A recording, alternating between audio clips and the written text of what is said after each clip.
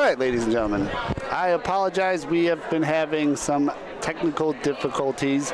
Our connectivity has been dropping and resuming, which causes the stream to go in and out of live. Due to this, I've made the decision, executive decision, that we are going to record the stream moving forward, and we're going to post this later tonight. I don't know why I'm still talking like this is live, because it's not, but at the very least, all the games that we're supposed to be covering and featured will be featured, and you're going to be able to get to watch them. So again, I apologize to the Andiamo and Como Sorelle teams. Unfortunately, they're the game that get the most disruption to and caused all the connectivity issues. So I do apologize for that. I will be recording this upcoming game. We have ABC 1 versus Heron Bootleggers Club, so it should be a good game.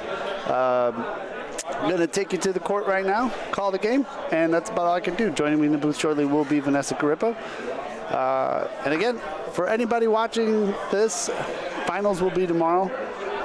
If you want to come say hi, introduce your team, if I pronounce something wrong or anything like that, please let me know. While I'm in here, we can give a big shout out and thank you to our sponsors. So RE There Yet Deals, International Brotherhood of Electrical Workers Local Number 1, Pagano Land Development, and Calcaterra Funeral Home. Got a whole list of other ones I'm going to plug in at some point or another. We're almost done with our down and back warm-ups. I'll take you to the action right now, and we'll get going on our game in a second. Appreciate y'all.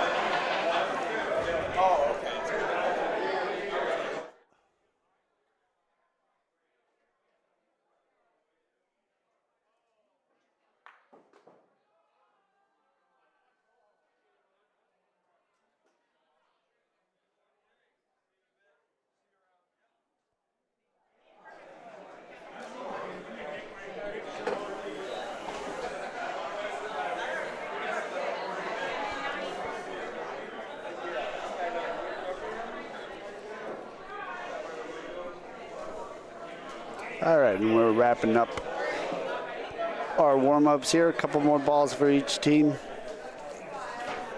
I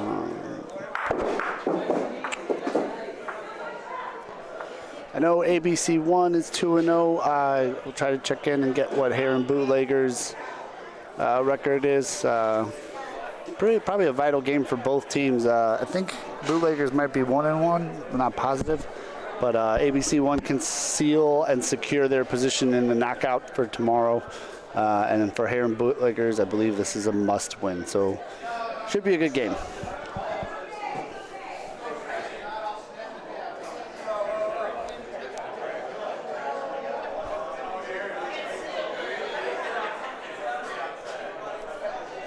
And for those of you just joining us from home, we got the Polino roll to start off the game. Looks like Heron Bootleggers won the toss, so they're going to open up the game for us.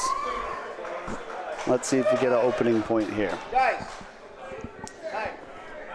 For anyone that hasn't had the opportunity or luxury of coming down here to the Italia America Bocce Club in St. Louis, I highly, highly, highly recommend, if you ever get a chance to. It is a wonderful club. The doors have been swung wide open for us and the red carpet rolled out. Their hospitality has been amazing. It's been an absolute pleasure to broadcast and play here all this weekend. Again, I apologize for any of the issues we've had so far. We're doing our best to overcome that. We'll at least be able to get you a nice recording of this later, consistent. And we have a nice ball there by Lauren McDermott. So let's see if the Heron Bootleggers can answer.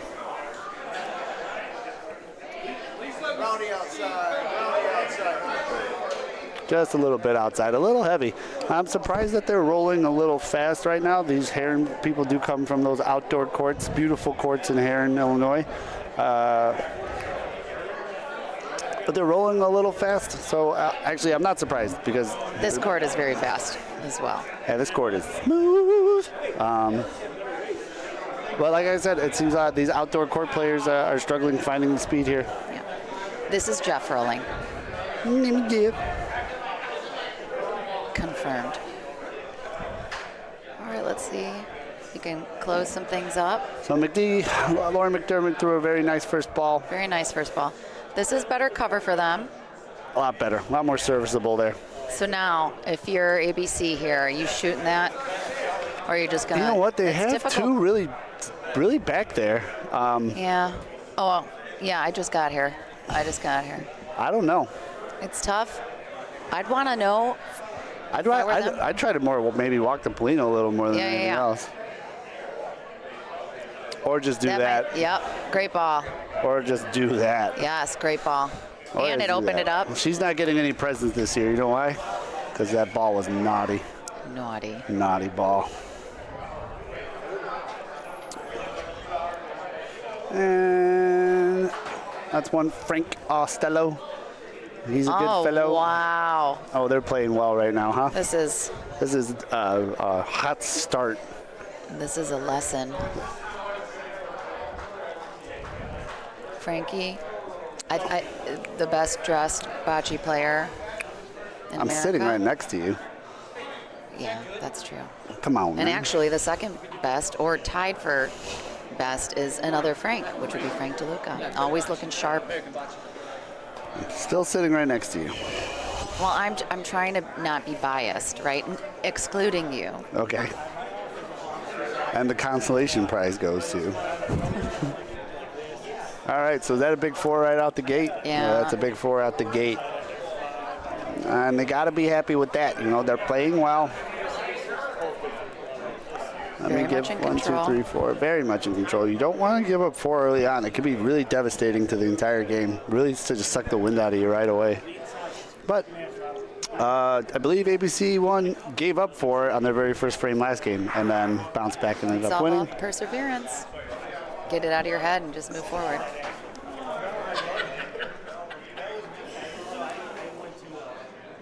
That's Donna rolling. That looks like a pretty good ball. It does. Yeah, that does look pretty good. It's got to get up a little. Oh, it's falling out too. Oh, it trickled. It was a pretty good ball. If it didn't trickle out there a little bit, had a chance.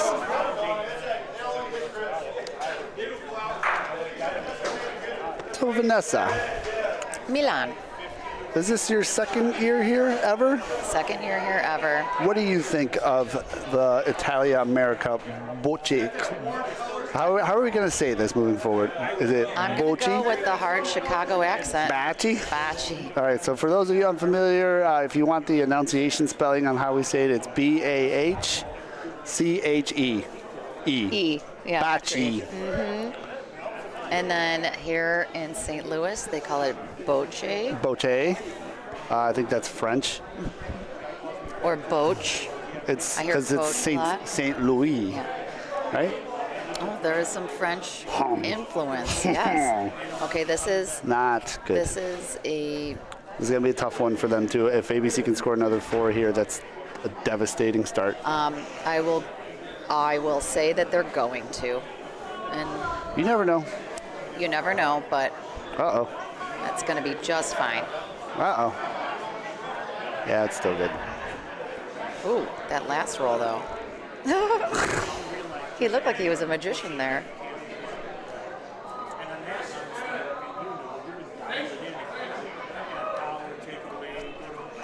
So I think they're sitting 2 right now. That looks like it's going to be 3.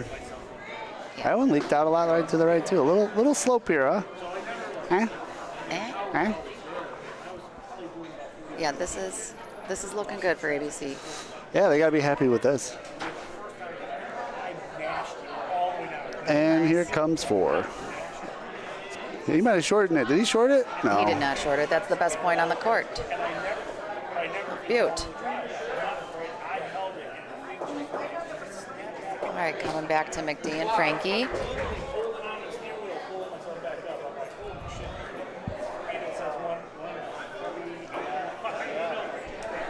All right, so the score is ABC out to a hot start. It's 8-0 against the Heron Bootleggers. That's a rough start for Heron Bootleggers. I really want to see them score a few points here and turn it around. This type of loss can be really devastating for your whole day.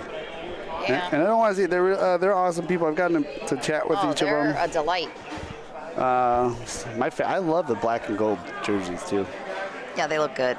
They look sharp. McD coming in with another gorgeous point. She's a problem. She is a problem. She's a problem, in the best sort of way. Yeah. Let me zoom in here a little bit for these. All right, Jeff's going to roll in. Oh. Not going to shoot. Missed the wrong. There we go. Jeff. Maybe try to do a little replace backboard. There we go. Sorry, folks. Got my. That's a good adjustment from his last Great frame. adjustment. He might trickle in there. He's trickling in. And he got it. Jeff, the trickler. Trickly Jeff. It's not just Great a clever ball. name. What a great adjustment. Yeah. And way to stick with it. Very much. I mean, Frankie's going to shoot here. Is he going to stick? Oh, even better. Giving himself 2 points. He did stick. His own ball. His own ball, unfortunately. But opened it up. Hit. Great hit. Great ball. Did the work. See how Heron addresses this. I just missed the replay. Sorry. It's about, I don't know, 6 feet. Maybe 7.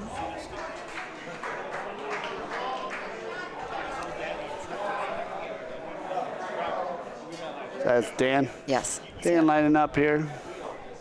Got a lot of room to work with. He's got to settle. Oh, we better hope he touches settle. that. I think that might hit the back wall. Wobble dee, wop, wop, wop.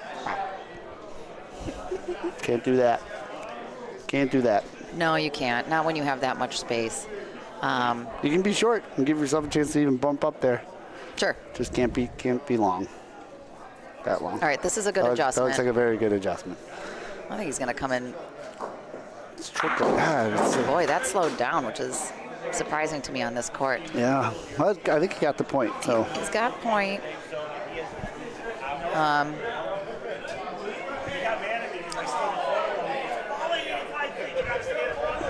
So McDee's gonna, I think they're talking about the line, what line she should take right now, and more so the intentionality behind it.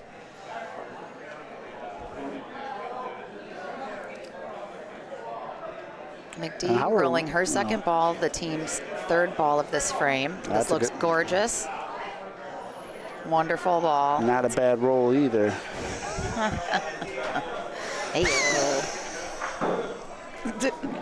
I wish you could see Milan's face right now while making that sound, because Excuse me. fantastic. Great ball by McD. Man, they're just relentless right now, huh? Yeah, they're not. That's not a bad ball. The speed was there. A little spicy, but It is a spice, but it's in a conversation. I don't even know if, I think that's 0.3.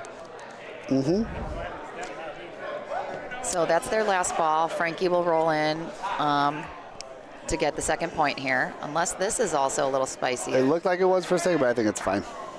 Oh, no. Oh, Oh. I think Al and Andy both knew that too. They just put up one finger knowing that that was going to zoom by.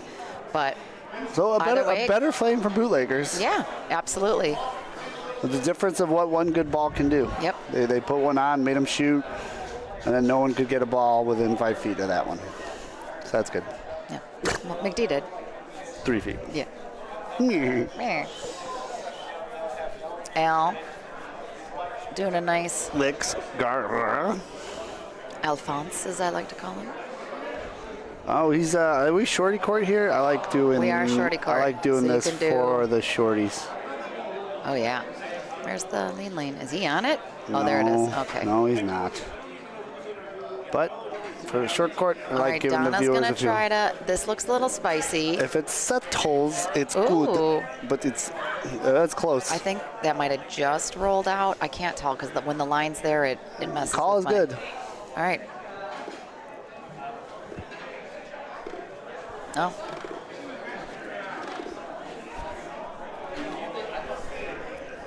They're going to measure. Funny enough, both team members, Frankie and Dan, called their opponent's ball in. What a couple of gentlemen. That is very gentlemanly. So now let's consult science. And it looks like Al's ball is still holding for point. 2 + 2 is 5. Yep. ABC 1 is in. You hearing what I'm saying? 2 + 2 is 5 is a Radiohead song. Yeah. That was my reference. I love that. because I'm a creep. All right, Gail's taking. Oh my gosh. Gail, I like the approach. I liked her line, she but needs it to might be. hit that wall a little sooner, a little harder. Yeah, the wall will take a little bit off, but I'll tell you, this court is quite quick. Did we play? We played on this one yesterday, right? No, we played on this one 2 hours ago. Maybe 3. We played In your over there. defense, we played on court 3 yesterday. Oh boy, that was a laser. That is a dart. I think they're a little rattled right now. They might be, and you know what I'm noticing, like rushing into their role. Yeah. Which you know what, this is good. That's this a good. is, Oh, if she doesn't come on, touch, give them a break. That was a Okay. good ball. It The was. pace was nice. Yeah, that would, if Al's ball wasn't there, the speed would have been perfect, and it would have been on the Polino.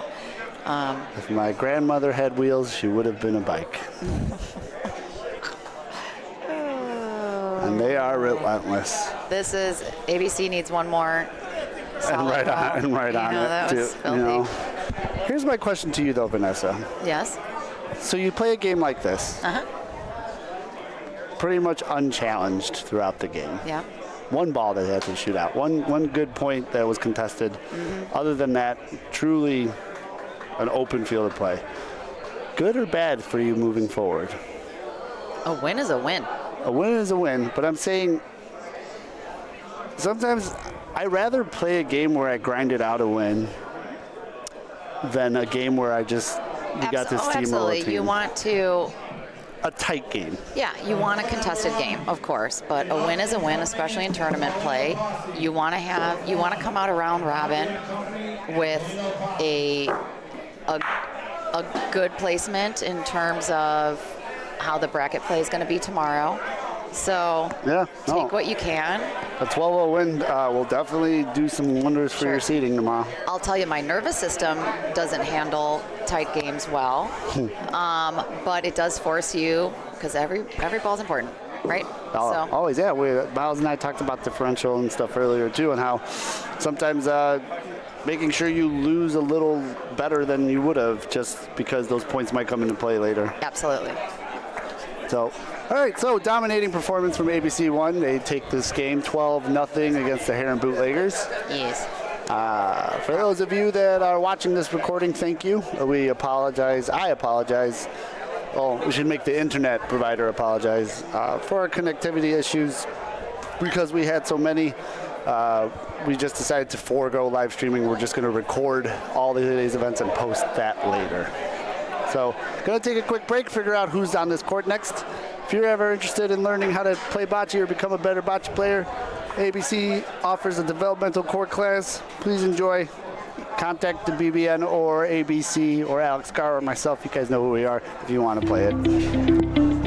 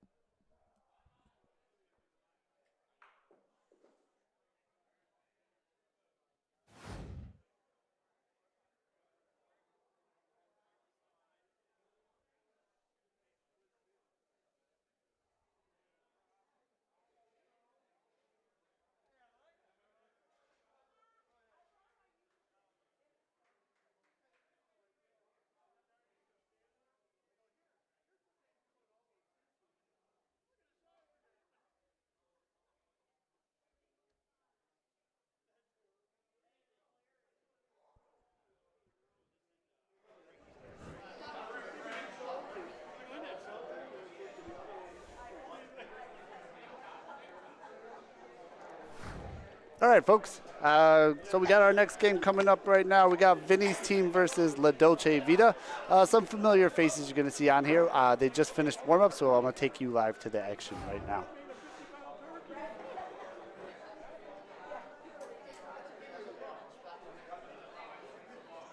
So, open to Polito, pretty wide shot. Looks like both are sitting about 3-4 feet away. Calls blue.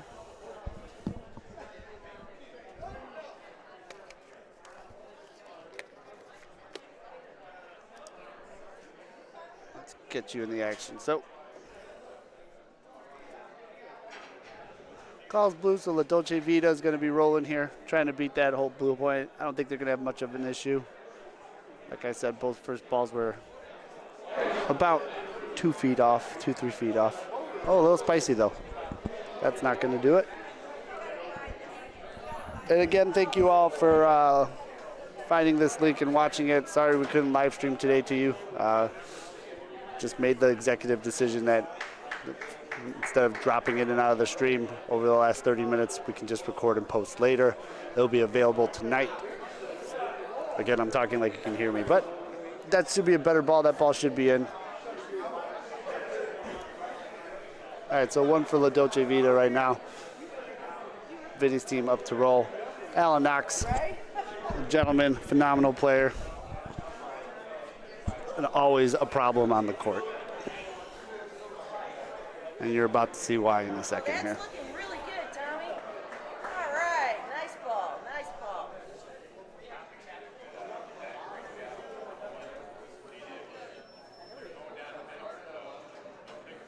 Oh, that's not Alan, that's Tommy. Whoopsies. Guys, I'll get it together, I promise you.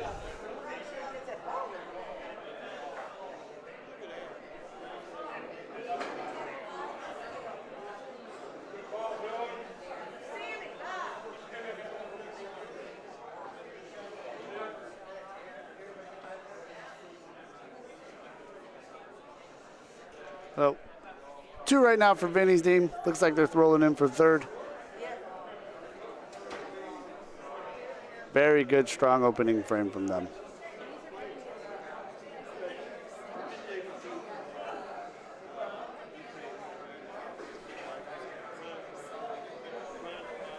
Right. Yeah. So Vinny's team, we got Tom Drago, Ron Ferraro, Tony Santa, and Nick Salamone. I confused Nick with Alan Knox for a second. I don't know how I did that, but it's been a long day, and I'm doing my best. That's a big 4, though, for Vinny's team to open up the game. And again, they are playing La Dolce Vita. La Dolce Vita consists of, get that for you guys in a second. Here, you guys broadcasting this game? Frank Pisciota, Senior, Nino Bruno, Vince Palomarian, and Joe Martin. So we got a good start there off the bat. Great opening roll on the Polino. Let's see if La Dolce Vita can turn this around a little bit. Looks like it's going to leak just outside, bump them in closer. Not a bad ball if that blue ball wasn't there, but still 1 for Vinny's team. And now I think La Dolce Vita is going to have to consider shooting this ball. Yep. Nice hit. Give you guys another look at that one.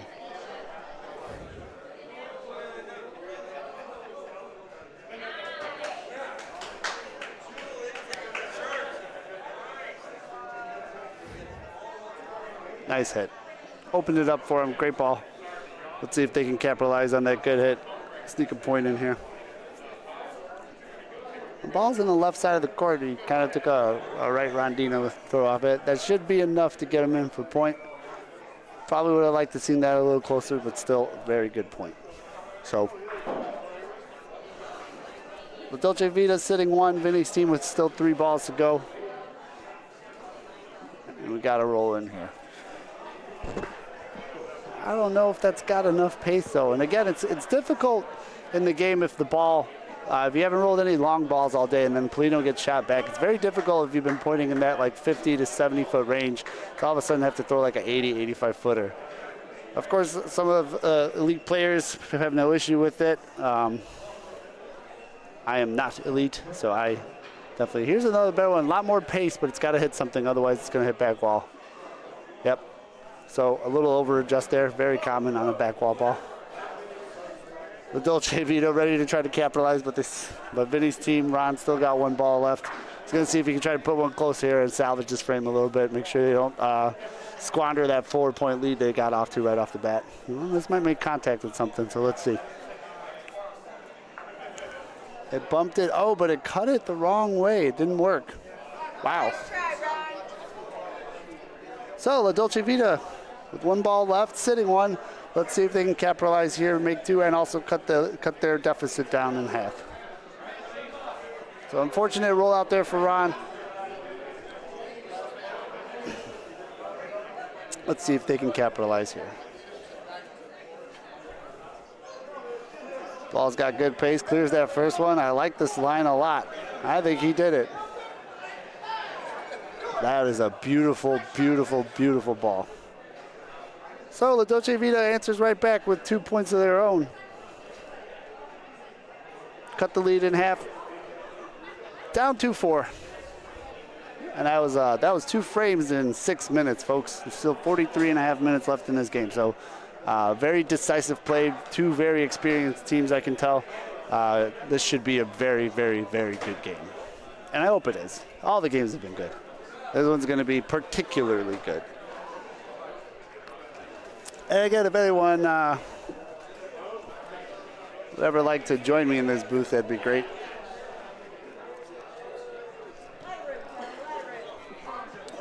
Good start there. So La Dolce Vita maybe seems to have picked up a bit of a strategy from that last frame. They threw this one deep. Their first couple balls on their first frame where they gave up 4, all were a little deep, all in this area right here. So maybe this is a particular area that they like to play on. That's Tom, I believe, there. So speed was good, but it hung in that gutter. Didn't ever really hit off the rondina. Don't think that's enough to get point. We're going to see. Oh, they're calling it point. So 1 for Vinny's team. Let's see if La Dolce Vita responds.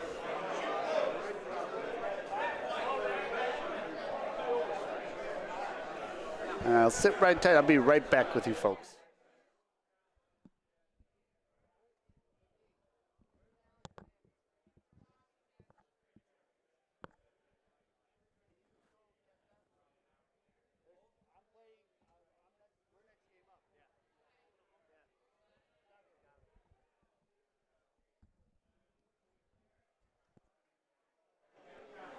All right.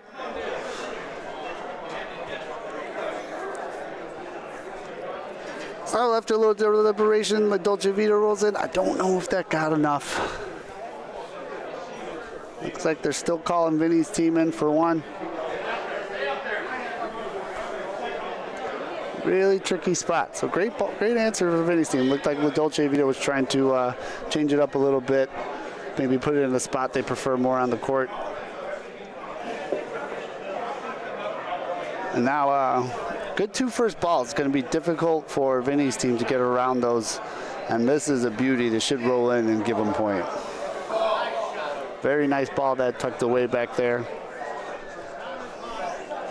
Very still shootable, but let's see what decision they decide to go with here.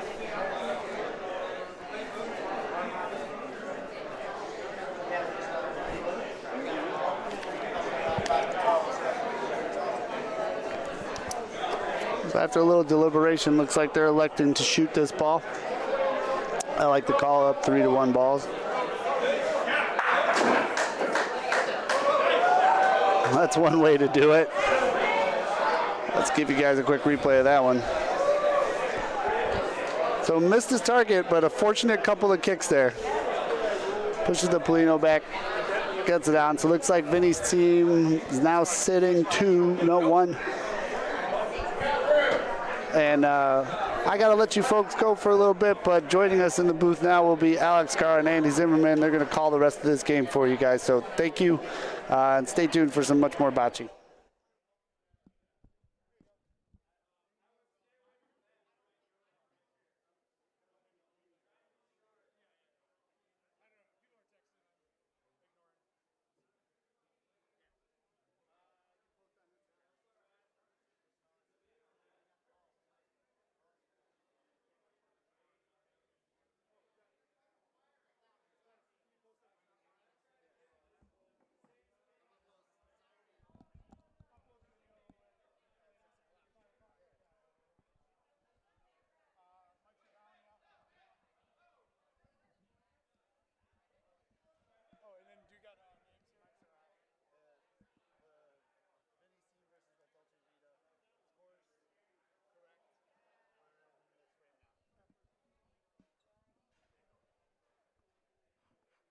Oh, yeah, we get a Salamone.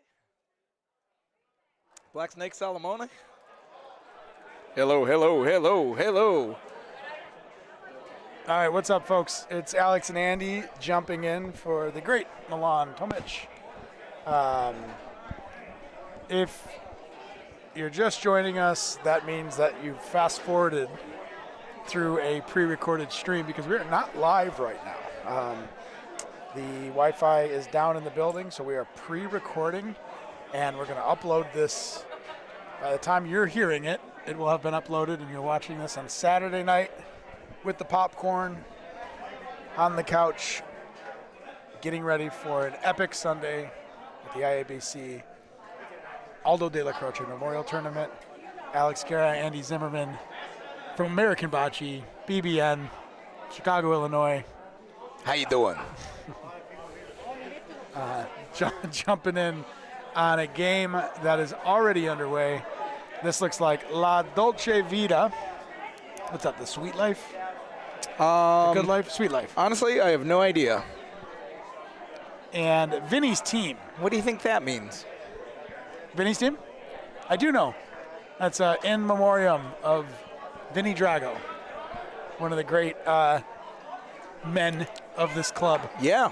And they name their team after they're always Vinny's team because of Vinny Drago, I love that. the grandfather, That's great. patriarch. So on that team, we have our friend Dr. Ron Ferrato. We've got Tommy Drago. We've got another one of our friends, Nick Salamone, who is from the up-and-coming Southside Chicago Bocce Leagues with ABC. These are bar leagues in Blue Island and Marionette Park, cities about 20-ish miles south, 25 miles south of downtown Chicago. And our only American Bocce Pack-A-World League that is not in the city of Chicago proper. And Detroit. Yeah. Our only Illinois. Yeah. And who's with Nick? So if you see the balls. Oh, and that's Tony Sana down there. That's Tommy Drago down there. Yeah, Tony Sana. So if you look, red is La Dolce Vita. We'll get a better look at these players. We're not as familiar with them, but they're rolling orange and red balls on the court. They're red on your scoreboard, and they are wearing black polos, while Vinny's team is rolling blue polos, blue balls, and putting up a big frame here. They've got two in, and if you look on the bottom right-hand side of your screen, you'll see the third ball rolling in for a third point. Tommy's already calling it in. And I don't know what La Dolce Vita means, but I'm noticing on their jerseys on the left breast they have what appears to be an Italian flag. I think it's Italian, Alex. If you had to guess. No, La Dolce Vita, the Sweet Life. Beautiful. I promise. I know that one. Oh, like Vita Loca. The Crazy Life. Okay, did we give them? We're giving them 3 for that one or 2? They got actually, 3. Yeah, 8-2, they're up so we there. must have It's missed 8-2. one. Yeah. Okay. This is a fun story. Vinny's team needed one more, They reached out to me a couple weeks ago, asked for recommendation. A lot of our usual suspects were either already going to this tournament, going to the Lone Star tournament in Dallas next week and couldn't double dip, or just couldn't make it work. And I racked my brain thinking about who the next man up would be. And I thought Nick, who's only been playing for a year, was kind of ready for a call up, and this was a great team for him to get this kind of experience with. Andy, you agreed with me right away. And maybe you can touch on that. Why do you think this team was the right fit? Alex, it's really an unbelievably coincidental, perfect match. I need a guy. And here we have Nick, who's, like you said, very green. He's been playing about a year. I think the only long tournament he's played was the American Bocce Open and then the Log Cabin Invitational, which, with 3 other random players, he ended up winning. Yeah. And he won because the Bocce for Boobies. He's a great player who's improving. He's a great pointer, and he loves the game. He's always around it.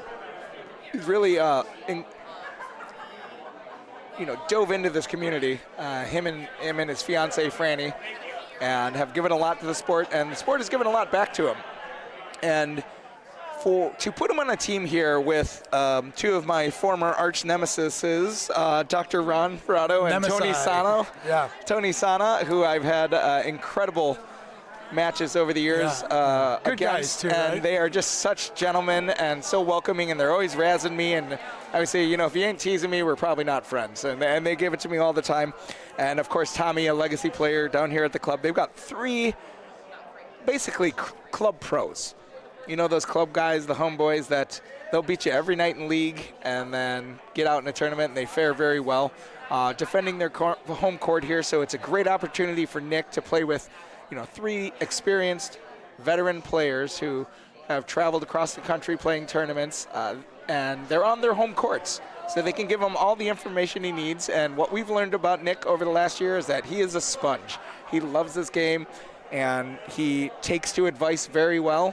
He takes advice very seriously and is always engaged. Advice. You see this? Yeah, and he's always engaged, and he's not above anything, and does not think he's the best player in America, but he wants to be, and that's the best place to be. So it's a perfect match. Three veterans that can point, that can shoot, and all he has to do out there is do his job. And this is a tough job to do because the second point is about a foot off in front. Nick rolls it. You're going to see it coming on the right-hand side. It definitely has the speed. Does it have the line? Does it have the line? My goodness, look at that. That's gonna be 2 blue. On command, and look at that, the positive reinforcement from what a ball, Tony and Ron. And I love that Southside Bocce attitude where he claps for his own shot, and that is not taunting. That is just a proud moment. They love good shots, whether it's for or against you, or you took it yourself. All right, Nick, thanks for making us look good as we sung your praises. On command, he rolls a really tight point in there. Here he is rolling for 3. I think that ball needs to get on its horse a little. Little excited about that first ball. Probably forgot to commit to that, but 2 points is good. And 2 points is big. 10-2 is tough to come back from, especially with the clock. We are playing with clocks this year for the first time at the Aldo Della Croce. These are 50-minute games. We've played 3, and I've probably been in the booth for 4 or 5, and I think only 1 game I've seen go to time. So I'm thinking maybe it's only affecting about 20% of games. Okay. I would imagine less. The only one I heard coming in under was the ticket we got last time I was sitting here in the booth. Yeah, the 981 or whatever it was. Yeah. And but I don't have enough information to confirm that. But 20% seems like a reasonable number. I'm going to go under.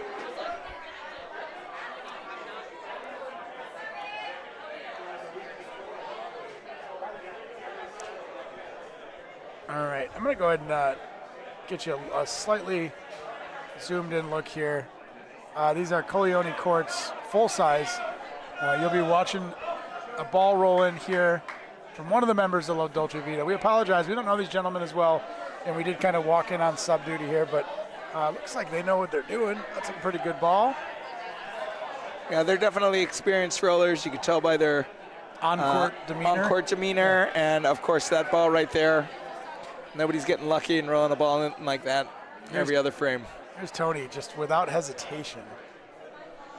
And these homeboys, playing ball. at their home club, they're not going to waste any time mulling over a shot. That's an easy ball for It's him. make a choice. I've done this 1,000 times. Do your job. It's an easy ball, and it's a perfect ball. He knew that he could play that rondina, and he could essentially touch something, and that would at least be 1 point. So he didn't have to think about it. That ball's going to cruise on the right side. That's a guy who probably doesn't play here as much because, if you're not quite as inside on the wall, it hangs off. And of course, if you're too inside on the wall, it pushes it off. So everything has to kind of come in on a steep angle. We'll see if this gentleman here can find that angle. He's definitely coming at an angle. It looks a little spicy. Yeah, that is. And, I think they were just trying to bump any one of those balls to give them a different look and leave one around there. But this ball isn't close, I think.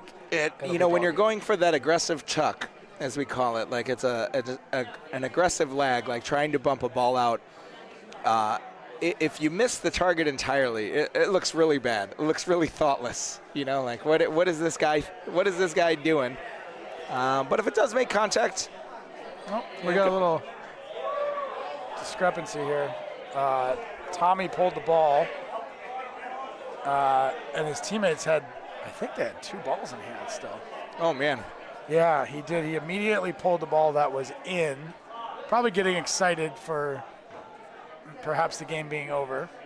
And now we're going to let them decide how they play this out. There's a lot of different interpretations. Andy, why don't you give us the interpretation according to the United States Bocce Federation? If my understanding of the rule is correct, touching a ball before the frame is over is a 1-ball penalty.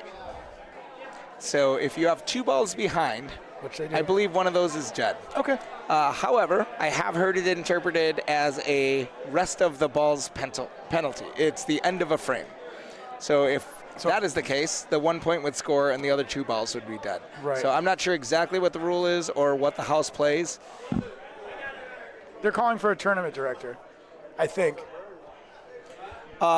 Ideally, Alex, I think either one of those, in recreational play would go to the rule of advantage, where if the players agreed, you could move the balls back to the best of your memory. But in tournament play, Milan, it was just 1, right? Measuring for 2, but they had 2 balls. So the 2 and those 2 was but the one that was in is still in. Yeah, it's still in. But it's over. If it's 2, the game's over. All right, so I'm just, if it is 2, if they do burn the balls in the well, and then it's 1 for Vinny's team. It's 11-2. Yeah. No big deal. yeah, If they burn the balls in the well and the 2 on the border, and then it's 12-2 and the game's over. So there's a lot of disagreement here, but I think 2 small consequence, right? Because what's going to happen is either the best case scenario for La Dolce Vita is the other 2 in the well are burned. They get the 1 point. It's 11-2, and they still have to mount a serious comeback, but they have a chance. yes. Otherwise, they're probably dead on this frame. And here comes Rich. All right. Well, no funny business today, Tommy. You're on camera. Yeah, yeah, that might work in the league play, but not out here on the BBN.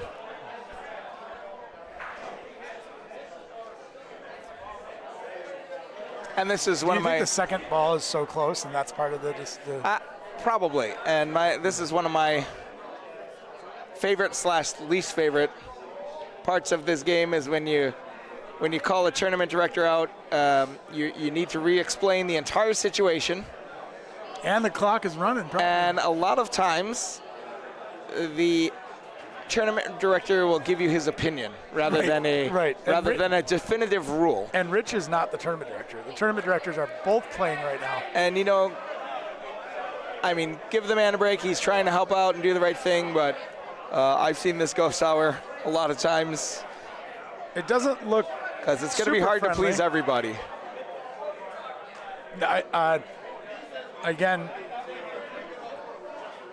Yeah, I believe it. I mean, 1 point sounds like the rule. Frame's over. And then here's our guy Nick over here, just keeping the peace in the corner. Wants nothing to do with it. Yeah. Oh boy, I remember being green like Nick and watching these arguments happen on the court.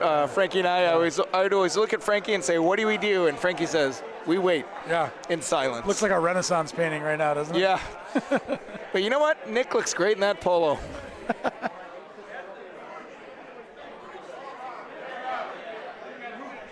All right, now we're waving over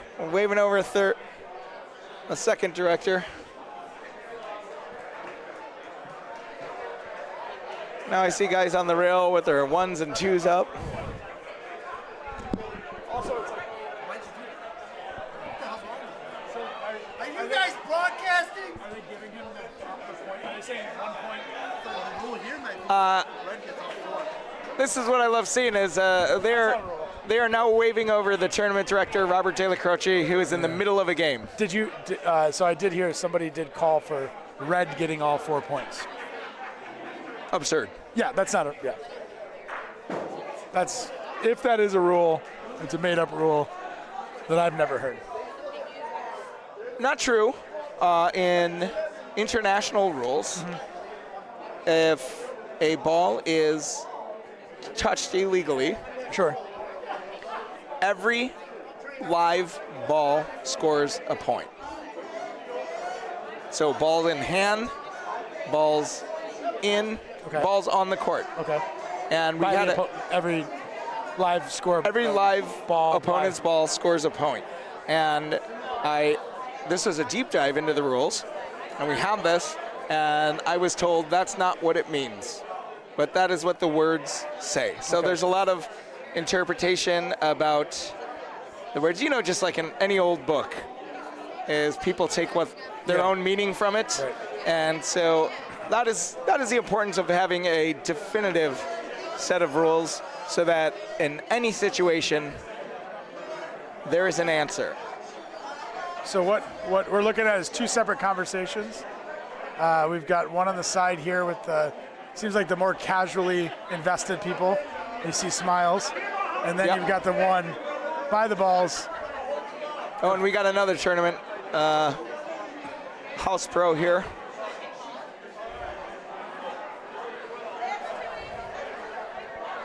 Oh, the drama. This is fun. This is such a great representation, if you haven't seen it, of what was largely considered this intimidating aspect of tournament bocce. Absolutely. When I was coming in and Andy, early on to leagues outside of our bar leagues in Chicago, and Andy would tell me, it's a different world out here. And some of these guys, measure a little funny, and some of them kick a ball when they're not supposed to, and some of them, tell you that they agreed it was 1 green, and then they walk up and they say, no, we agreed it was 2. Yeah. And then on top of that, there's these lengthy interpretations of rules. As far as I can tell right now, there is a lot of uncertainty. I don't know if this is a USBF tournament. I don't know if anyone said the rules of this tournament are IABC house rules, if they're USBF open rules, if they are subject to whatever the tournament director says. I think ultimately making sure that your tournament director has a official authority in a tournament is really important. Put people that you trust in the director role and let them hash out these gray area situations. And again, that is the importance of an airtight rule book. Listen, we all know how to play bocce. Let me interrupt you. Twice in our games, our opponents have illegally touched balls. 2 times. Yeah.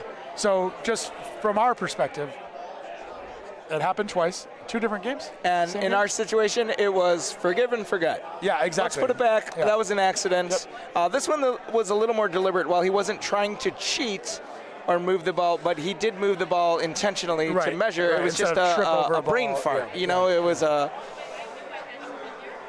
little rushed, like you said. He was excited about that second point, thought we would win. And as long as we're having a good time. No, we're just talking about it. Yeah. I think it's one. There you go. That's, For what it's worth.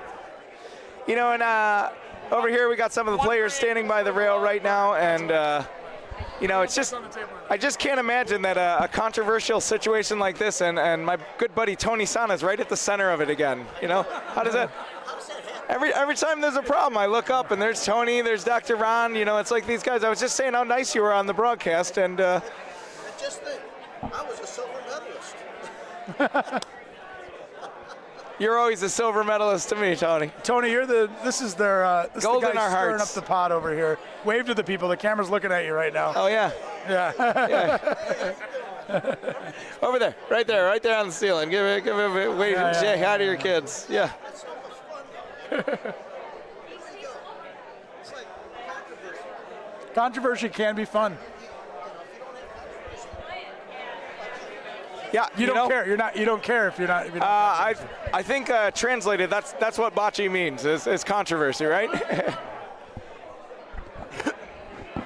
All right, now we got Dan Drago over there. Nothing has been resolved. What I do like about Dan entering this situation is He no should be matter the what the final case authority. is, he will make a decision. And that is your club president. And here's how I'm going to imagine it went over there. Come on, guys. Come on, guys. You guys know how to play bocce. It was a mistake. It was 1 point. We're moving on. All right. So let's see what they did. Dan Drago wearing the green. He was actually in the middle of a game. I think a lot of the people that came over. Yeah. Robert waved him off. They waved him over. They got his attention. They waved him over, and he waved him off. He said, I'm playing a game.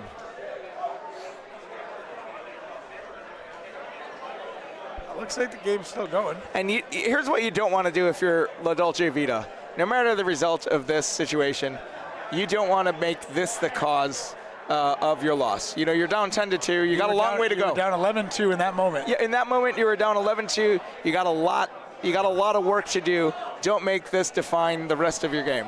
And it appears that I'm just glad I'm over here.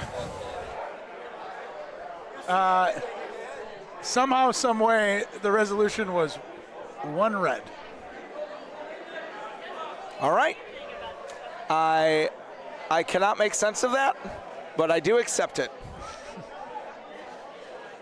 If nothing else, maybe that was to pacify the, burgeoning resentment that Dolce Vita was having for this situation. It did seem to get a little heated over there. And that is what you cannot do when you get a break, is come out and leave a ball 6 feet short. And like I had said 10 minutes ago, I think a lot of it will be for naught, because Vinny's team is rolling really well, and if they weren't going to win it there, they might just win it here. And right now, players, Nick's teammates, Tommy and Ron yeah, and Tony. And Tony, they know it needs to be done right now. They've been through plenty of dramatic interludes mid-game, and they know that they got to get back to business. That's a really good ball and handle it. I don't know where they came up with that number 1. So here's Nick Salomon, who was recruited as a pointer, but has been thrusted into the shooter role. Exciting. So this is the first time we'll get to see him shoot, and hopefully, so he takes out the lead ball. All right, that'll give him some room. A little herky-jerky. I'm going to have to work with him on that. Yeah, we'll watch the replay. See, low delivery there. Planted that lead foot, didn't run through it. You know what that tells me? Nick is a grown-ass man. He's just like, I know how to throw stuff at other stuff. I got it. And sometimes, that's the right answer. Just do what you're comfortable with and make contact, make it happen. Yeah, the only, real issue that I saw was just stopping on that front foot hard. Yeah. A little herky-jerky. Yeah. Like I said, if you're stopping upon release and rearing back to watch it, your angle's going to be a little off, but. All right, let's see if he can redeem himself with a point here. Tommy's point did sail by. He's not happy with that. He, contrary to what we said, he might have been a little rattled by the moment. He was the perpetrator. Ooh, that's not a great point either. Okay, maybe I'm wrong. Watch La Dolce score 2 or 3 here and make it a game. That would be the most exciting thing for us here. Here's Frank. I was telling you I didn't know the names of these guys, and then I realized I just had to look at their shirts. Ooh, and we got a fun game over here on the adjacent court. We've got the Great roll by back-to-back reigning champions and tournament favorite Highwood Bocce Club playing our boys, our dark horses, down from Heron, Bad Boy Bocce. Here's Bruno rolling off his knee, looking for that 3rd point. It looks all right. How about that? Wow. How about that? It's a different game. This is a 4-point game now. 10-6. If Vinny's team loses this game, that's a victim of circumstance situation that I don't know how you come back from. But they've got to get 2 before La Dolce gets 6. And if Vinny is watching this game from above, he is crossing his fingers harder than he's ever crossed them. Here's our, as mentioned, Bad Boys of Bocce versus Highwood. You'll see, I think this might be a practice frame. Maybe not.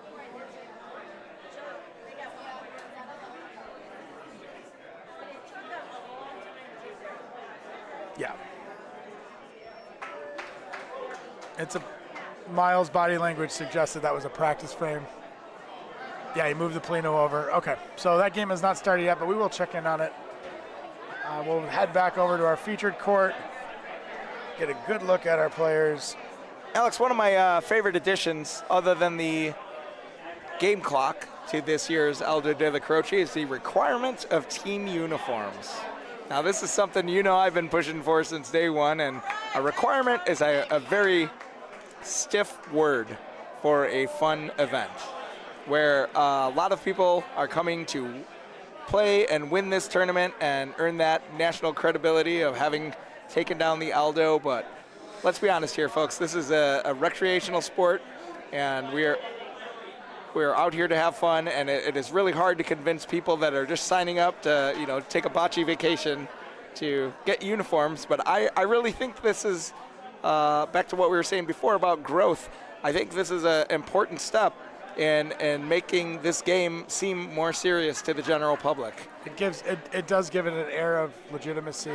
We're going to watch Dr. Ron shoot. We haven't seen a lot of shooting thus far. I did zoom out a little bit to. And this and now I get to use the replay function the way it was designed. Here's a good shooter. Great shot. He won the National Precision Shooting Gold Medal right here in his own club in 2021.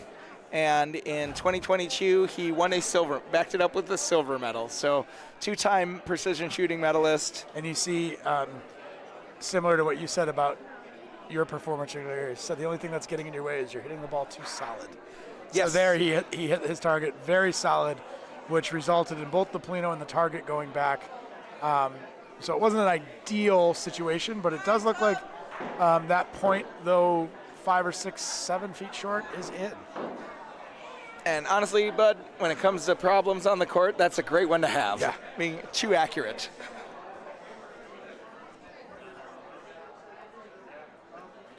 My problem has been 2 feet too short every time on the first ball. Every first ball. And your resolution was a perfect second ball. You think we're into the bracket yet?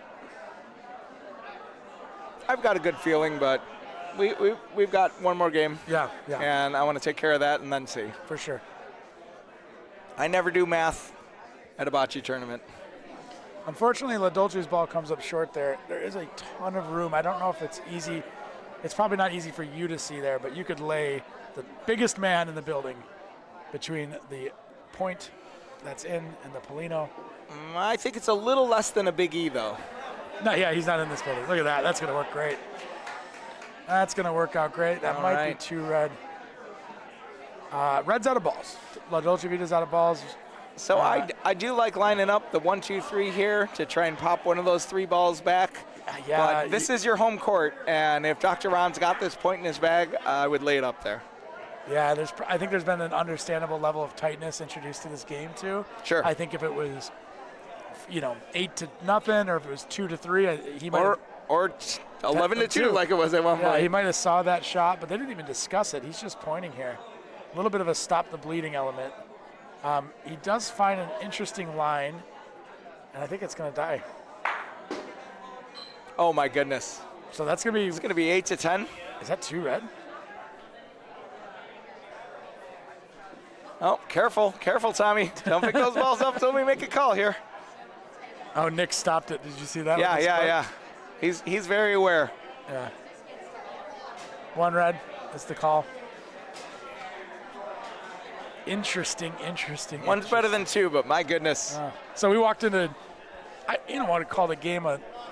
It was a blowout. It was a blowout, and it looked like it was ending any second. Here we are, a half hour later. Well, 18 minutes of negotiations and 12 minutes of gameplay. I'm gonna give you the wide look here. Great Man. ball. They are just fired up right now. Dolce That's fun, Vita is really putting that pressure on. A lot of momentum can come off the back And of talking about- a made-up point rule. Exactly. Talk about pressure. Here comes rookie Nick Salamone trying to put that out. Oh. And just hooked it a little. We'll watch that one again, see if we see the same thing we saw before. Same thing, a little herky-jerky. He's got small steps here and a short release. And he just kind of he's bowling that ball. Kind of whizzed it right past. So now Tommy's going to try and make up for that with a decent point. It is. Wow.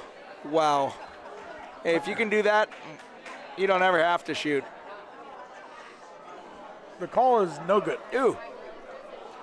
Very deceiving from here. And funny enough, this is the first time I've ever done a broadcast where I can't see the You court. haven't seen the ball at all. I'm looking at the screen. I'm Only at the watching screen. the screen in front of me. Yeah, turns out you don't need it. What a time to be alive. That ball's a miss. Oh, and Tommy knows it. He is Yeah. unraveling. All right, Nick. How about a clutch ball here from the rookie?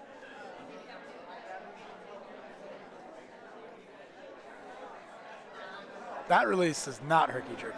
His pointing release is really pretty. Yes, his pointing is very smooth. And Unfortunately, he did get eaten up.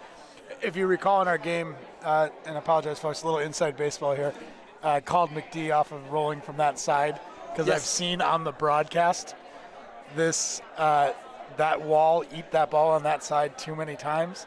So I feel like I had that little intel from Yeah. watching so many balls and made her roll from the other side, and she. But then the next ball, Frankie, the lefty, was able to get it off the wall. He was able to point it in there. It didn't need as much because he's throwing left-handed and rolling away from the wall rather than a right-handed person rolling with the wall. Right. Confusing stuff. No, it really it makes it. I mean, yeah. In most, in most people's cases, that's a variance of 22 inches Yeah. between a lefty and a righty. The angle that you take. Both of our teammates are very slender-shouldered, though. Yes. So it might only be 18 inches for them.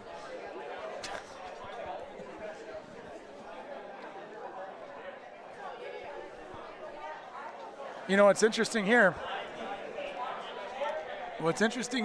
Well, not anymore, but you were about to say they could take the lead? I would at least tie it. What I was going to say is that ball was probably going to roll a little past. Yeah. And then they were going to tie it. Yeah. That looks good. That sure does. My goodness. Oh, that might have dragged it too far back, though. That might only be one now. You want to get a little zoom action? It's not going to help because the camera can't skip. We don't have the X-ray vision on the camera yet. The ball is right behind the middle orange, middle red. It's the call is 1, maybe 2. Got to measure for 2 is the call. Go ahead and pan out a little bit. Unfortunately, they don't have a look at that blue that's holding, so interesting. Oh, while they measure, we'll take a look at the Bad Boys Abachi versus Highwood. Would love to see the Highwood boys on the featured court. And they scored 4 right out of the gate. Man, I thought I saw that, but there was a tight cluster of balls in the back, all different colors, so it's hard for me to tell, but I thought I saw somebody motion 4. You very well could see them eventually, as group play will go to bracket tomorrow, and there's no doubt that they will be in the mix, if not the championship game, proving with a quick 4-0 lead against a hungry Heron team. Heading back over to our featured court. A ball will be rolling in on the bottom left side. And I will just add to that, a hungry Heron team with a big free agent signing from the neighboring city of Murfreesboro. Billy Meyer. That's right, my guy. Misfits. Misfits of Bocce. The hungry hair pose. The hungry Heron hippos. What's the call there? 1 or 2 red. It looks like I'm waiting to see the scoreboard move here. I think that was 1. just 1. Just 1. Yes. So he did drag the Polino a little long.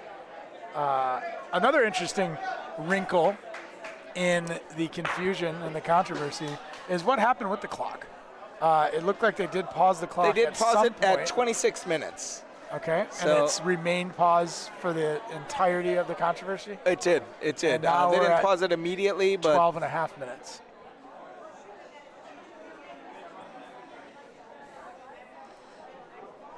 man, if you're Tommy right now, you're just thinking, Oh, you know what? He really needs his teammates to maybe at least get 1 here, yeah. because Oh, and if we only had a gold medal shooter lining up, probably get this. And he's got that, I don't know if you remember the Chicago Bears kicker, Edinger. oh yeah, where he walks it back. He did that walk back, Yeah. and he's got that motion. And again, like we said with shooting, whatever it takes to get your rhythm. Ron down the right side, and he does catch Wow. Polino. Wow. We didn't need an Fantastic. X-ray camera to find that, Polino. Let's go ahead and watch this replay. This is like magic. Looking like a total miss, and right out of nowhere, that Polino. Come on. I love that. I love to see that. Yeah. Here we got a nice fresh stack of complete games. Yeah, we're gonna wait off. We did get a bunch of games to post, but this game's gotten so close. I think we got to give it kind of our undivided attention. Yes, sir. And Look at man, that ball by La Dolce Vita is just pouring it on right now, making it hurt, making them think about that little mistake every frame. And they've got a good chance to. Here's an update from our group. The Altar Boys beat Salsicha Train. How about that? Yeah. So that means we're the last undefeated In our group? in our group. That also means that a 3-way My tiebreaker goodness. is in play. Hardest shot in the game is either a point shot or a Rafa in the middle Down of the the back dead wall. middle, Just 86 feet down away. the pipe, and Yeah. Dr. Ron clipping it out there again. I don't know if this is a point, but it was an incredible shot and gives them a chance to still score on this frame. Well, maybe Salsicha was a little rattled with that. And then another update, another American Bocce team did lose to Break You Balls 10-7. I was watching that game before we came in to spell Milan. Another American Bocce team was playing great. They were winning. Jesse was pointing well. Chris was shooting well. And so the wheels must have fallen off. And that's a tough loss because they did get that forfeit loss earlier today. Yes. So they'll be 0-2. We'll have to win the next 2 and overcome a massive point differential to even sniff out the bracket, and that can't feel good. This is interesting. I think and we're they going don't to be. deserve that. I think we're going to be shooting these 2 balls in the corner right now. Oh, sure enough. Okay. You can do I a little did catch Rondino that. wall Rafa. Oh, and he missed them both. And he missed the wall, and he missed the ball. And you said Rondino wall Rafa. Yeah, and Say that. he's doing that high, soft Rafa. And It it never just- got into the wall and just split right out there. And Thank I you remember for- that exact corner is where we were eliminated from the tournament in the quarterfinals last year. And if I had taken a second to go down and look, I would have seen how much space there was between that Polino and the ball and the back wall. And I might have made a different decision. But a credit to our opponents, the Kansas City Cardello squad. They did tuck the final ones in to win. This ball is short, and Oh no. I'm fearing the worst right now. Oh no, they could be a lead change right I'm here. fearing the worst. Tommy's hands are in the air. I originally predicted that this would not happen, and then about a few minutes into the reset, you started to see the wheels slowly fall off. And La Dolce Vita has, let's not put this all on Vinny's team. La Dolce Vita has absolutely capitalized. They are playing really good. Really good. Since that controversy, they have been rolling lights out. And don't let this lay of balls confuse you. There's been a lot of shooting in this frame. Every one of their balls has been right where it needs to be, including that last ball that he just pointed in for a second point. Sure enough. So this will be for the third point and the 11-10 And if this lead. comes in, this will be a lead change. Looks good from here. Looks might good have to from avoid here. the back wall. A little hot. It hit the back wall. 10-10. All right, tie game. We're playing to 2. Now, what do you, if you're Vinny's team right now, like, what do you think? Where do you go? Where do you go? I mean, if I'm Vinny, well, where do I go? How? What do you mean? Mentally. Like, I might actually do a little timeout, a little reset, unjinx myself. In the words of the great Joe Strummer, unjinx myself. I think that is easier said than done. Polino hits the back wall. Interesting. Let's see if Tommy puts it. And somewhere. while that's not, and look at Tommy throwing it right back into the deep section, right where they wanted it. I don't agree with that play, Tommy. I think you gotta change the paradigm. Shift the paradigm here and put it in a completely different space. Because after what they've been through this game, well, it worked out okay. So that ball is probably 3 feet short and left. Yeah, and they've got some room here. And what Tommy's Tommy needs to going do, fast. he's going fast, throwing his hands in the air. That's got to slow down. He's on tilt. He is on tilt. Yeah, he is phoning it in right now, and that it really hurts to see.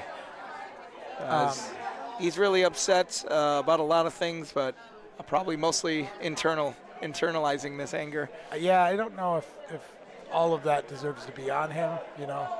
That happens. It sure does. So that ball's short. So it is 10-10. And if Nick doesn't get one, if Nick doesn't make the La Dolce Vita team point right now, this one could get out of hand. He does have room. He's got 3 feet. Oh, he's got 2.5, 3 feet in front, 2.5, 3 feet behind. This looks like a pretty good pace. I think this ball is going to nestle in there nicely. He's going to use that rondina. It's going to come off. It's going to get buried behind those big two. Shot. What big a shot by Nick. My goodness. Did you see that is so clutch. La Dolce cheered or applauded that shot. That was pretty cool. A testament to a great community. And Bruno here, interesting little pre-shot routine. Sure. Are you talking about the pantomime or the towel The under the knee? pantomime, all of it. Yeah. So this looks like a really good one too. Look at that. Look at that. And you know what? If you're anybody on earth and you could roll a ball like that, I will never mention the towel or the phantom leg. Like we say, whatever it takes.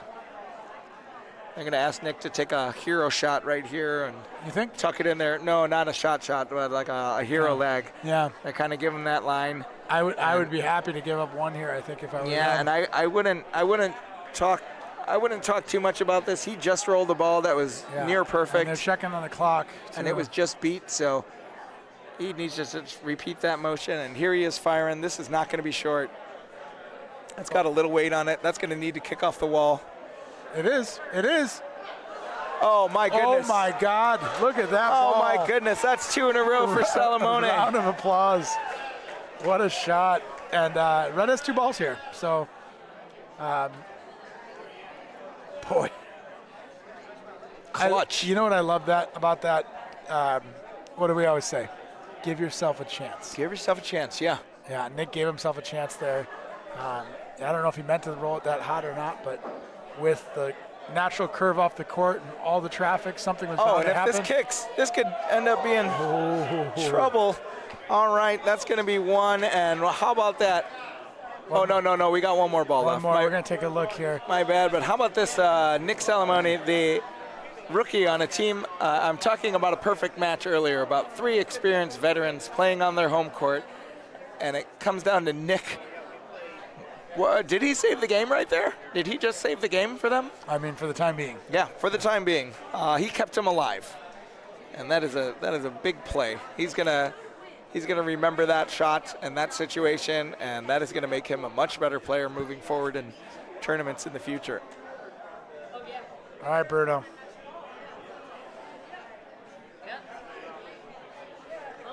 I think he might be shooting. Is that what it looks like to you? And I wonder what they're gonna shoot, because if you shoot this ball, I bet you're hitting that Polino. Here And it this is. could do anything. This could end the game either way. All right, and it's a miss, so it is 11-10. 1 for Vinny's team. How about it? One thing this game has taught us is that we shouldn't make predictions. Or at least I shouldn't. Shouldn't make Predictions. sure. While we have a moment, we'll check in on that featured game, or that other game that we were very interested in, which is Highwood Bocce 4, Bad Boys of Bocce 3. So Highwood got the casino out of the gate. Looks like Bad Boys got 1, then 2. They're going to give them all they got. All right. Ooh, sorry about that, folks. And I'm not gonna lie, I was over at the bar earlier talking to Silas, and he goes, well, we did just about the worst thing possible. We got ourselves in a position that we only needed 1 more win to guarantee our spot in the bracket. And that win just happens to be against Highwood Bocce Club. And I said, hey, buddy, they're human beings just like you and me. Like, play your game and do not resign to defeat. So we got a short Polino here, so I'm going to give you the full view so we don't have to keep zooming back and forth. Red just sailed one past. It's not even in the screen. It went, I don't know, 8 feet past. Wow. And is this going to clip it or sail past? That's My another goodness. Sailor. So, so La Dolce Vita, who had been pointing so well for the previous 4 or 5 frames, find themselves down to just 2 balls, game point against them. All right. This one's a little better. Oh, If that he hits a walks it, Polino, yeah. okay. So Now, if you're going to be hot, be perfect, but that was a little fortunate. Is that just 1? Man, I don't know.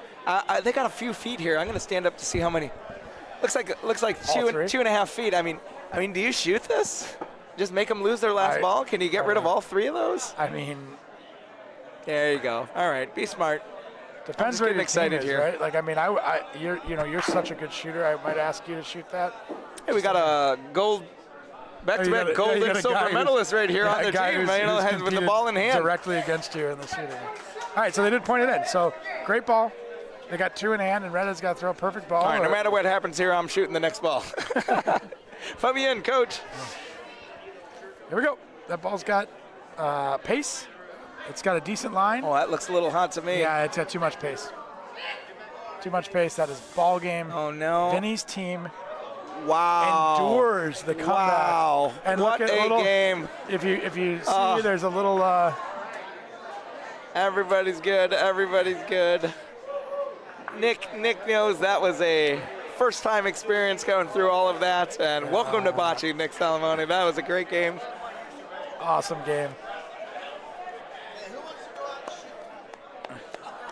Way to not blow it, guys. Well, that was fun. That was a really fun one. Great game. It was a great game. Yeah. Well, and that's a fun thing about setting up shop here with the BBN is all these guys walk by us and they know us, and we're not on television. You know, they're just gonna start talking to us, and you just gotta live in it. You gotta exist in it. Well, that reminds me. While we have a moment, let's say hi to the folks. Go ahead and look at that booth camera, Andy. Hey, how you doing? Oh, me? Yeah, how you doing? Oh, I'm good. How you doing? I'm doing good. So this is, we're in between games. We just saw probably, at least for my money, the best game on the broadcast thus far. Sure. 12-10. Well, it was two completely different games. Right, really was. And one was for, the beginning was for Vinny's team, and the second half was for La Dolce Vita, and then Vinny's team pulled it out, but they each had essentially a 10-point run. Yeah, for sure. Which is wild, which ends up making for a great game. And while we have a moment, we'll sort of check in on some of the scores and action from the day. We did mention earlier that Breaky U Balls beat another American bocce team. That puts them at 2-1 and in good shape to make the bracket. Southside Shockers, actually in that same group, did win their last game, so I believe that they are the number 1 team coming out of All right, the good red show. Gianetti and Co. Did lose a 12-11 heated down-to-the-wire game against the IABC, which is tournament director Robert Della Croce, brother Greg, Nick Emo, and one more Della Croce brother, Mike. Sure. Okay. So they lost that 12-11, but then they came back and beat Polino Posse 12-1.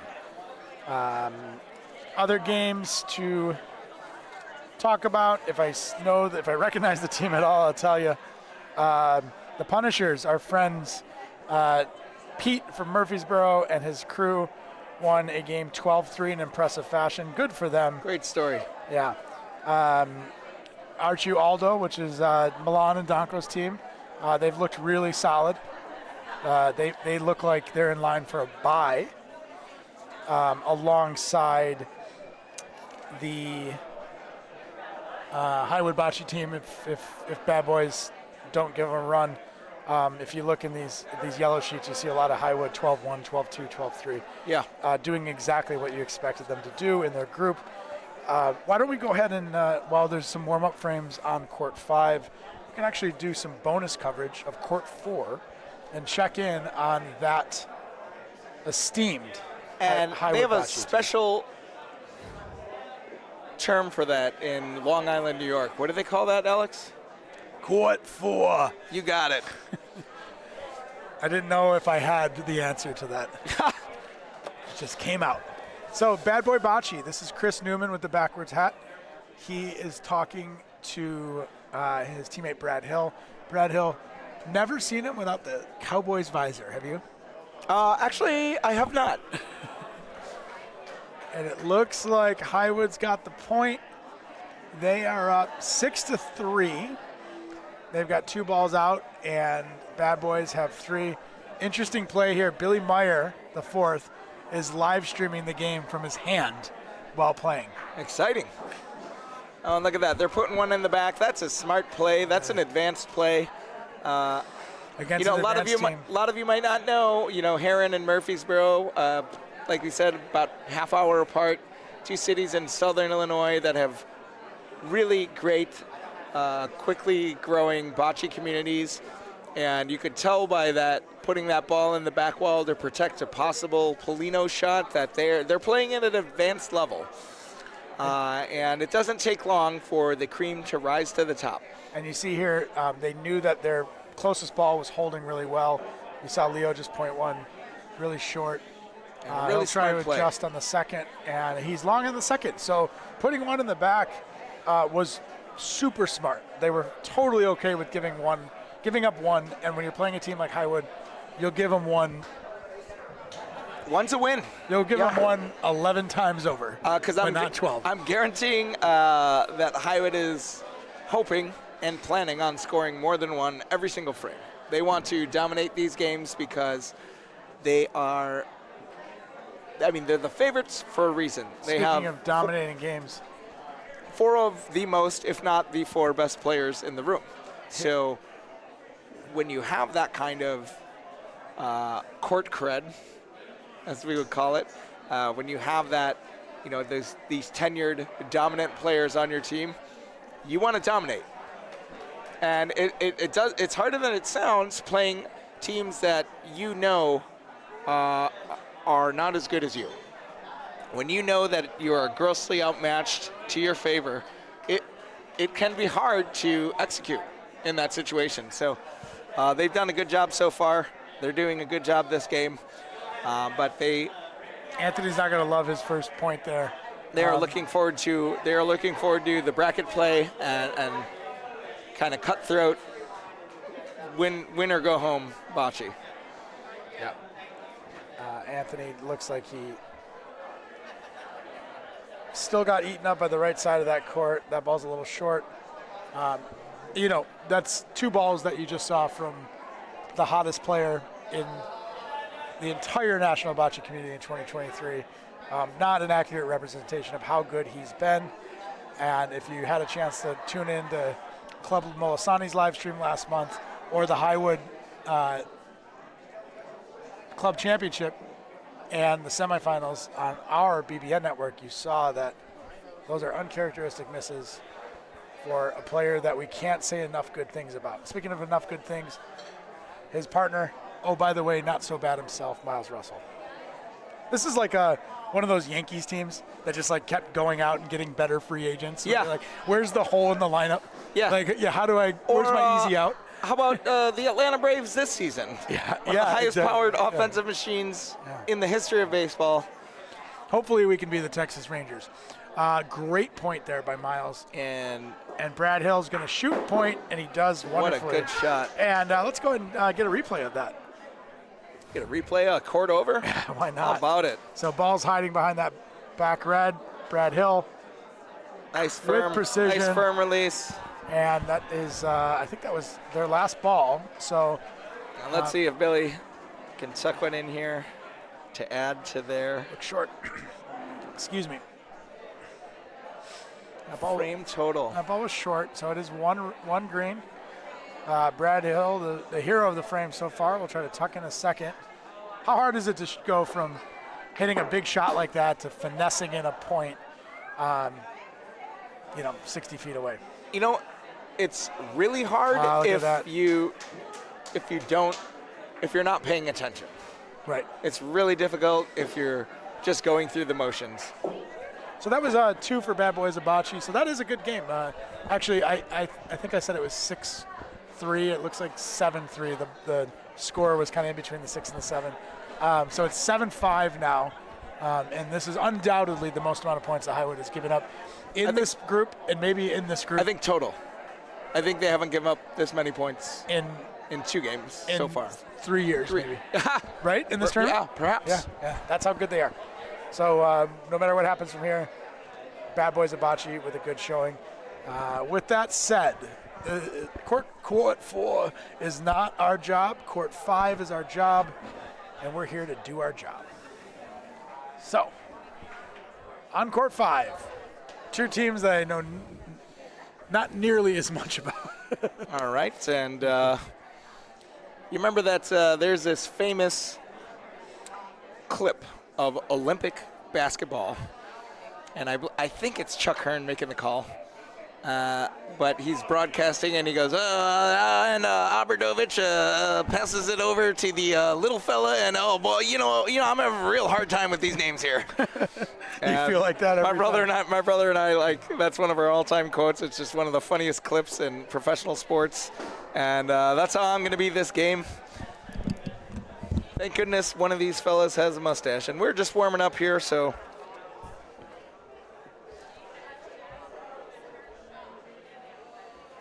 I'm going to see if I can pull up. Oh, we don't have a live stream. That is correct. We are recording for a broadcast later tonight because we are having Wi-Fi issues here in the club, and I don't know if that will be resolved. The good news is that we have recording capabilities and we can broadcast this to ourselves as it is happening live, and when we rebroadcast it, it can be there for the public's consumption. Ooh, and Leo over there on court 4 hit a great stick rafa as planned, but unfortunately the ball caromed into the Polino, taking it to the back wall, leaving the bad boys of bocce with 2 points. Maurizio Pirelli here rolling in a deep point to try and salvage this frame and get that momentum back. Sorry, folks, I was just checking in on those teams here. We do know that it is St. Louis Hill versus Rex Goliath. St. Louis Hill is in the gray shirts, rolling the blue balls. Versus Rex Goliath. That is two large things. Rex Goliath, isn't that the cheap wine?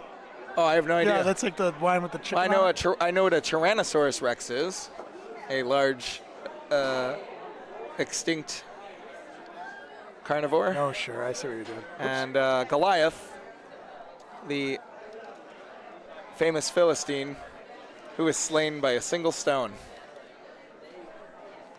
Let's just call it St. Louis Hill, huh? That's the name. Don't wear it out. Rex Goliath. Do you think they're sponsored by that cheap wine? Probably, or one of them works for them or something. Cheap wine isn't necessarily bad wine. It's affordable wine. And I drank a lot of Rex Goliath in my 20s. Let's go ahead and reset these scores too, huh? Are we officially underway? It's okay if you don't know the answer to that. I don't think so. Okay. All right. Again, we're live from... We certainly are live. The clock is going. There are points going on the board. This is the Italia America Bocce Club, or Bocce, as they call it in St. Louis. And it's 1-0, St. Louis Hill. Okay. Again, St. Louis Hill's wearing the gray shirts, rolling the blue balls. We'll go ahead and get that camera off of court 4. And St. Louis Hill would be akin to a Monday Night Bocce at Chop Chop team being named Chicago Wicker Park. But it does sound cooler. It does sound a lot cooler. Okay. Andy, I'll let you go ahead and do that while I, by do that, I mean talk about the game. And I'm going to go ahead and get the names of the players going for us. All right. St. Louis Hill starts here with a point directly in front of the Plino, but about 3 feet to spare.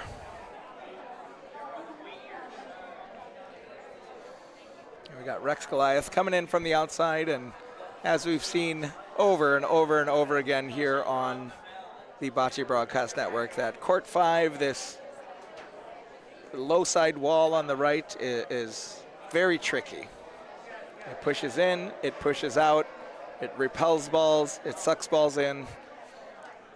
It just all depends on where you're standing and what speed you release the ball at. I think teams that are figuring that out in a hurry are having much success, and teams that aren't are struggling. And this ball looks pretty good. It's going to hit that wall. It's going to pop out sharp left, maybe chip their ball in, maybe get around it, and I don't think that has enough weight. We're still looking at 1 red. Rex Goliath holding point.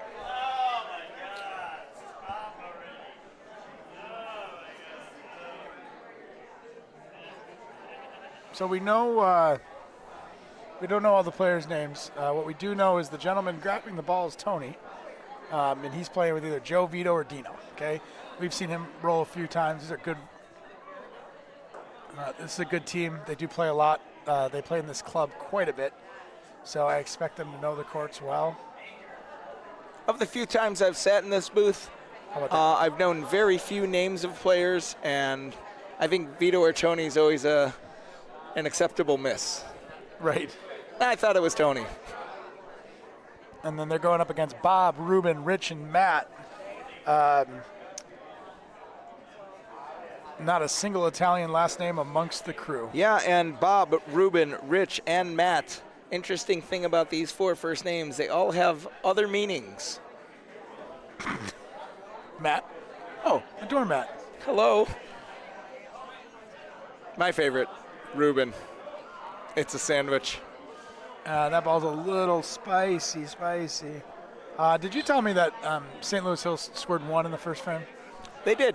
No, it was, yes, St. Louis Hill, green.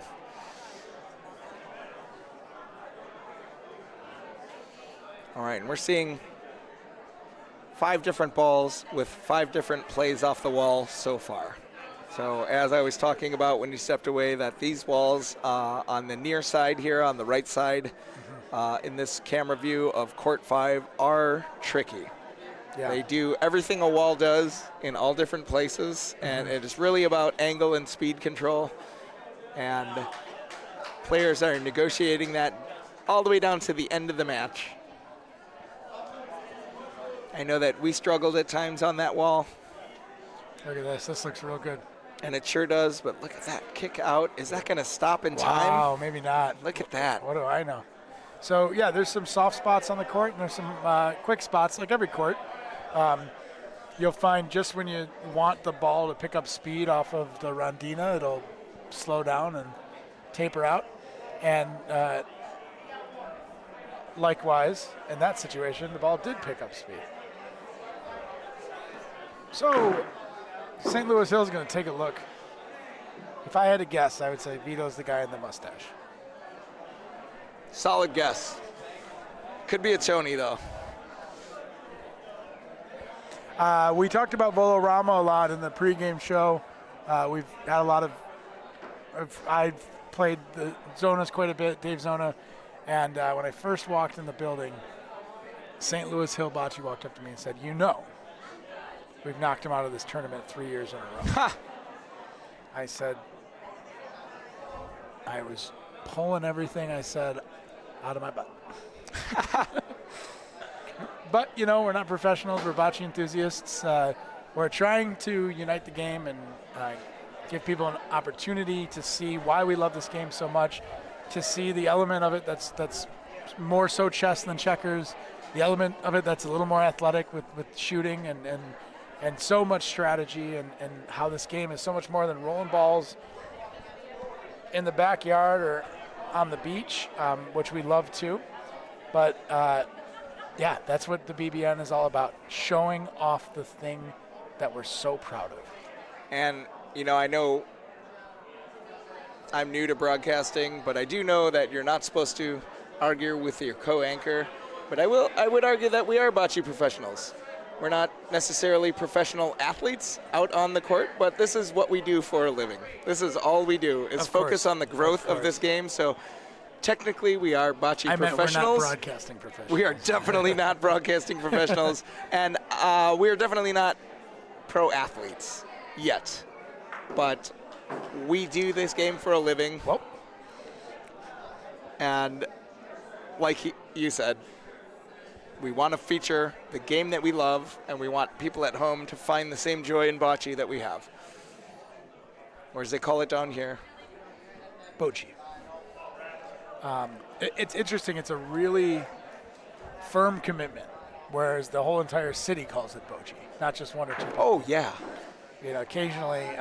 It's an accent.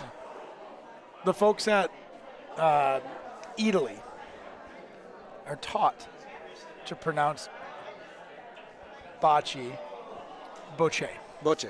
And I've actually dealt with New York, Boston, and the Chicago Italies, and I'll be having a conversation about a private event where we had a long-time partnership with them, American Bocce Company in Italy, and they,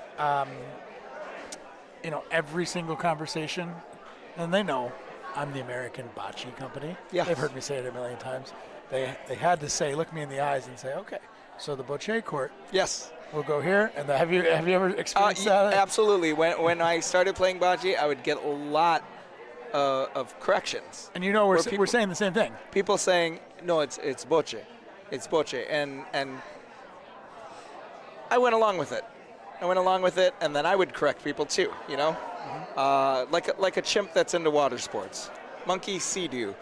And I would repeat that. And it was honestly almost up until, Log Cabin became kind of independent. But when I had met you and American Bocce, and I said, you know what we're doing out here, this is bocce. This is bocce, yeah. And what do I want to do? Do I care about how it's pronounced, or do I care if you have a ball in your hand and you're going to a league once a week? And, the thing is, almost any word that originates from another language, which everything does if you're in America.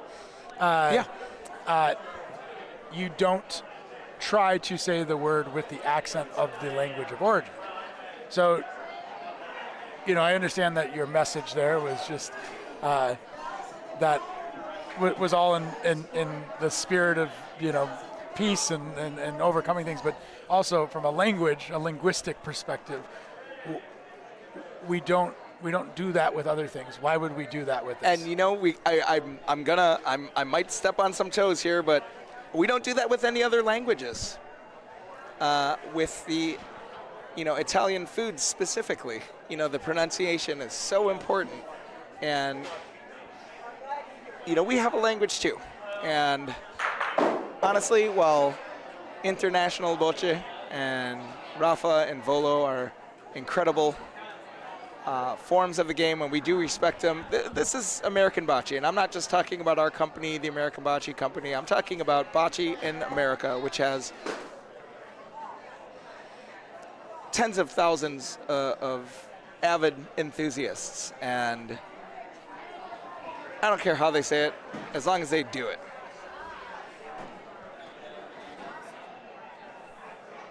I don't walk around the streets of Tokyo and tell people it's not pronounced Makudonarudo.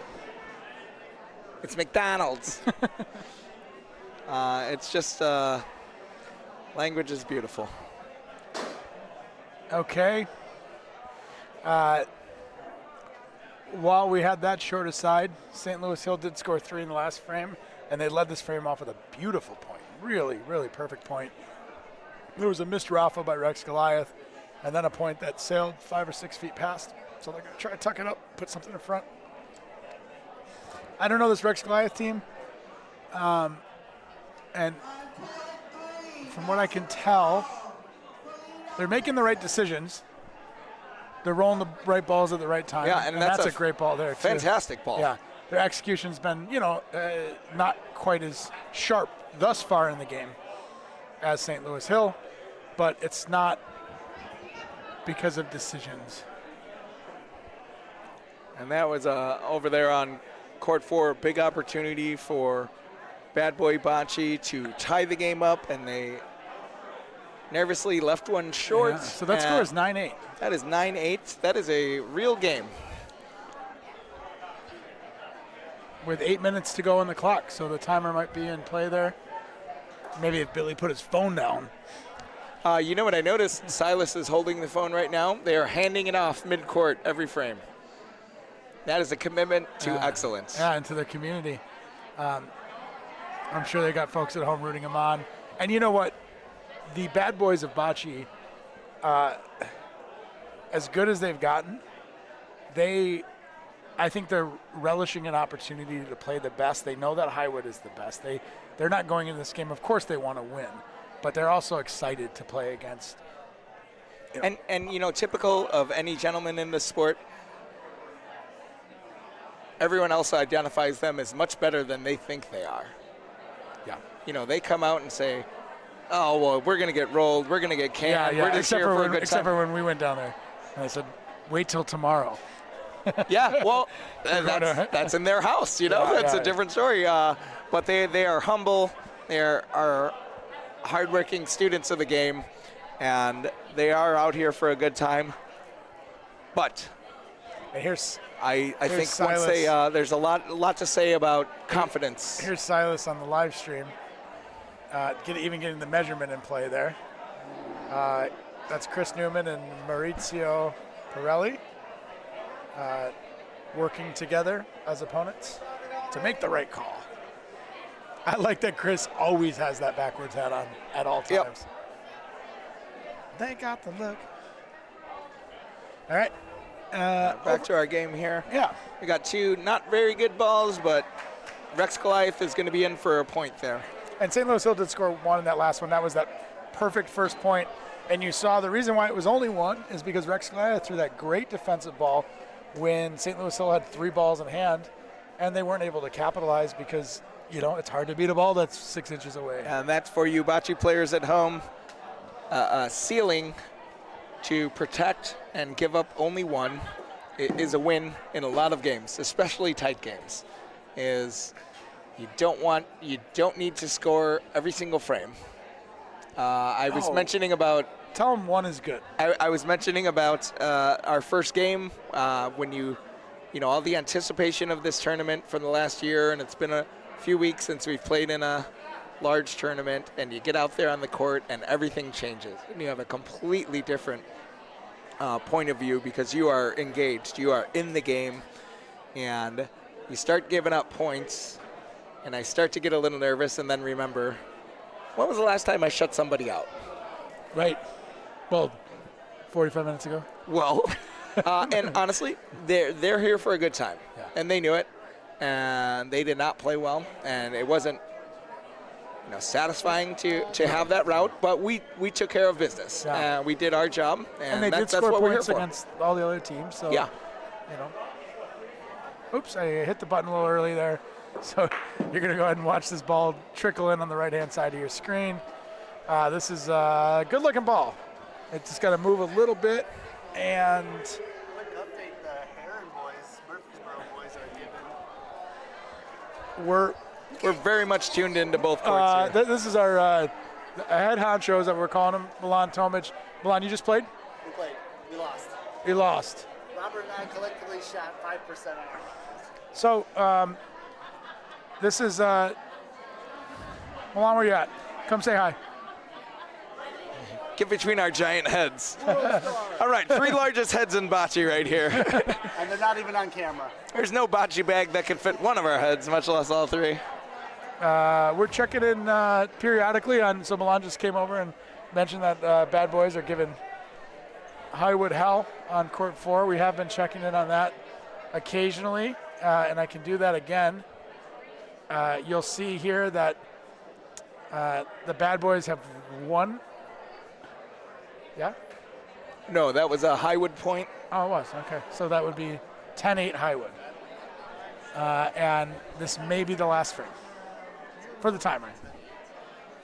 A lot of eyes on that one because, again, Highwood doesn't lose. They don't lose group play games. They're that good. They don't lose bracket games, at least in the last 2 years. Yeah, That is no, true. truly. 3 years. Yeah. I'm sorry, 3 years. Yeah, they are that good. And, you know, that's the interest in the game, is watching the best of the best compete.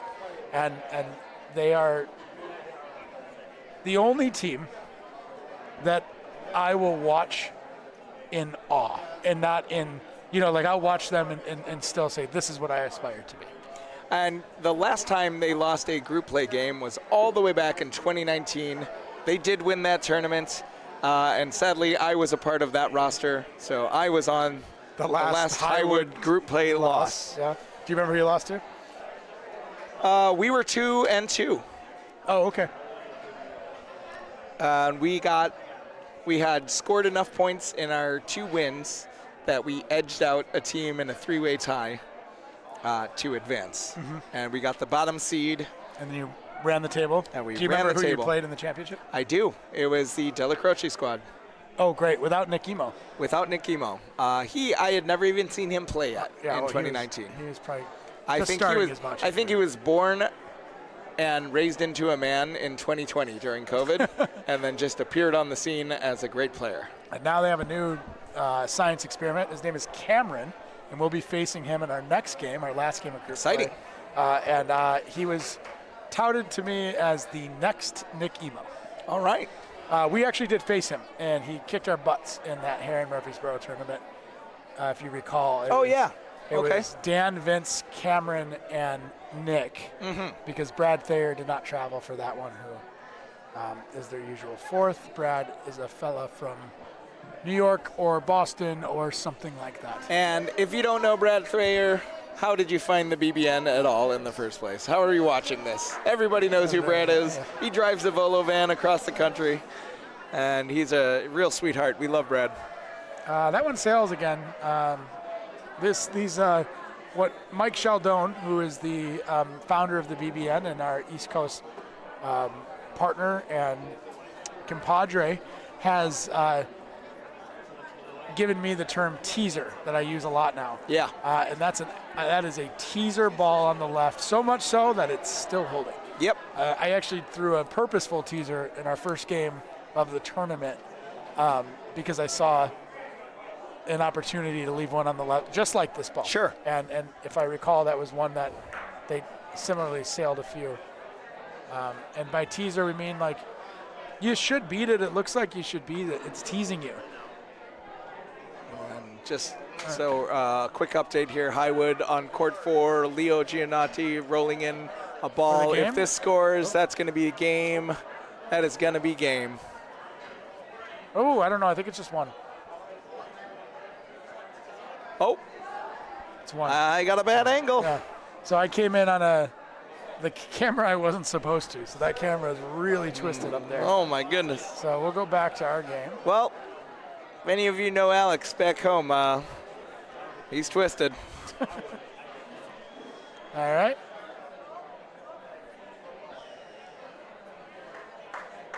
Usually takes 4 guys to measure.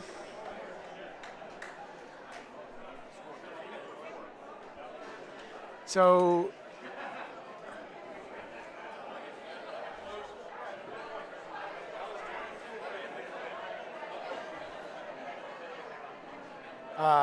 Highwood is playing out this last frame. They might have had an opportunity to sit on the clock.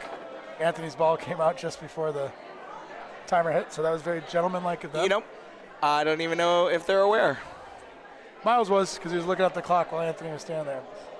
And now he's pointing at it. He's like, hey guys, how about we don't give up for this frame? Exactly, yeah. And it was a perfect first ball by Anthony. So it looks like they will hang on and survive.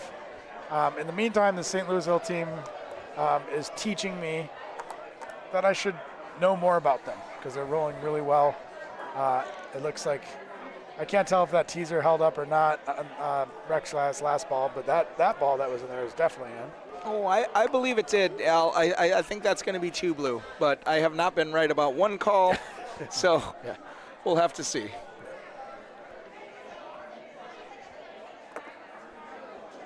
Oh, well, that's definitely one now. Okay, 1 for St. Louis Hill. The score is 6-1. And while we have a moment, we will head back over to the Highwood court. And it looks like the Bad Boys of Bocce stole that great first point by Anthony, which I'm shocked. And then Anthony rolls one in. Oh, my goodness. And he steals it back. Goodness. And the What a Chicago, ball. and even Silas holding the live stream, kind of gives him a look of approval. What a good ball. Now here's Brad. He's going to shoot the pile, see what happens here. Again, this is court 4, right side of your screen. Ooh, And he misses. and that's going to be game. And that They need 4. They Yeah. got a dead ball. is that Can't be I done. think they're 8. I think they only need 3 to tie. But Oh, 3 to tie. Tie. Bonus bocce. yeah, at this point, I think you tip your hat to them for giving them a really good game. And then you tip your hat to Highwood surviving that good game. I did hear some missed raffles. I heard some balls hit the back wall here and there, but they looks like they're going to complete the job. And I have a feeling that Bad Boys aren't going to walk away with their heads down. I would not.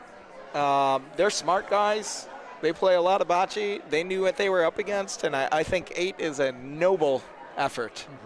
8 with a chance of victory, Right. And they know. I'm not sure how analytical they are and how much they go back, but they're going to have some frames that they wanted back because this was not Highwood at their most elite. Yeah, we did see him. Miss a couple. They took a couple frames off and miss a couple layups for second points. and took a couple frames off, and Bad Boys did not capitalize several times with opportunities, and hopefully they'll look back on those and understand that that's the difference, between a team like Highwood and a team like Bad Boy Bocce's, is just that consistency and the ability to overcome a single mistake and repair it. And even more so, most importantly, closing, scoring points when you have free balls in hand to score points. And those extra points early are going to help you late. All right. Looks like Rex Goliath's got a little momentum here with this back point. That's going to be a tough ball for St. Louis Hill, who doesn't seem to have much trouble pointing anywhere on the court. So I don't know how tough this will be for him, but with that ball behind the Polino, even if they touch the Polino, it could end up poorly. Yeah, and that ball's going to be rolling in on the right-hand side of your screen. It looks like it has great, great weight. Oh, my goodness. Well, and like I said, they've been doing that all game, and they continue to do so.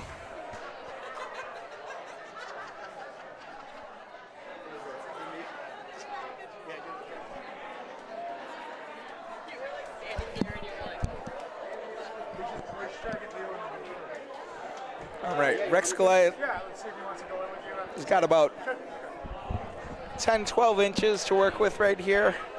Not much room for error.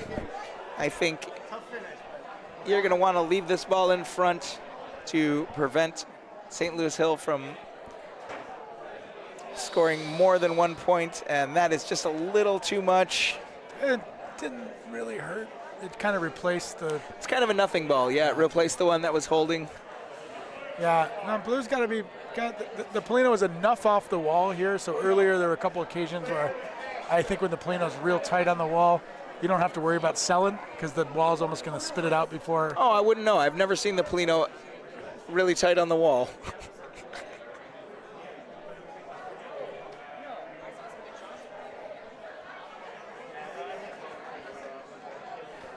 I do like the color combinations here on the court. Oh, it's refreshing, isn't it? It's refreshing. It's dynamic. They've got the kind of a dark royal blue with neon green and fuchsia accents versus the bright white, bright orange, and black.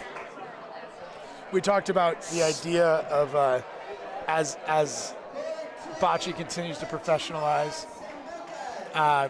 and these tournaments become a bigger and bigger deal, that a team would have to bring a set of home balls and away balls. Yeah. I think uniforms is the start, and eventually the balls might have to be coordinated, and especially for companies like ours, which are looking to send multiple teams to tournaments, or any bocce club in America.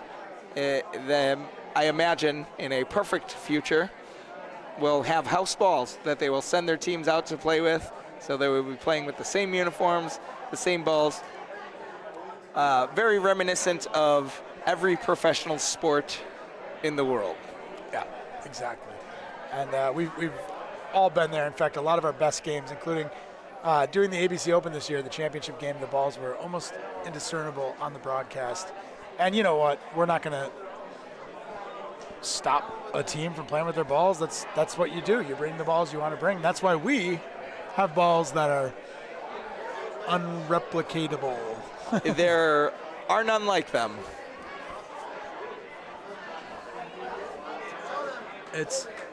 I would say the closest to matching our balls would be the actual planet of Jupiter. Yeah. And that, as we know, is not close at all. Speaking of not close, that ball was very close. Perfect pin high lag by Rex Goliath. Doing everything. They're not rolling bad in this game. They're losing 7-1. They're giving up 1 or 2 points at a time. Yeah. And they're just getting beat by better balls. And what do we always say? What's harder to beat than a great shot? It's the hardest thing to beat in the whole game. And if you laid a better shot in there, good for you.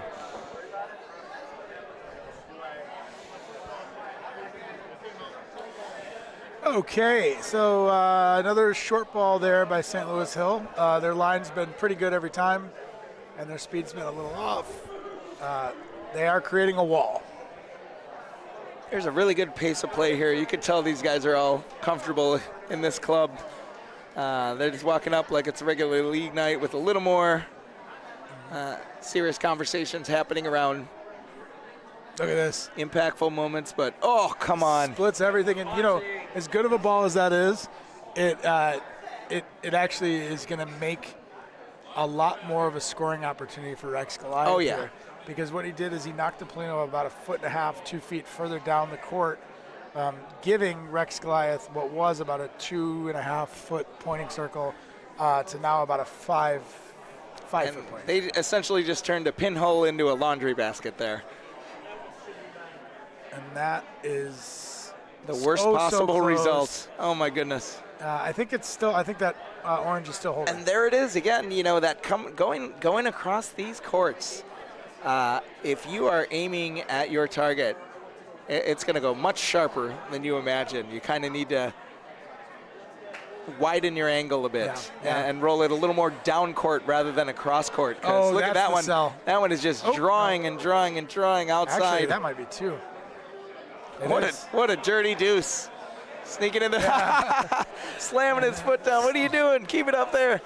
But that again, that is an advanced bocce technique, that aiming down the court rather than aiming at the target and letting the court draw your ball towards the target. Look at that. It is hard to teach. It is hard to understand. That's a great frame by Rex Goliath. And folks, for the first time since 1-0, we've got a game. All right. 18 minutes on the clock, or 16 minutes on the clock. This one might not go the 12. We'll see. And, this is 2 games in a row now where it seems like a total blowout. But the lesson is never give up. Ebbs and flows in bocce are Undoubtedly. Whatever you're going to say, I agree. they are so much different than a lot of sports. Look at that ball. Look at Where it takes the strangest thing to change the flow of a game. we got our first Rafa and maybe this entire game. I think so. Okay. Beautiful. We'll go ahead Great and take contact. a look at the replay. I think he's going to steal the point, too. Lines up. Nice straight release, leaning into that shot. Yeah. Follow It's through. right in the middle and gets a fortunate miss there. If that hit that orange ball, that would have been a real bummer. Actually, I suppose if it hit the red ball, that would have been unlucky, where he got the desired result by doing his job. This is either Bob, Ruben, Rich, or Matt. Americans. Go with Rich. Americans. We'll go with Rich. Yeah, looks like a Rich. We got that deep angle on the camera now. Gonna watch this ball trickle in. And trickle out. Yeah, that hits the back wall. Okay. First deep point of the game.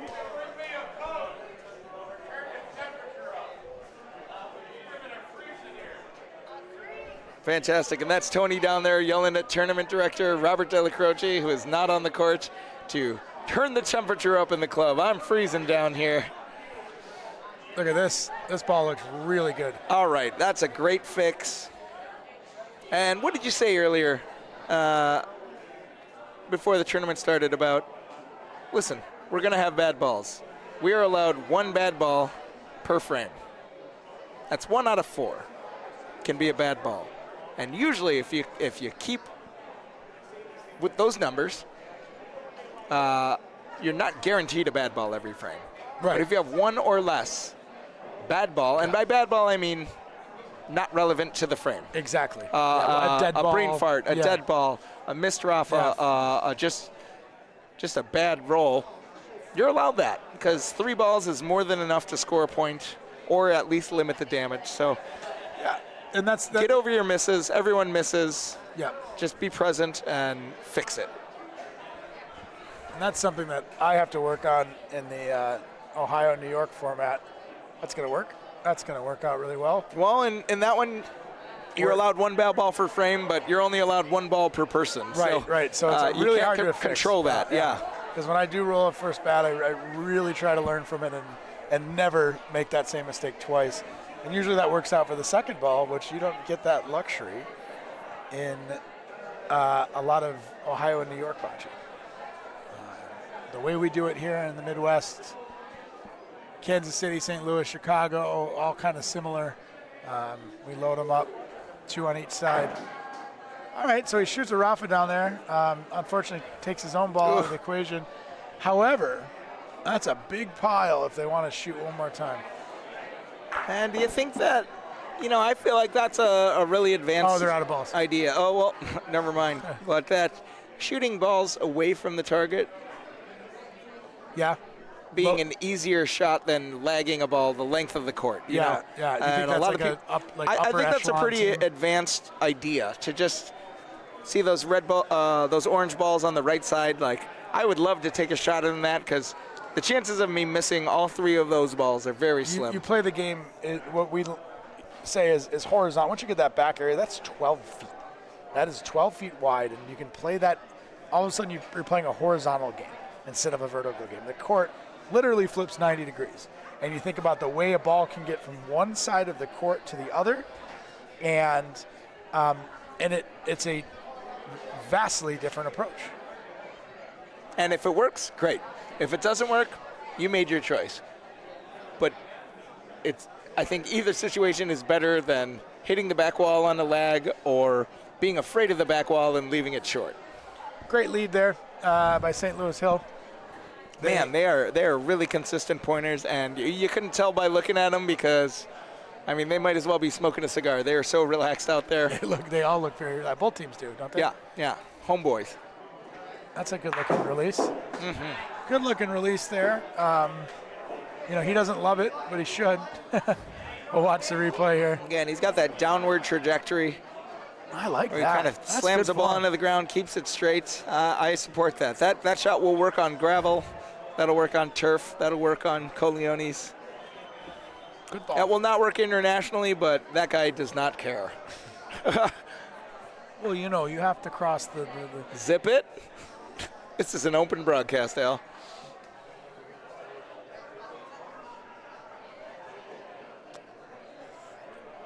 All righty. You know what? These guys can roll. The consistency in this game is Rex is Goliath just has not had the lead. They haven't really been super close to the lead, but I've watched a lot of games on the broadcast, and I've watched my team roll and my opponent's roll, and these guys are not as bad as the score indicates. Hey, we are 40 minutes into this game, Yeah. and it is 9-4. So that is a. Yeah. And looking back, I believe it or not, they're 0-2 today. They lost to the Punishers from Murfreesboro, and they lost to Murfreesboro from Murfreesboro. All So right. they're getting the Southern Illinois gauntlet. Oh, real bummer. Punishers and Murfreesboro got in the same bracket, huh? Yeah, how'd that work out? Speaking of Murfreesboro, we do want to give a shout out to some of our sponsors, including the First Bank, which sponsored one of our Southern Illinois teams. Also want to shout out the Weinbauer Financial Group, the Edward Jones Investments, Scott Modi, and then, of course, our big sponsor, Calcaterra Funeral Home, right down the street, largely involved in the Hill and its community, as well as Pagano Land Development, the IBEW, the local chapter number 1, St. Louis, Missouri. Do you know what that stands for? I do not. The International Brotherhood of Electrical Workers. Oh, you know what? I learned that earlier. Didn't stick because wires scare me. And lastly, D. Hoover's travel and tour agency locally. Are we there yet? You know why I never fiddle with chords in my house? No, tell me, Andy. Because I would never ask an electrician to sub for my bocce team in a tournament. Let the professionals do their work. I'm actually renting a home that is owned by an electrician, so I have dimmers on every switch in the house. Oh, and really? It's really nice. But I bet if you took some of that drywall off and looked, they would not be cleanly wired. Leo's gonna jump on in like 10-15 minutes. Yeah, we're 8 minutes from the end of this game, and then we're so we'll jump on. Yeah, I was like, you want to finish this game then? What? You want to just finish this game? No, yeah, we'll finish it. All right, we just got our call. We've got 8 more minutes with you fine folks. I can jump in now. Can I finish? And then Can I finish? sound like your mother. Andy and I will probably be retired from the booth for the day. We put our 2 hours in. We are closing at 5 p.m. here tomorrow. Bracket play. Again, if you're tuning in, you're probably tuning into a premiere of a pre-recorded stream. We did have encounter Wi-Fi issues today, and we lost our engineer, David Hoffman. So we are recording the stream, not live recording it, and then we're going to queue it up for a 7:30 broadcast. So hopefully whatever bar you're at, whatever slumber party you're invited to, where you prefer to watch your BBN, you'll be catching this action, as well as some of the other great games from earlier today, highlighted by the epic game between Vinny's team and La Dolce Vita. La Dolce Vita. Oh, that would have, if La Dolce Vita pulled off that comeback, Vinny's team would have thought about that for the rest of their lives. And now I think we have a Vinny's team that's 3-0. How about it? Yep. Okay, here's a good ball coming in. That's a great ball. Ooh, that's really close.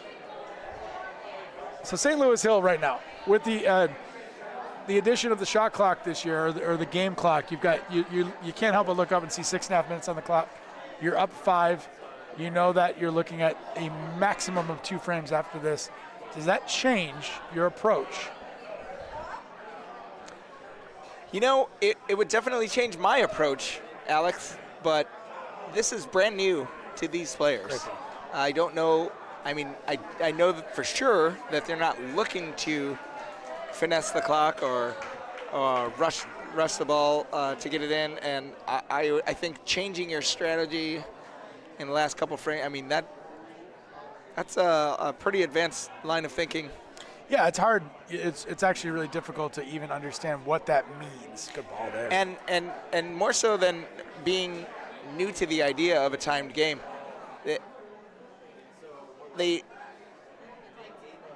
what would they do with that? Right, exactly. You know, what would the decision be? Like creating an entirely new strategy on the fly. I think the decision is actually a little easier for the team that's losing.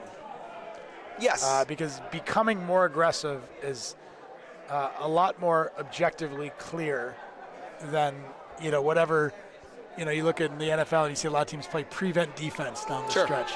And it's like anything but the end zone, right? That's kind of what I would be thinking if I were St. Louis Hill in this situation. I'd be thinking like,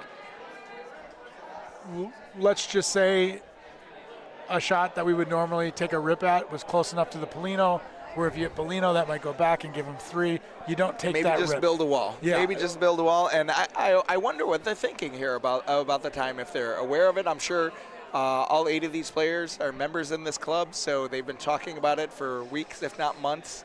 I don't know that they've been planning for it. So I'm just very curious about the situation, and we'll see how it plays out. Looks like St. Louis Hill's in great shape here to 4 minutes. all but close the game out. 4 minutes on the clock, up 6. You're looking at, And all 4 players rushing out to pick up their balls. They're playing respectfully. They're playing the game in the right way. They're not milking the clock. yeah, and points matter. In this format, there are each group is 5 teams, and only 2 of those 5 teams make the bracket. And I will say that traditionally, about 50% of teams make the bracket. So the idea that this is more like 40%, Yeah. it means it's a tough bracket to make. You got to be. Yeah. And that's every bracket. Yeah. Okay, St. Louis Hill rolls a really good line there. It's going to trickle out a few feet past the Polino.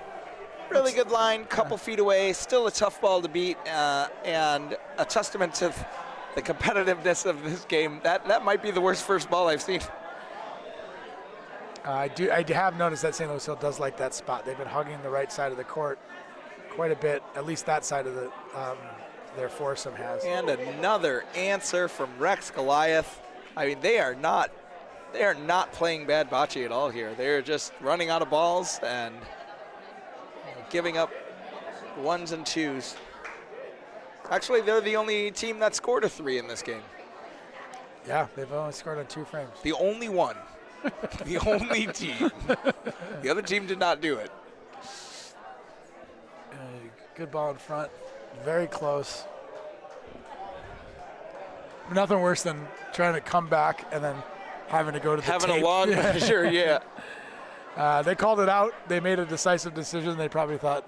Well, even more so than the tape, the famous long stare at the balls, which is done on every bocce court in America. All right, Tony doesn't like that one. He's talking to it. I haven't seen it yet. Now I do. Long and left. Well, I wouldn't like that ball either. Proximity is not as tight on these courts as most. Have you noticed that? I have.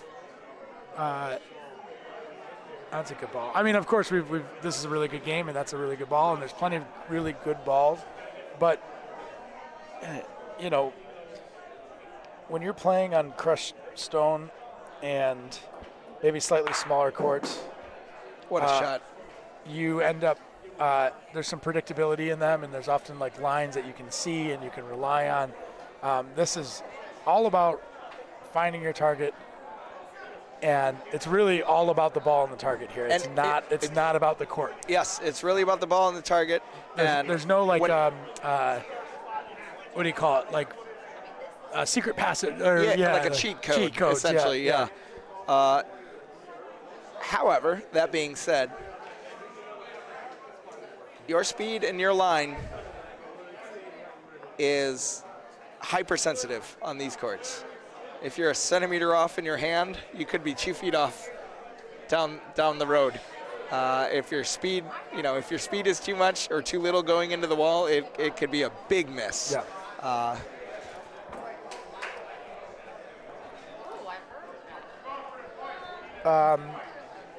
This is going to be the last frame, folks. St. Louis Hills up 11-4.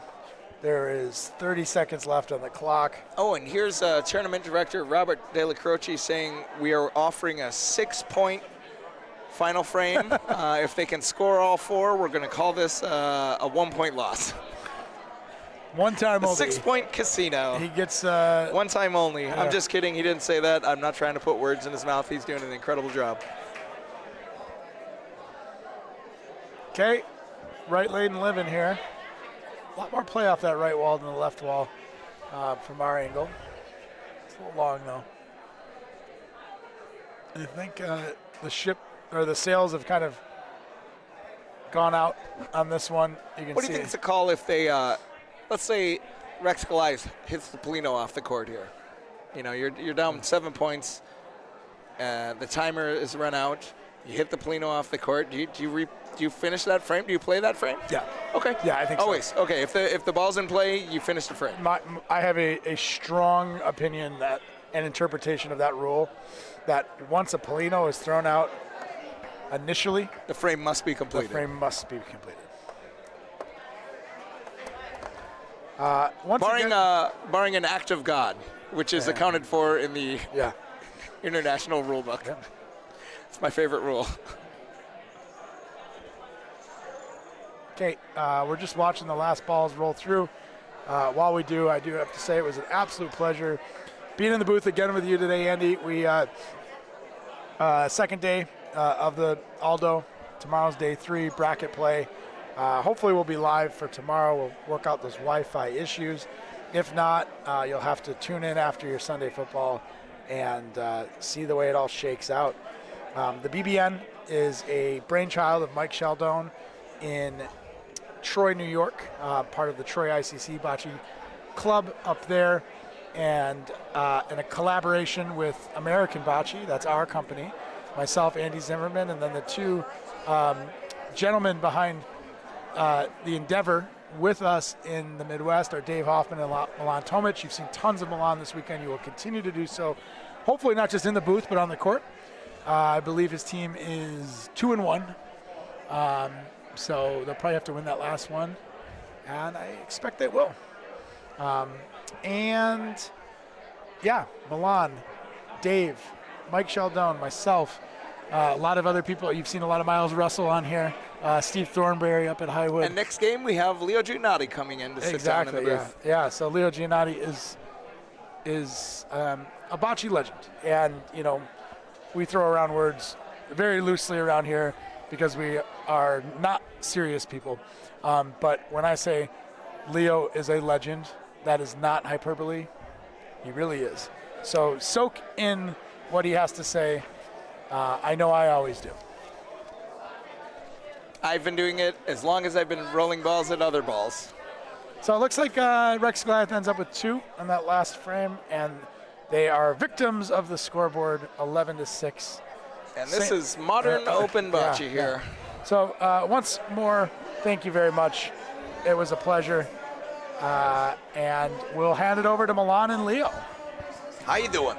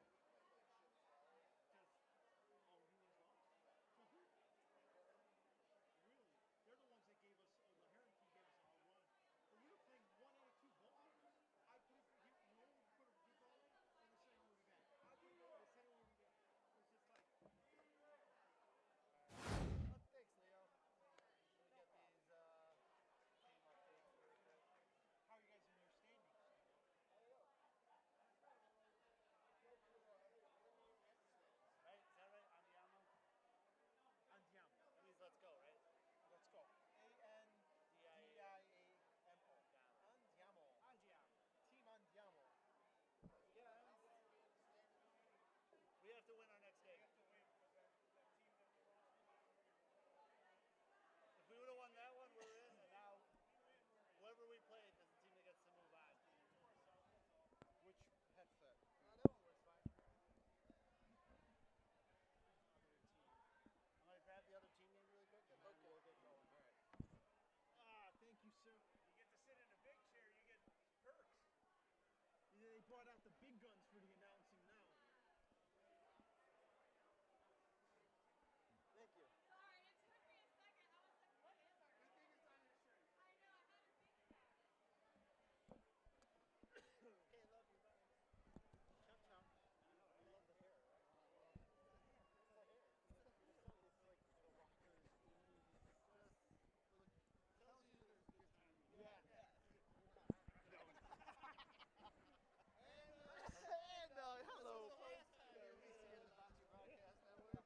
We just rebrand. The NBB network, the NOBB network of Bocce. Not the original Bocce Broadcast Network. High roller.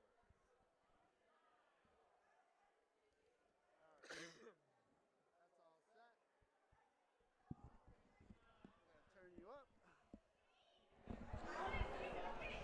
Test, test, test. Give me a word here, Leo. 1, 2, 3. Hello, hello, hello. Beautiful. All right, let's go to the booth really quick. Go to the booth. All right. Thank you for joining us back. We have a special treat for you. I'm Milan Tomic. You guys are probably sick of hearing me all weekend, but with me in the booth is Leo Giannetti. Leo, did I say that right? I said that right? Giannotti, Giannotti. I always You're do. close. It's all Give, give me the right one. I'm working on my enunciation. Giannotti. Giannotti. Yes. In the booth with me is Leo Giannotti. Thanks for joining us, Leo. You're welcome. Thanks for having me. Absolutely. So how are you guys doing so far? So far, we're all right. We won 3 games. Haven't lost any. We got one more in a little while here. So. Gotcha. So you guys are going for the 4-peat, right? No, actually, Maurizio is going for the 4-peat. I'm going for the 3-peat. 3-peat. Okay. Yeah, because you guys had a little bit of different configuration every year. Yep. Miles obviously last year was in Turkey. Correct. Yep. We poached Robert off of you. Felt like that was a good poach. You got Robert. Yep. Robert played with us, but he filled in for Miles last year. So. Gotcha. So how long have you been coming to this tournament? So on and off, boy, since its beginning, 2000 and what is it, 7 or something like that? Since almost its inception, basically, Yeah, right? almost, yeah. So, on and off, again, just because of timing, sometimes you could come, sometimes you couldn't. Yeah, absolutely. Yeah, we all. But this is the 3rd year in a row, so. Yeah, it's great to have you. It's always a pleasure watching you guys watch. Yeah. So what are some of your favorite things about this club? You know what? The location. It's great because you're not stuck here. If you're not playing, you can walk out on the hill. It's awesome. They got little shops, delis, bakeries. It just feels very welcoming. Centralized, very homey feeling. Yeah, very homey feeling. You can go outside. They got chairs outside. They actually got a TV set up out there watching the football game, the zoo game. So it's just an atmosphere. You're not stuck in one place and don't have anywhere to go, right? Yeah. It's just a nice area to be. And for somebody that may not know, for some of us that have the luxury of playing in Chicago and the luxury of playing here, a lot of bocce clubs in a lot of places are kind of not centrally located. Yeah, right. Like even Highwood in Chicago, it's you have that little Highwood downtown. You got restaurants, bars. It's very player friendly, not having to stay at the club all day. Yeah. And in some places, a good example I think of right now is we did the World Series of bocce this year. Right. Rome, New York. Love the place, great people, beautiful city. But once we were done playing bocce, we were kind of standing there what do we do now? What do we do now? Right. Exactly. So. On the court coming up right now, we have 2 ladies teams. So this is from the Della Croce bracket playing today, women's tournament. We're going to switch to the game floor. I believe they're wrapping up warm-ups on the up and down right now. I believe so. So we are going to have the high rollers in black and Andiamo in white. This is the second time featuring Andiamo today. Learned that these KC players all really, really like pointing, and none of them really like shooting too much. Right. They are very much into the precision pointing. Yep. It's an oddity, especially here in the United States. For women to shoot, they just never gravitated to it. But now you're seeing a transition that more and more the women are seeing they can do it, and they're good at it, and they're overall getting their game, expanding their game, and very competitive with everybody. That's why you got to love this game. It doesn't matter man, woman. No, it's definitely like a lot of sports. There's definitely sometimes some sort of physical advantage. Right. You can have, right? If you're tall, basketball's great for you. If you're 240 and can run, football's going to be great. Exactly. If you got great hand-eye, you can play baseball. But for bocce, it really comes, I think, to just repetitions. And Yeah, I mean, it doesn't matter what age you are in bocce. No. How many teams here have like 2-3 generations on the court on one team? I've definitely played a grandpa, father, son team earlier today, and it's awesome to see. I mean, I met a lady from KC earlier. She's 86 years old and plays and still loves playing, plays in leagues. I mean, so it just goes to show you that it's a great game. Yeah, and I think it's good for your health and longevity later on too. I mean, some of our own Highwood players, Frank DeLuca, one comes to mind. Yeah. He's not only one of probably our oldest players, but still one of our best players. He's like a machine, a pointing machine. Just does not miss. No. Yep. I always say a bad ball for him is most people's good balls. Yes. That's how good Frank is. Exactly. So you guys have one more game left today. Yep. One more game. Hopefully, if we win, we should move on to the playoffs. I think you're good either way, right? Honestly, but you know what? I don't look at the standings. I never do either. I never look at the standings until we're done. Yeah. I never look who we got to play next. It's just because we got to play everybody to win, right? Right, and I'm the same way. I've never looked at who we play, when we play, whatever. You have to take care of business on the court. Win or lose. Yeah. So. You guys I watched a lot of that last one. They got those local boys gave you a run. They were from Heron, the team from Heron. Heron, yeah. Yeah, they played really well, and we missed some shots that normally we don't miss, but they played outstanding. Kudos to them, and it was a close game. Yeah. Timer ran out, or did you guys close it out? We closed it out, actually. Close it out. Yep. The time the clock went off, but we were still rolling on the last frame. Gotcha. So we won it on there. Which is a new addition to this tournament. This has never been timed before. No, I think Highwood were the trendsetters of that, right? We did that with nationals, and we've had a lot of those tournaments. And it's worked out great for timing, right? Sped up the tournaments. So. It definitely helps with keeping the pace of the tournament. So it looks like the ladies are on the way there. There we go. We got Andiamo, right? Yep. Going first. Like keeping these short Polinos in frame on one so you can see what's going on the whole time. Love that view. Yeah.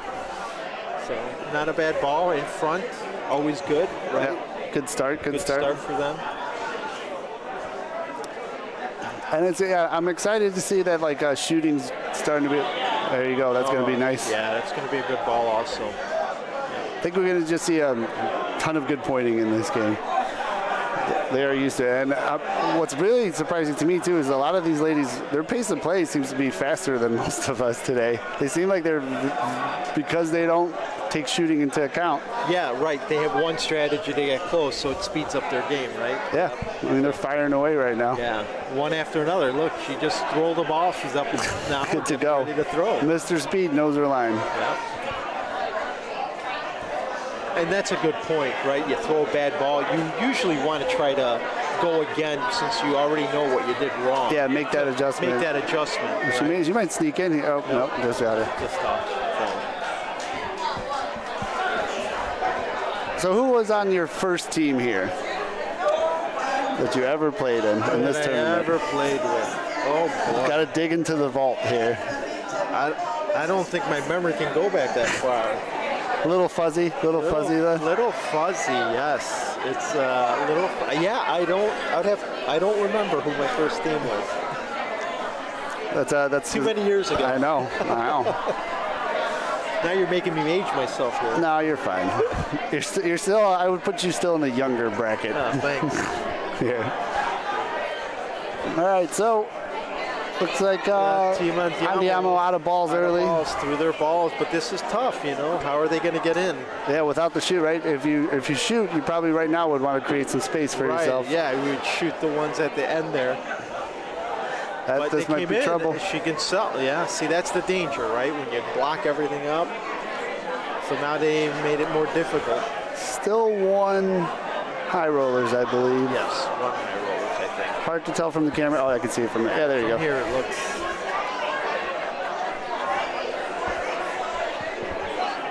Yeah, it's been a long couple of days for you, huh? Yeah, I actually, so one blessing in disguise is sometimes in these tournaments when you have long breaks, it's not much to do but other than chat and maybe hang out at the bar, and that could get you in a little trouble sometimes. That's true. That's true. You know, especially in a tournament like this. One of my favorite things about this one, it's like you said, the location and the people here are like so welcoming. Yes. That like I feel very comfortable very quick. You know, it's nice, you know, having the tournament here in St. Louis because you get a lot of teams from, you know, Kansas City, also Heron, Murfreesboro, right? Yeah, it's a way easier trek for them. Way easier trek, so you get a lot of different people that you wouldn't normally play with, which is great. You know, Chicago, you know, yeah, okay, from St. Louis we're 5 hours away, but from Kansas City, it's an 8-hour drive, right? Unless you want to fly. Yeah, no, definitely. It's definitely a perk. So they're high rollers, right? Yeah, high rollers. Their last ball in. Let's see. It's This might be firm. trouble. Oh, This might be trouble. Like we talked, they just served the point. One for Team Andiamo here. That's one way to score. Yep. They just close it all up and hope for the other team to make a mistake. Yeah, right? good seal, right? Yeah. Sometimes the best offense is the best defense. Yes. All right, so 1-0. Pretty quick frame there too. Just curious. Yeah, about 3.5 minute frame. Yeah. So how do you feel about the timer being introduced? I've heard mixed reviews, and I can see both sides. I'm just curious as a longtime player. Okay. As a purist in some ways, I hate the timer because You want to see it to its I want to completion. see it to its complete. But with that said, I understand, especially running tournaments, that the timer gives everybody at least a sense of time of when they're playing and how long they're going to be here. You know, you're not usually too far off. You can schedule better. As a tournament organizer, the scheduling's better. Yeah, and and you're no stranger to tournament scheduling, right? Right. So on that aspect. On that aspect, I love it because of it. Now, is 50 minutes the right time? Is 45 minutes the right time? We're figuring it out now, We're figuring it out, right? We got to play with it and see because, you know, back at Highwood, what did we start with? 45 minutes. Right. Right? And then for Nationals, we went to 50 minutes. Yeah. And 50 seems to be working, but is it the perfect number? Should we be at an hour? We need a statistics guy in here crunching all these games. Not me. I'm not that. I am not that guy. No, not that guy. Maybe we need somebody like Miles, the teacher. Miles, right? yeah. He would be good at something like An that. educator. Get him in here, yeah. But that's not me. The community is big enough. There's someone out there that's chomping at the bits to record these. We gotta find them. Okay, it looks like Team Andiamo's rolling their third ball here. Yep, that's gonna work probably. Bump in. Little bump in. Yep, good line. Good ball. Yeah, I'm struggling with it too. I don't know if I like it or don't. I guess when you're winning and you end up winning because of the timer, you probably like it. When you're losing and making a comeback and you lose because of it, you probably hate it. Right. You know, so there's benefits. There's a plus and minus both ends. Right? Yeah. So again, I look at it more as a tournament organizer. Point replace. Yeah. Great ball. That's almost like a shot. She was firm. She was hard. She knew what she was doing She knew there. what she was doing. Yeah. But as a tournament organizer, the time limit's perfect. Now we just have to narrow down what's the perfect What's the time. right time What's the to right not time? close games to get a better Yes, chance of completing. exactly. You know, like the World Championships you heard, you know, now they're going in frames, which I totally not a fan of because it takes away the nuance of this game of making a comeback. You can't. There's no way of making a comeback if you're down. Yeah, and I think that's a big part. Like a lot of I've seen. Yep, there you go. Beautiful ball, and look at that. I've seen a lot of teams where maybe they start off a little shaky, you know, drop 6-7 points early on, and then that's the only points they'll give up in a game. Yeah. They'll battle back and win. I've done that, and I've had that happen to me. Yeah. Right. So it's. And that frame play though, you know, if you go up, to this ball. what a beauty. What a beauty. Great ball. They're not selling this one. I know I'm speaking too soon, but I know. You know, you're putting a curse on them here. Mine looks a little bit off Yeah, on it's this gonna one. leak out. But Okay. good answer back. 1-1. 1-1. Yeah, I don't like the frame one either. Not a frame person. Especially if you're a seasoned player, if you can go up big in the first 2 frames and you got 6 frames left, you can just play defensive. There's no reason for you to shoot. There's no reason for you to do it. Takes the whole game aspect out of the, and that's, this game here is like playing chess. Yeah, it truly is. It really is. It's so dynamic. You have to really, people, I'm sure you first start playing bocce. Oh, what's so hard about it? You got to get there and roll the ball. I mean, you're a newer player. Remember when you first started playing? Yeah. Right? You just thought, I got to get close to the Polino. Yeah. Now as you're evolving and being there, you're like, oh my God, there's many things to think about. There's so many factors that come into play, and you're running scenario through scenario through your head because I think when you first start, you're probably a player that's only aware of your own balls. Right. I think that's the first aspect, right? Exactly. And then you play a good team, and then they do things you've never seen done before, and you go, I have to process what that was just now. You can't. You're like, what just happened to me? And then you watch players use your own balls against you, or use bump up their balls or shoot balls up, and you're like, oh my God, there's so many different things to be done here, Yeah, so you've been through that progression. You're a perfect guy to talk on it, right? Yeah. I mean, it's a progression. You don't realize it. You first think of bocce, and it's like, simple game. You just take a ball and Right. Yes, to a point. That's the key of the game. Yes. All Paulino, put them together, right? In its most basic form, I just missed it there. Missed it, just hard. In its most basic form, yes, but there's so many nuances to it, which is what I think attracts a lot of people. Yeah, I always say for a lot of people, it's very hard explaining bocce to someone that has never played. It is. If I feel like I'm trying to sell them on this thing that I don't do a good job explaining, but the second I get them on and playing, it becomes way more apparent. Alex and the ABC, they do a wonderful job bringing the attraction to the game that it should be. They put a lot of time and effort into it. And this growth is contributed by them, right? Yeah. That's how you started. And, so we have to thank them for this growth spurt, at least here in the Midwest, right? Yeah, there's definitely been, I'd say I've been playing 5 years total, 2 years competitively, getting out there, hitting all these tournaments. And even I can see from the time I started to now, it has exponentially grown in how many players play. Absolutely. To where... And it's great. I love that. Yeah. I just love to see the players play, right? I was going to say, you were kind of just kind of playing here and there for a little bit a few years ago. I was semi-retired. Semi-retired. And then the sport got an injection of vitality and new players into it. And I feel like a lot of people now want to be a part of it again. Hey, you know what? It's the energy. You want to be around, like anything else. You want to be around a good vibe. Yeah. Right? It's the vibe. You want to be around a good atmosphere. We don't want to be around something toxic or drama-filled, right? And of course, bocce can be all those things, but for the most part, it's fun. It's exciting. People are, you probably have friends all over the country right now. I've been from bocce. Yeah. Oh, I think I only have bocce friends now since it's gotten to that point. Really? You have friends. I have friends all the way from California to New York. All bocce friends. Yeah. I've had the pleasure of this year. Your friend and my friend John too, which I hope. Quick shout out to him. I hope he's recovering speedily and well. All those California people, especially this year at the ABC Open, I got to meet, talk to, get to know, just learn about this massive Californian bocce community. Yeah. I think they got 2 there. I think so. That's 2 for Andiamo. 2 for Andiamo, yes. Yep. 2 for. Thanks, Donko. He's paying attention. Yeah. We're off on a tangent here sometimes. Sorry about that, folks. It's just because we love talking about bocce. Yes, we do.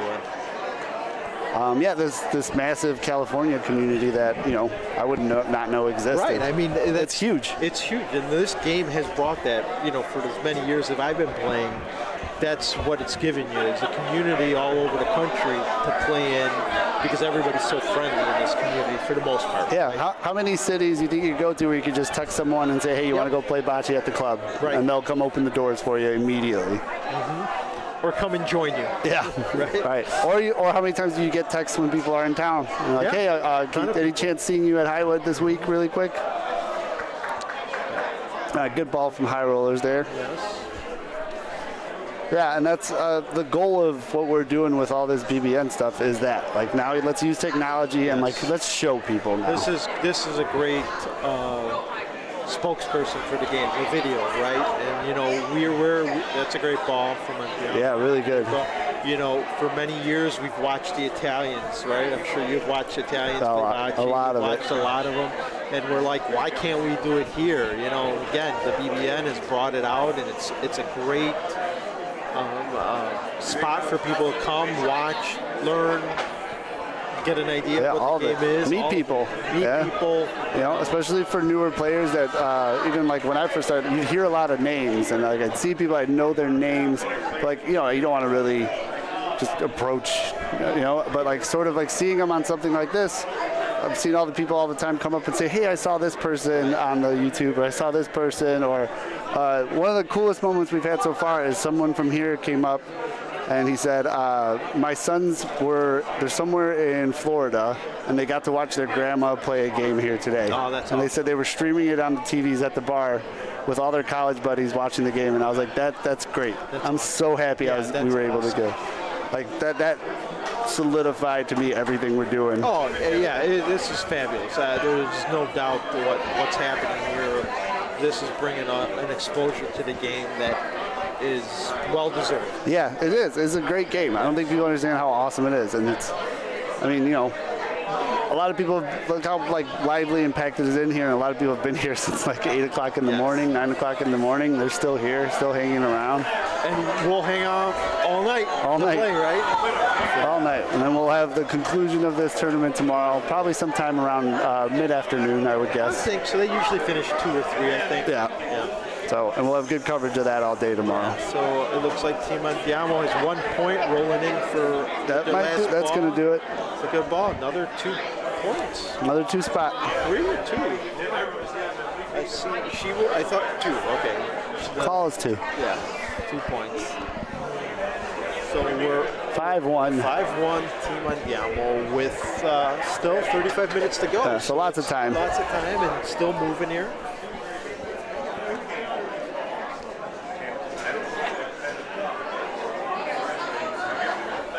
Yeah, I got the Andiamo earlier too. They played very similar to now, just rolling in good points, taking advantage of those open frames. Team Andiamo's from here, correct? I believe so. Yeah, the other team is from Kansas City.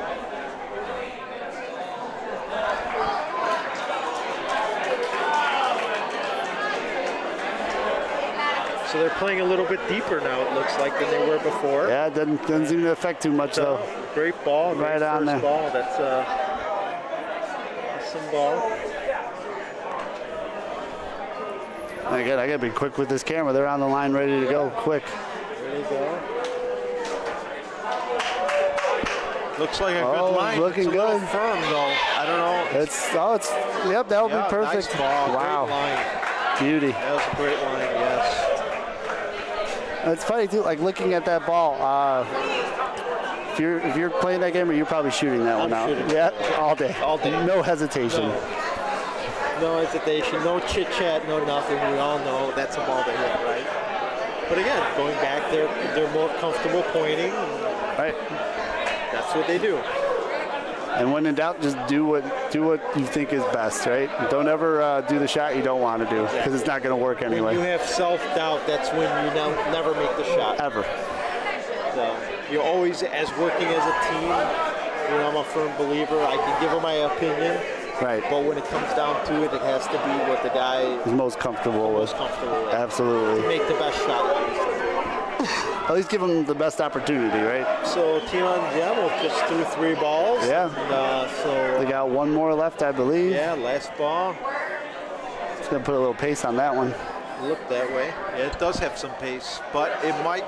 It's got a hook. It's not gonna hook. Oh, it does. Oh, there it goes. Wow, looks like 3 points for them. Just in the nick of time. Just clipped it. That's what I've noticed on these courts. Those boards just kind of. They it looks hold like it. they hold and then Shoots out. Yeah. Right. It doesn't. It's not like we're used to Highwood. It's a gradual turn. Yeah, it's a nice subtle curve. So here it's just like sickle. hold, and then it's like a bowling hook, right? It's rolling, then all of a sudden it just takes a turn. Yeah, it really is. It does hold longer. Yeah. It definitely feels like it holds longer, and then it kicks out quick. Let's see if they can come in with 3 balls and beat some of these balls. I like this one. See how that ball just kicked? Whew. That'll work. Great ball. 1 point. Yeah, that ball just I thought it was going to miss, and then it just. Yeah, it was holding. I didn't think it was going to hook in time, and then it fell off about 2 feet. We're definitely sticking with that line. Yep. Definitely comfortable with it. That's a great. This is looking really good. Really good ball. If that does what they've been doing, there it goes. Yeah, look at that ball. That's a fabulous ball. That's beautiful. What a ball. All right, so High Rollers here to punch back, get themselves right back in this game.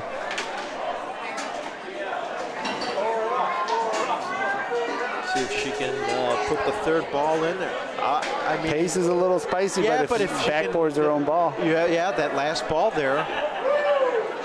Oh, that was a good ball though. Yeah. Great line, just.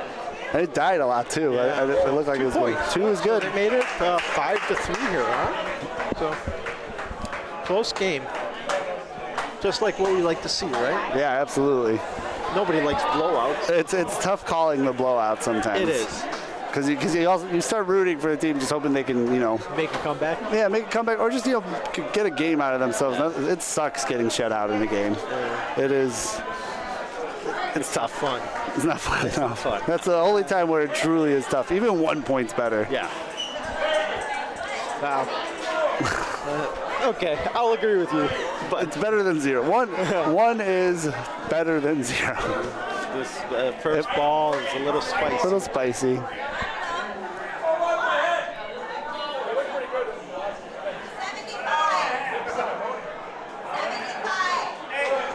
That's going to be good. Oh. Yeah, that's a good ball. Yeah, it rolled in. Front like that, that's a perfect ball for me. Yeah, because even if you're a little short, you can take that line again, right? Bump yourself up. Yep, I love that line. That ball right there, short, a front, a foot. Take that any day. And it does so many things, right? It takes away a line from the other team. Oh, it plays with a person's mind. Yeah. Because you're like, oh, there's plenty of room, right? But that ball in front, I actually like that better than it on the Palin. Yeah. Because you give indecision to the other teams of what to do and how to attack it. This might be That's really a good good. ball. Oh, no. See that hook? That just took off. Right. To the right. That one, watching all the other ones, I thought it was going to hold and kick at the last second, and that kicked sooner than. But I think what happened is it didn't get to the board. So it fell sooner. So it fell sooner because it hit the little curvature that there is, the natural curvature. The rondine. That's whatever they call it. Whatever, yeah. Oh, is that going to hit him? That's going to hit. Is it enough pace to move? I don't think it's going to be enough. All right, but that's a decent ball. They're closing them in.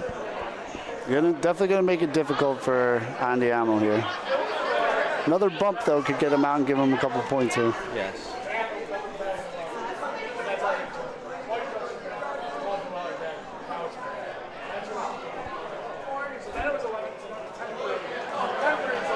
That doesn't look like it has enough pace. It looks a little short, but it's okay. Again, that line's all gone now. It's all gone, right? So you're forcing them to come on the outside. And that's a difficult point because you don't know how much break you're going to get from when you cross court. Exactly. Right. These courts, as you see, it's hard to tell on the television, but they're a little gritty, right? Yeah. They're synthetic, but they're a little gritty. They're very forgiving, speed-wise. Speed-wise, but unforgiving if you turn your hand just a tad. It takes it so drastically off your line, right? Yeah. So it's like a little. If you're not true straight, you're not true straight, you're off your line on these courts. There's no forgiveness there, but speed, you're right. It's definitely one of the only places I've seen curveballs getting thrown here. Yeah, exactly. Because of the release. Because of the release, so. that was a good line on that one if it had the just a little pace. short, You but, see it falling in there, know, but The safe. High Rollers did a good job at Covering closing it up. covering it up, right? We got one for Andiamo there, 6-3. Great. Got about just approaching the halfway mark of the game, 27 minutes left, so lots of time left. You know what else I love about this club is the crowds. There's Yeah. always so many people here. They stay to watch. The energy of this tournament is just amazing sometimes. Yeah, I wholeheartedly agree. Yesterday was even, I mean, it's pretty packed right now, I'd say. It is. And that's great because I'm sure you've been in tournaments, I've been in tournaments where, man, oh man, it felt like the only people in the entire facility were the people playing. Yes. And it's you could hear a pin drop. And there's nothing wrong with that. It has its place in some games, but open early round robin games, I like to see. Yeah. People on crowd. And last night was great. It was last packed. night it was humming, right? Right. It was a great crowd. People. Oh, that's a tough one there, right? Yeah. Maybe a little rushed, got away from her for a second. Sometimes those, what we think are easier points tend to be harder because we lose the concentration of throwing the ball. Right, it's so easy that you focus on what you got to do. Through. Like I have a tendency sometimes when I make a ball short like that, it's because I drop it. And instead of following through on the ball, I plop it into the ground and it just and you just ate 2 feet off your speed. Yeah, I call that the contagious bad first ball. Yes, but they made it. She made a quick adjustment. Quick adjustment. Great ball. And again, are you shooting that one, Leo? That point there? I am. Yeah. Because I can hit either or the ball or the Polino. Yeah, it gives you a good option there. A good option there. The way it's put, right? That's a great closer That's right there. Great closer. That's a great just closer. Short, it looks like. Yeah, just short, but that's a great closer. I mean, and you notice we have not seen a Polino in the middle of the court, have we yet? No, they love this wall. They love these walls. They're playing, it's actually right in front of us here. Yeah. Oh, is it? Oh, there it is. Yeah. They're playing. They've been using it almost every frame. Oh, that's a strategy, right? I mean, it's a huge strategy in open play. It's huge strategy because you're closing up the lane. If you're playing a dynamic team, you're closing up their option.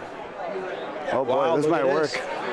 Look at this. Oh, the board at work. Oh, almost. A little magic there. A little magic, but still now. But now it's now makes it impossible to. It's dangerous territory, right? I would almost just take this point. Not with 2 balls left. No? I would try one. I would try to come up on the outside by the board and try to split those two. Be right in the, lean up on there. But they still had one more. So was another ball. Like this looks good. I would have left it. I would never. So now they you open it up, right? They played. I would have played more, but they played aggressive. It almost worked for them. Yeah, just broke inside a little too late. Almost cleaned out that black ball. But it opened up now for the High Rollers to maybe sneak in another point. Yeah, wide open now, and they love using the wall. So that's their lane right now. Right, using their own ball as a backboard as well. The other team did them a little bit of a favor there of opening it up for them. But the hard part now is to do it. Right. It's easy for me and you to talk about it. Yeah. Now it's they need to execute. Yeah. The hardest part of the game is executing. Right. Yeah. And these are such always very important points in games too. When it's wide open, you can lay them in there, score some for your team. They can come back and haunt you when you don't pile it on when you have the opportunity to. But this looks it's spicy. It's a little fast. I don't think it's gonna. All right. I have a saying. You score 1 point all the time, you're gonna win the game. Yeah. Right? Yeah. As long as you can score 1 point all the time, you're going to win. It's the problem if the other team scores 3 or 4 at a time. Yeah, that's those you try to avoid the best you can. They're holding up 1. So 1 point. So 1 point for the High Rollers. So back and forth this game, which is good. 4-6. And we have 23 minutes left. So just under half. 6-4. Yep.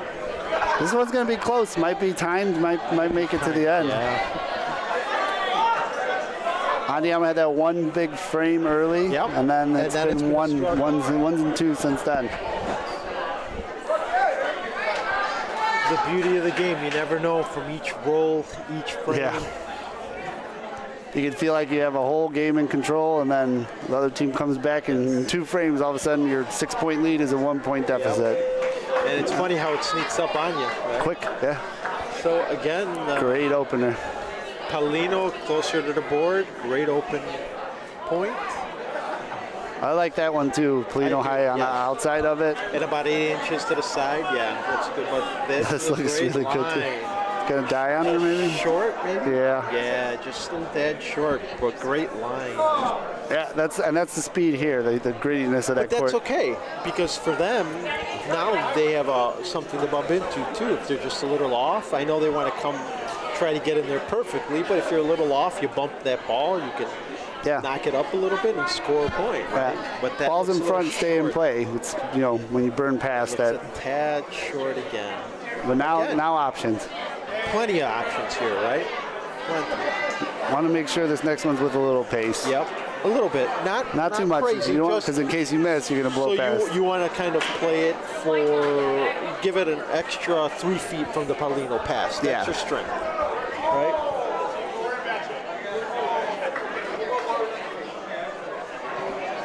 Definitely got the pace on that Looks one. good. If It's going to bump it. Oh, it's going to sneak past everything. Oh, wow. That's unfortunate. That's it. But that was the perfect speed. That was the one. That was the perfect speed. Any contact there, that's point. Again, it's okay because you still have blockers there. Yeah, and they took away that. They're taking away that lane. Yeah. This one's a little early, but it can filter to the other one. Let's see how long it between, holds. And then kick. And then see. And Look kick at too. that. Look at that. Look at that kick. Wow. Where we played, that probably would have been perfectly right into that Right. ball. But that Yeah. kick was That kick is- like 6-8 inches farther, quicker than we're used to seeing. So it's going to be interesting to see how the high rollers play this, right? Are they going to try to finesse their way right in there in the between? It looks by the way she sets up, she wants to go in between those blue Yep. balls. Oh, Yep, she's going to give it a little board, but she's firm. Oh, she's going to go find it. oh, that might It still might work. work. Let's zoom out a little. You can't. Yeah, oof. No, Oh, okay, so that's not a bad strategy. No. Might not have been firm enough. If she doesn't drag the Paulino, that would have been two. yeah, no, that's an unfortunate little kick Yeah. out there.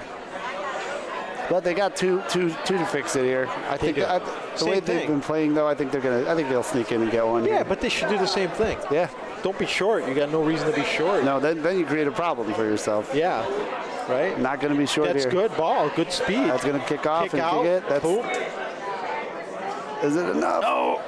Oh. No, I don't think so. Can you zoom in on that? Call is Still still blue. blue.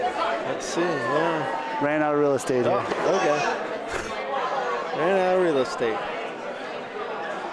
Lining up, though. Let's see where. I think she's going to try to She bump. has to. Same thing. Yeah. I mean, Oh, yeah, the she's strategy's going. the same thing, right? Too soon?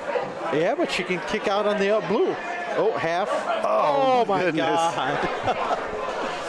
Well, it didn't work out for him, but the strategy was. I think that was a a great correct- strategy. all That's correct calls. All correct calls. Yeah, no, it just, bad luck with that first one. They found it and it went and dragged the Paulino. Drag the play, yeah, which is hard. I mean, that's a hard thing to do. Right. They couldn't do that if they wanted No, to. It's 'cause especially especially with that distance that there were between the ball and the Paulino, right?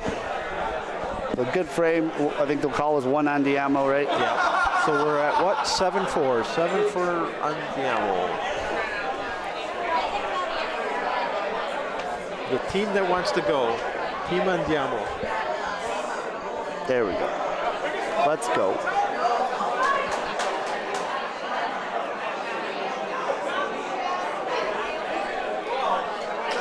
Is this our first non-board Polino?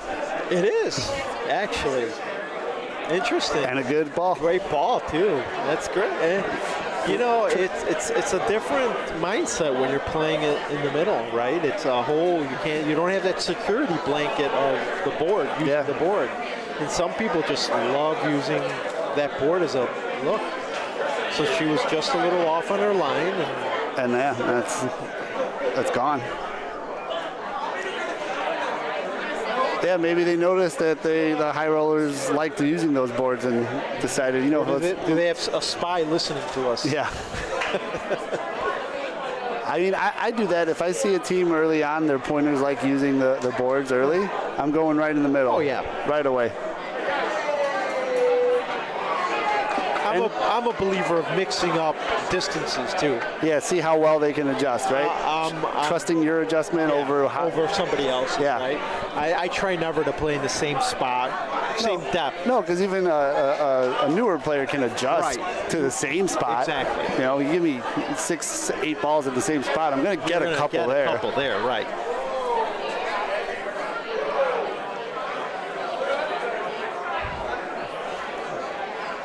So I think these are like the. Oh, this is going to be good if it's sold. It's a little firm. Little firm. That was the line, though. Good line out. Good correction from the first two. Yes, but they need a good ball. They need something to close up that lane, right? Yeah. A little bit shorter. At least in front, right? Make them point around you, trying to figure out, that negative space, right? Yes. The hard. Remove the Polino from a player's field of vision, and you'd be surprised how it messes with people. It does. Then they have to visualize a new spot and pretend it's there. And if you don't have a good visualization tool in your brain, it gets tough. I've seen it on people where they're just like, I don't know what to do right now. Oh, that's good pace. A little too fast. A good second holder. Probably would have wished that would have leaked out a little at the end there too. But I think it leaked out at the end. I think it's still one blue here. Yeah.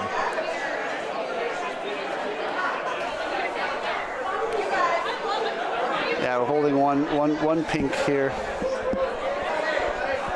So this could be trouble now for high rollers. They could with Team Andiamo with 3 balls, and they have a lead of 7-4. They could really put it on. Put this game, make it a little difficult. That's going to do it. With 15 minutes left. And that one's right on Polino. 2 points. So trouble brewing. Yes, trouble brewing.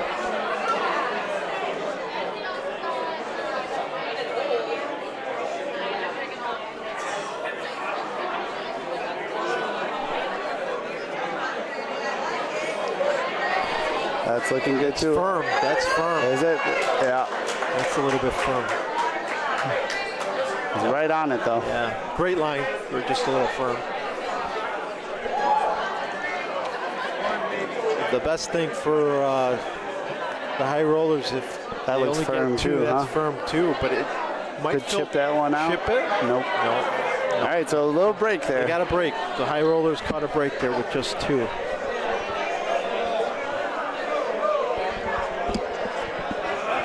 So 9-4. Andiamo takes a more of a commanding lead. What are we at here? 14 minutes, so at least 3 more frames. Probably more. Roughly, 5 minutes a frame, give or take. That's where we average them out usually, too. 5 minutes a frame. And like I said, they're playing at a high speed. They're not really discussing. They're playing at a really good clip. Yeah, I think not discussing shots and the time it takes for your shooter to kind of line up, figure out where he wants to hit it from, all that. I think the pointing approach speeds the pace up. So again, the Paulino not quite as close to the board, a little out, right? Making them decide, it hard, see if they can do it, right? Play the board or play it straight, right? Don't think that's got enough. Nope. Just short.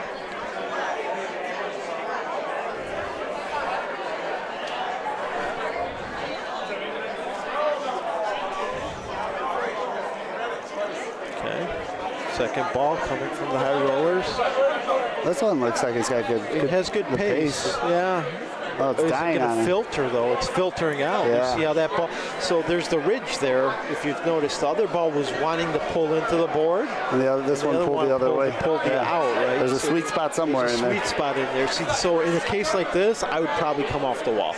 Yeah, Use the because it rail just did that. because of that, right? Keep it on this side of the ridge, the right side. That's of going to the pull ridge. out too. You see it? It should. Oh well, It's short though. didn't we don't know. get to do anything. Yeah.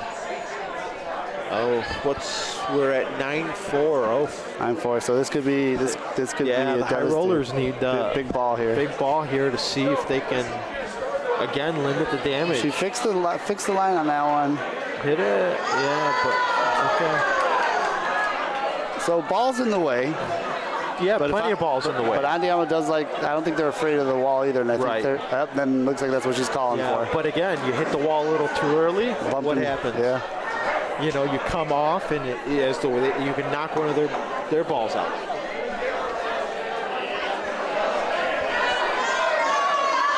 Oh, she might just sneak right past. Snuck into it. Look at that. Wow. That's just good pointing. Yeah, great. It's a game of centimeters, Yeah. not even an inch. Yeah. If she was trying to get to the wall and didn't, I'm still pretending like I meant to do that. Exactly. I meant Me to too. do that. I meant to do that. That's exactly where I threw it. That was some early coaching I got from someone once is treat the worst ball you threw and the best ball you threw like you meant to throw both of them. Okay, so Team Andiamo. Are they calling to just take the two? Wow. Wow, interesting. 2 balls in hand, and they only took 2. With a lot of space, too. Interesting. Maybe they know something we don't. That there's 11 minutes left. Maybe, I don't know. Maybe. Or they're giving them? No, they're not. They didn't give them. No, they're hugging. Are we off on points? I guess we were off by 1 point. They made 3? Were we off on We points? might have missed one. I didn't think we were off one. I felt I don't think so either. 12 is on the board. Okay, so it's... And that happens. And that happens. So we work for free, folks. So errors are going to be. Team Andiamo pulled off the victory there. They're very, very, very in control of that game. Very in control of that game. They pointed outstanding, and they played some. Even when they didn't make the point, they played. They had some defensive balls. Yeah, not a lot of mistakes were made. And then some bad breaks for the high rollers, Yeah. too. Specifically, that one frame where she hit the shot, it dragged the Polino. Exactly. And was a that bad could have been 2 or 3 for them. Instead, they gave up one, and that hurts. Yeah, that's And you never know. Yeah. That's And- why you never give up Right. in a game, right? And some good sportsmanship at the end there. Yeah, and that's the beauty of this game, right? Yeah, truly. Best part. All right. Thanks for watching, folks. We got 6 games before we play. Yep. We'll take a little break, figure out who's on this next court. Well, thanks for having me. Thanks for coming by, Leo. We're going to say goodbye to the folks. Show your beautiful mug. See ya. And good luck in your next game. So You too. You got one more? we got one more, but we're 16 games away. Oh, okay. So We're 6. So I'll be here. you'll be here. I'll be here. Okay. Thanks again, folks. Thank you, Leo. Yep. Always a pleasure. Leo, one of the most decorated players in bocce. Always a pleasure. Always a gentleman. And always willing to share his knowledge. So if you ever see Leo out and about in a club, in a game, don't be afraid to say hi. He is a well of knowledge that he is always willing to come in.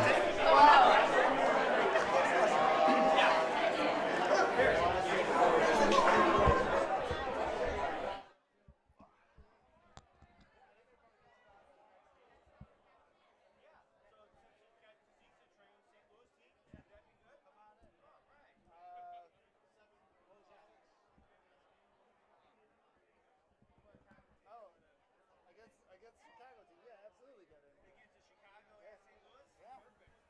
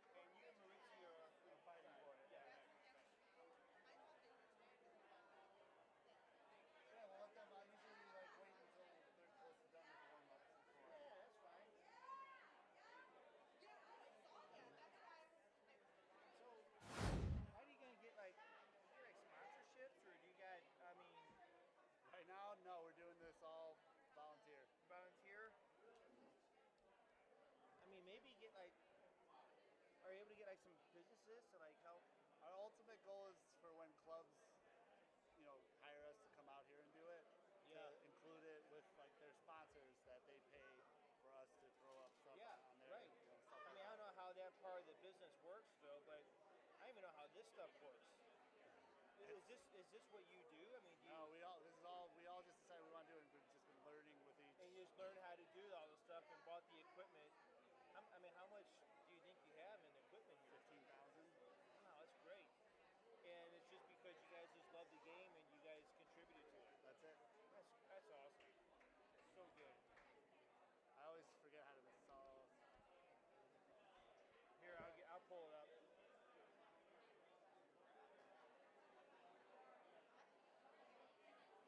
What cracker are those?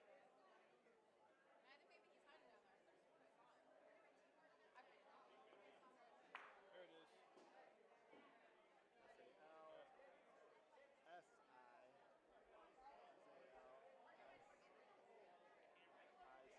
Got it. So, I watched your guys' preview to this, and you're like, yeah, it's a Zitza. I would have say sausage.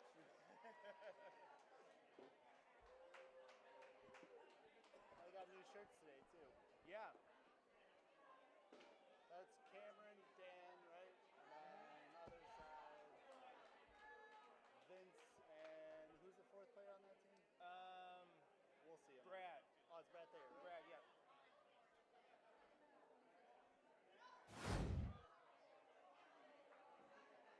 Have you guys played all your games yet? How are you doing? We got one more.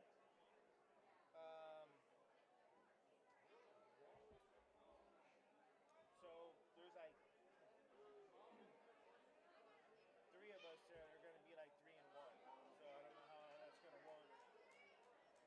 Head to head and then differential. Right.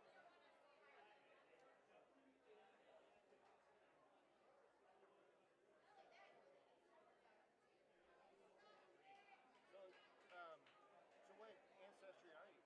Polish and Serbian. Okay. Where are they at? Do you live close to Highwood? No, I'm in like the heart of Chicago. Is where Okay. I live in. Highwood's like 40 minutes north. All right. So, but it's a great club. But how often do you get up there to play? I try to get up there like once a week at Okay. least. Yeah. Were you able to hear those guys chanting over there? No. So- These are like specialty microphones, so they're designed to kind of drown out that. Right. So I didn't think you guys heard that, but at the bar,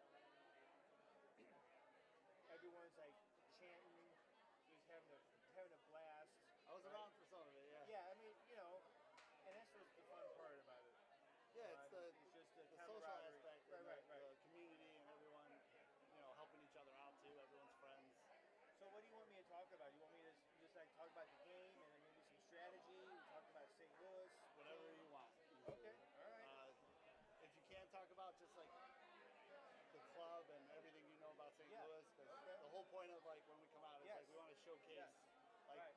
like this is a St. Louis broadcast. We want everyone to know everything there is to know about this place. So, and I usually, since I'm controlling all this shit, like I'll talk about the game. You can talk about whatever you want. Okay. I'll interject with the game stuff. You can just kind of go with whatever you feel like talking. Can you do a Harry Carey impersonation? Holy cow!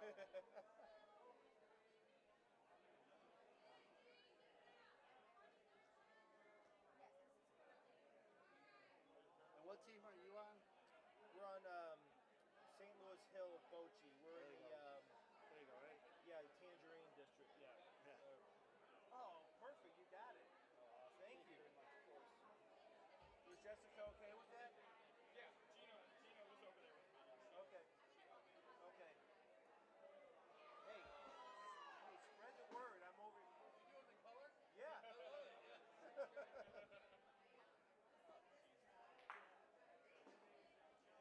All right, you ready? Yeah, I'm ready.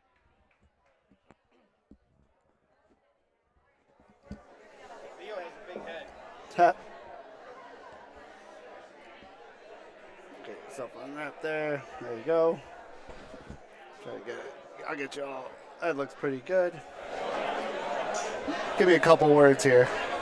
Testing. Yep, perfect. All right.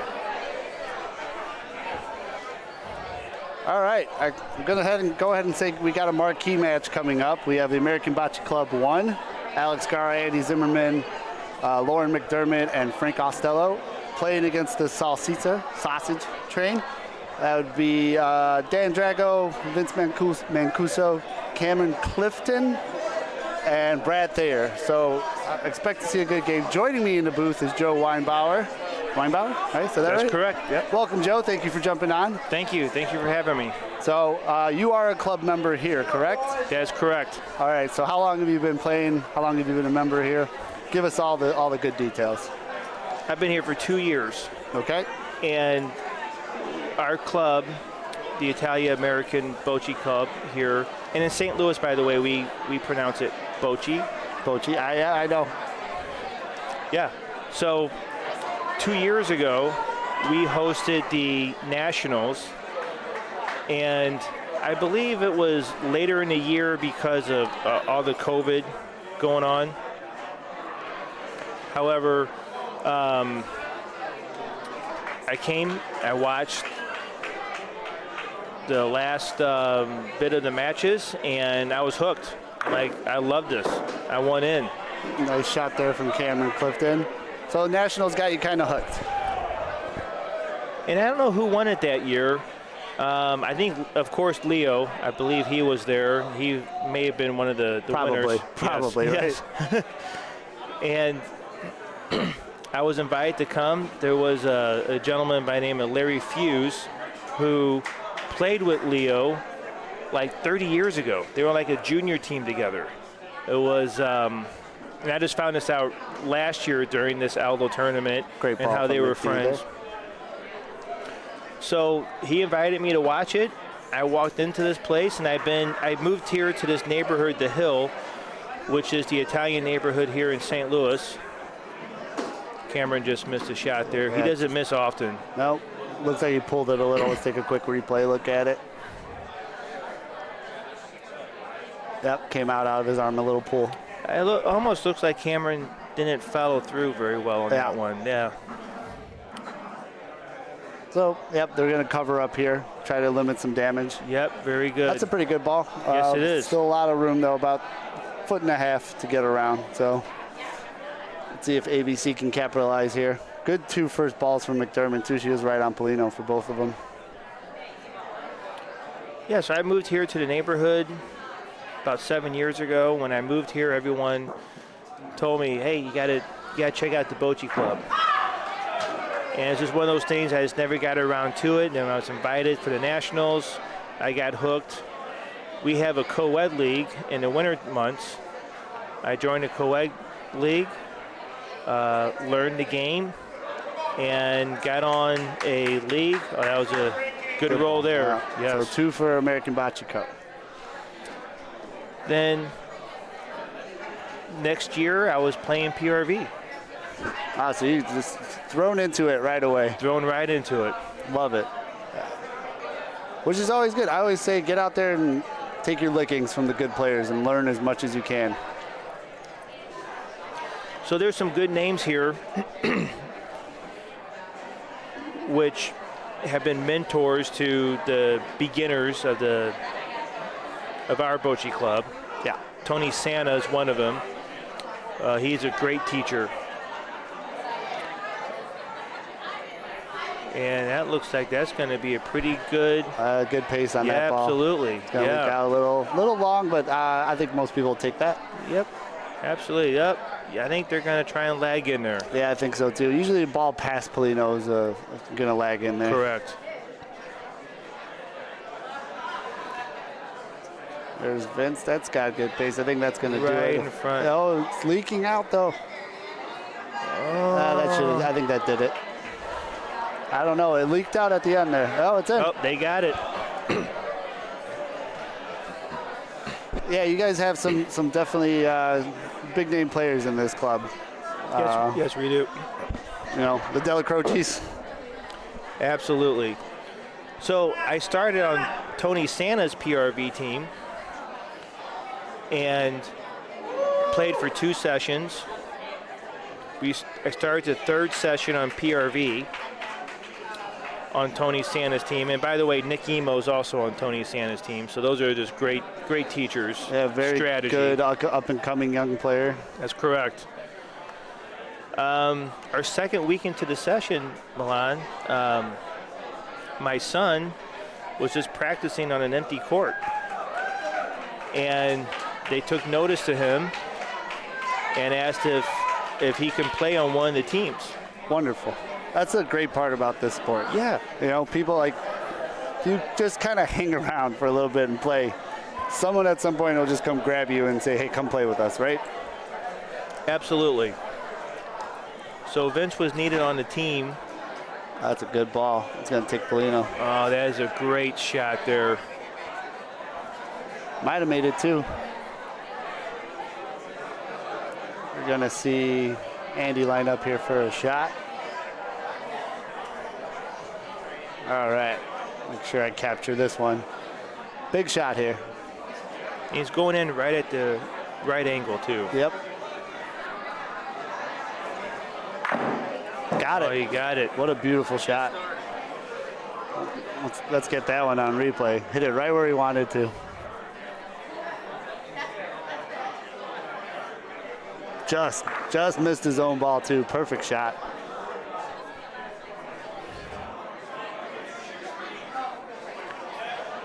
Oh, and for the audience, Andy there, he shot. There's a couple of techniques that people use.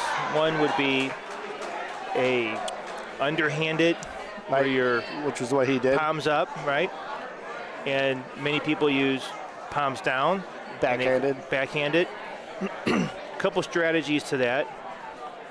One would be if you backhand it, usually you get some backspin on it. Yeah, it gets it to stick around more often, and a chance of sticking it. Absolutely.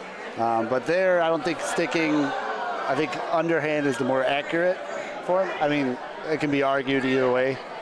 But I think Andy is more comfortable and more accurate underhand, and I think he wasn't concerned about sticking around there. He was concerned about breaking that up. I have observed the better players palms up, underhanded, and they seem to have more accuracy that way. Yeah, I have both in my bag, but I would say 95% of the time I'm shooting underhand. And I'm the opposite. That's fine, though. I mean, also stick to what you know, right? I figure my experience has been the backhanded shot I've been more accurate with. And, you know, not probably what he wanted there, but a good enough ball. This is Brad Thayer. Excellent player. He's from New York City. And just to let everyone know, Brad comes from New York City to St. Louis, Missouri to play in this tournament. Yeah, in his RV. Yes.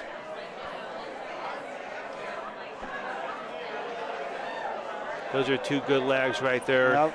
And just like that, yep. Salsicha Train is right back in it, ties the ball game up. 2-2.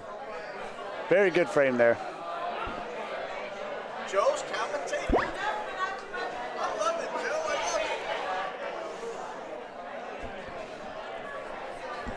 love it. Battle of St. Louis versus Chicago going on here.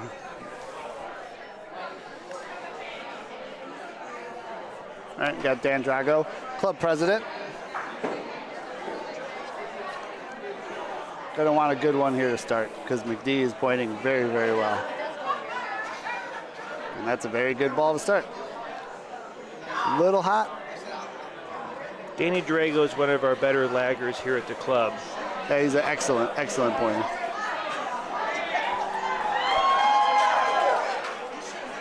Danny Drago's been the president of the club now for about 1.5 years.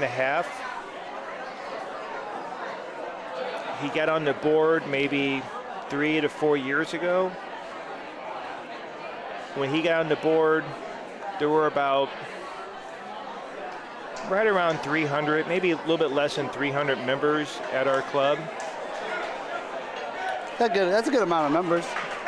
And now we have 585 members. All right, he's doing something right. He has done a great job here at the club to promote the game of bocce ball and build that camaraderie that we're experiencing here today at the Aldo tournament. Yeah, Dan reached out to us to help broadcast it, and we couldn't be more excited for it. He's been a big friend to myself, Alex, to American Bocce Co., to the BBN. We're super proud and happy of this partnership. Hope it's one that we can maintain for a very long time. And we will. I love coming down here. St. Louis is a very easy trip from Chicago, and it's very worthwhile. So how many participants in the tournament are from Chicago? I believe we have 4 teams here. Okay. This is a pretty good showing, I think. Was the travel preference car, train, plane? I think everyone took the, because we have the fast Amtrak now. Yes. From Chicago to St. Louis. An Amtrak, I took my very first one last year here. And it's a very pleasant way of getting around. You know? Oh, yeah. I do know of one Chicagoan, is that how you say it? Chicagoan, yeah. Donko, he drove his BMW M5. Yeah. Did he say it exactly that way? Well, I saw him get out of his car, and I had to compliment him on his vehicle. On yeah. the M5. BMW. Oh, that works. A little spicy, a little hot. Don't want to leave. Well, Don't want to leave Dan and Cam with 2 balls to point in, but still got to do it, right? ABC's Out of off balls. 4 balls. Yep. They're sitting 1 now, I believe, too. That one came off enough and bumped them out. Cam's taking a look at that.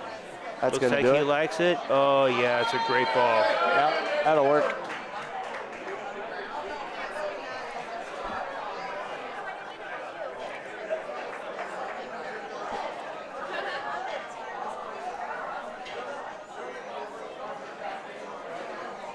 Oh, he looks like he's going to get 2 here. That is another great lag. pretty ball. Always nice when your shooter's lagging like that. Absolutely. That's a good feeling, right? Bail me out. 2 more points for Salsicha Trade. Nice frame there. A little rough pointing from ABC, and Salsicha Train capitalized on it. And that's what's going to happen when you play good teams. The margin of error becomes very little. You don't want to leave. What we saw there is just wide open in the front. You know? Absolutely. A good team is going to murder you. Absolutely. If you do that. And they did, you know. And Vince has been pointing well. I got to practice with him earlier yesterday. He was all over it. Even there, his line's a little off. Speed's perfect, Polino High. Not a bad ball, but a lot of room. So here at our Bocce Club, IABC, we have pretty much every night, but Saturday and Sunday are league nights. Monday, we have open play. Tuesday, we have an early league that's open play.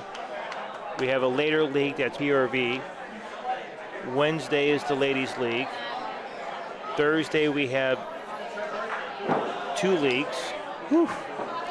Friday, we have another ladies' league. The Zazica Train has a men's league and a men's team in every league. Yeah, they love to play, huh? And they have different players for each team, for each league.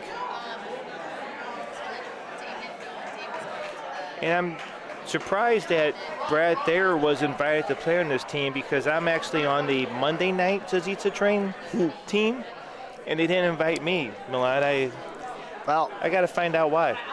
Brad's really good. That's all. He is really good. There are now a long list of players that I would take ahead of Brad. And also, too, another, kudos to you guys and talk about the camaraderie of bocce. Brad's willing to make the trip from New York and it's a classy move by Dan and Vince to be like, come play on our team. Absolutely. You're gonna make a trip halfway around the country. We'll put you on a team so you can come compete. Absolutely. So very, very just speaks volumes to the caliber of people here and what you guys are building and creating. And it's showing. In the last 2 years, you almost doubled your membership. And that, I mean, look at that ball. That's why they took Brad. Beautiful.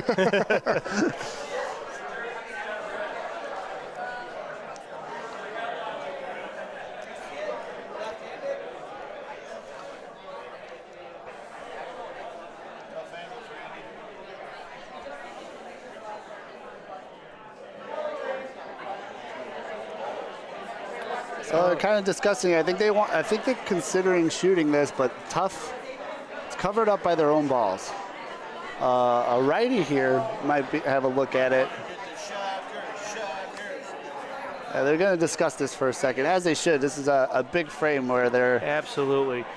It looks like Alex is going to bank it and try and knock out the point. Yeah. Try to follow the line, right? Correct. And by the way, Alex is always smiling. Well, that's Andy. Andy. And he did not like it. No, he didn't. But he's still smiling. He Look didn't. at that. I don't know. Oh, he almost got it.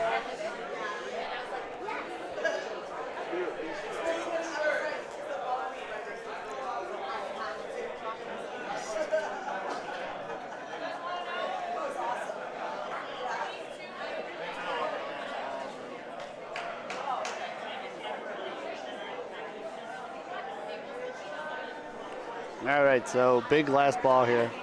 And I agree, cover this up, right? Andy just needs a little bit more steam on that ball. Not enough pace. Call is 2 right now. They got 1 ball left. Good cover ball, though. Takes that direct line out of the way. Gonna have to try to squeeze through those 2 in the middle or try to come on from the outside. And I think the call is, I think point it from the outside. Avoid trying to bumping anything, accidentally selling a point. I think Danny just pointed to the Paulino to say, hey, if you hit the Paulino, it's okay. Oh, get past there. Not enough pace. Just missed it. So 2, and I think they're going to measure for 3.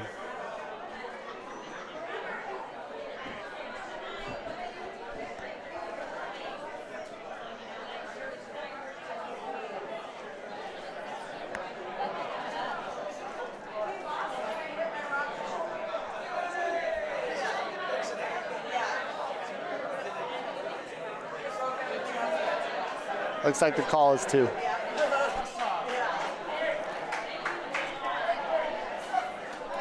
I think the call is 2. Call is 2.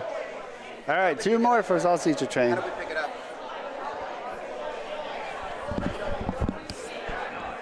So we're not live. Okay, we're not live. We had to, because the internet was going in and out, so we're recording it. And then at like 6 o'clock, all of it will be online. All right, so 2 more for Sausage Train. They're pointing very well right now. And Danny Drago, like I said, he's one of the better laggers in the club. He always throws the Paulino. When they win the Paulino, he throws it first because he's your pointer. Because of this. A little more steam on it there, Danny. A little short, but not bad. That's okay. It's in front. Maybe about 18 inches, 20 inches. Yeah, 2 feet. Milan, whenever that ball is in front of the Paulino, it's a good thing. It is a good thing. When you're down at the other end of the court and you're staring that down, yeah, it gets in your head. It gets in your head. You don't know it. Yeah, look. So they're tapping where he should throw the point, but it's not that easy.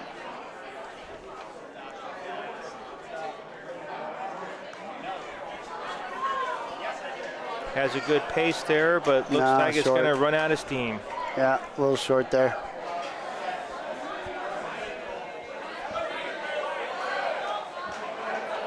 Yeah, Alex is telling her to go. Yeah, I think cross court's the better call here.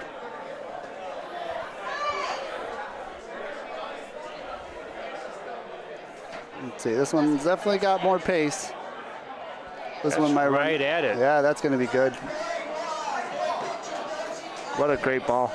Yes, it is. Going to give you guys some quick score updates while we're at it, too. For all the other courts, we got Bocce Babes losing to the Godmothers 12-6. The Playmates taking down RHO IABC 12-3. Belza de Ball taking down Polino Princesses 12-6. St. Louis Hill Bocce taking down Rex Goliath 11-7. Highwood Bocce Club in a very close game against Bad Boy Bocce 12-8. The Punishers getting beat by their crosstown friends in Murfreesboro 12-9. My team losing 6-12. Archie Aldo to Heron Connection. Volarama beating Bocce Fellas 12-5. And Vinny's team squeaking out a victory against La Dolce Vita 12-10. Just missed that game. Would have loved to see that close one. Right now we got ABC sitting 1, I believe, with Sausage Train. Cameron Clifton throwing his last ball here. Gonna want to try to at least cover this up if he can't steal the point, right? Cameron's only 22 years old.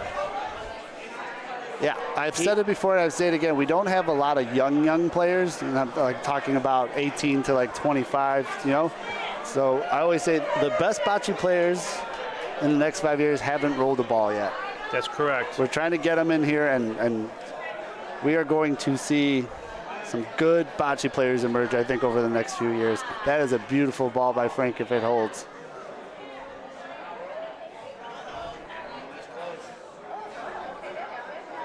Maybe in. Definitely 1, maybe 2. Milan, you mentioned the scores update with the Godmothers. Uh-huh.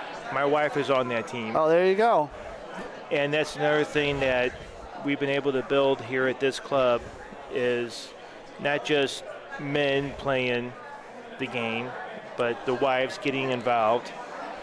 Co-ed leagues, ladies leagues, men's leagues, and everyone's in. Yeah. It's the best part about the sport, right? Anyone can play. Yes.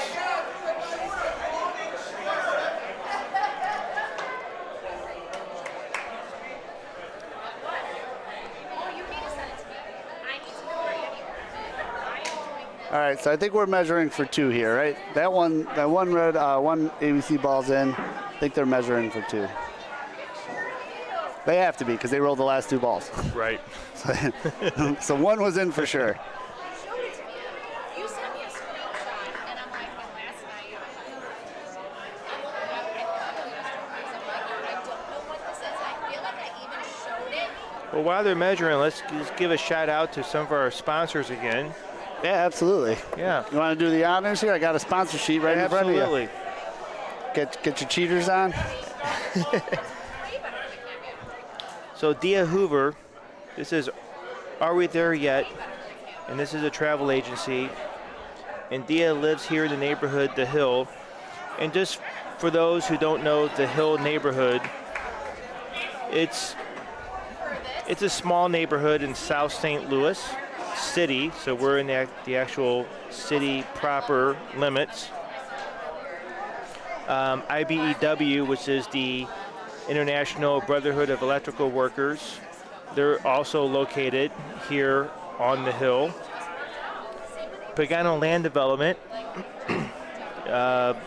Chris Pagano and his son, Salvatore Pagano, they run... Sally. Right. I think I met them. Are they here? No, they are not here. All right, then I made that up. You know, a lot of Italian names this weekend. So just something about Pagano, and I think this is true with most Italians. So this is my wife's family, right? And my father-in-law is Salvatore Bono, and he's got several cousins with the name Salvatore. The first one that's born is Salvatore, Sal. The next one that's Salvatore is Sam. Then the next one is Sal. Then the next Salvatore is Sam. So they had to alternate because there's so many Salvatores with all the cousins. Hey, I love it. I love it. Calcaterra Funeral Home is our another platinum sponsor, and they've been here for decades. Yeah, big part of the club, right? Absolutely. So we thank your platinum sponsors. You guys are truly some of the key foundation that makes this tournament what it is. So thank you. And what else we got? I don't know. They're still measuring. So we got Guido's as our gold sponsor. Guido's catered our dinner last night, which was terrific, fantastic.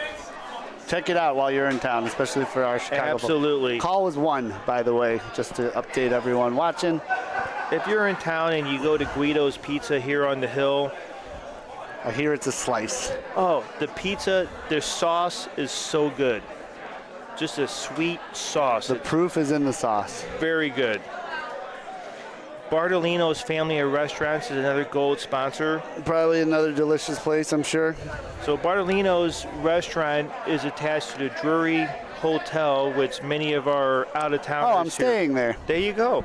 Bartolino's. For some quick vino, go to Bartolino's. Another part of the Bartolino's family is Chris's Pancake House. And I had breakfast there today. Oh, there you go. I'm doing it right. Treat. I'm doing it right. So Chris's Pancake House is probably the only breakfast restaurant in America that has breakfast zazitza on their menu. Beautiful. And Chris Saraceno, another, he's part of the Bartolino family of restaurants, and he lives here in the neighborhood. We also got Auto Art. Auto Art is a company that. Oh, shit. Very rare miss there from Vince. He's been pointing his butt off so far. A rare miss. Going to see if he can correct that. Yep, picked up one There right he away. goes. He usually doesn't make many mistakes. If he makes a mistake, he'll make the correction here. Looks like he likes it. Yeah, the pace is better. Yeah, that's going to be a good ball. Right in there. Very good, Vince. Leaked out enough, though, where I think they might shoot this ball out, huh? So just to mention Auto Art again, one of our gold sponsors. Auto Art is also here in the neighborhood, and they do body work for cars, but mostly they restore old cars. And they have a collection of very old cars. In fact, they're restoring right now a Bandit Trans Am. Ooh. And I got my eye on that, Milan. And I told him, I said, you better let me know before you sell that car, because I want first rights on that car. Beautiful. Beautiful work they do. All right, so they elected to point instead of shoot, and I think it was the right call. Snuck in there. Wow, what a great point there from Alex. Another one of our gold sponsors is Rich Lazinski. Also lives in here in the neighborhood on the hill. Rich, I think, oh, look at Brad. He likes to vote. Oh, it bounced over. Bounced over. Take a quick look at this replay. Right over it. Oof. He liked it. So the volo shot, you have to hit the ball on the fly. And it's a very effective shot. And I think that's what Brad was trying to do. Oh, look at that. Look at that lag. Oh, I think he's just short. Nope. Let's see what the call is here. A lot of congestion there. You can't touch their ball. Cannot touch that ball. But you can come all the way out to here. You can come all the way out here. So back to some of our sponsors here with Milan. Yeah, absolutely. Keep Rich going. Lazinski, like I was talking, he lives here in the neighborhood. He's an attorney. At law. Terrific business. And I would bet he has the hardest Rafa shot in the club. Has he been to Ohio? You know, I don't know. Did they have some hard shooters in Ohio? They throw hard. Almost like they're trying to explode the ball. East Coast too.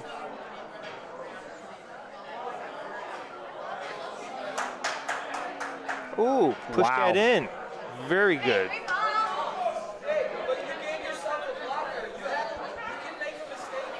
Another one of our gold sponsors, Milan, is the American Sons of Columbus.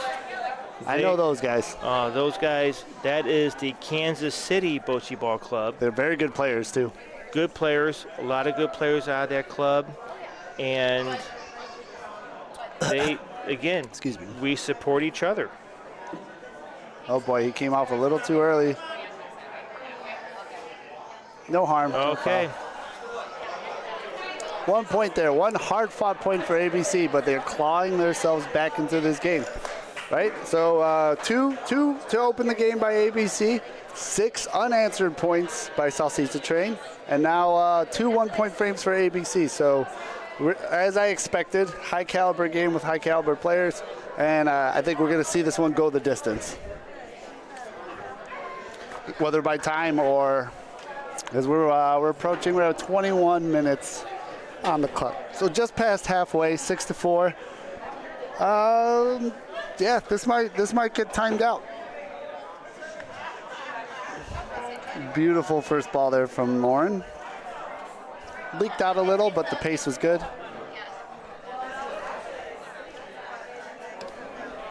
Milan, Danny, he sees that ball, he sees some space there, but from that perspective, it looks further than what it is. Yeah. That's some good pace too, And though. he's able to lag it right in there.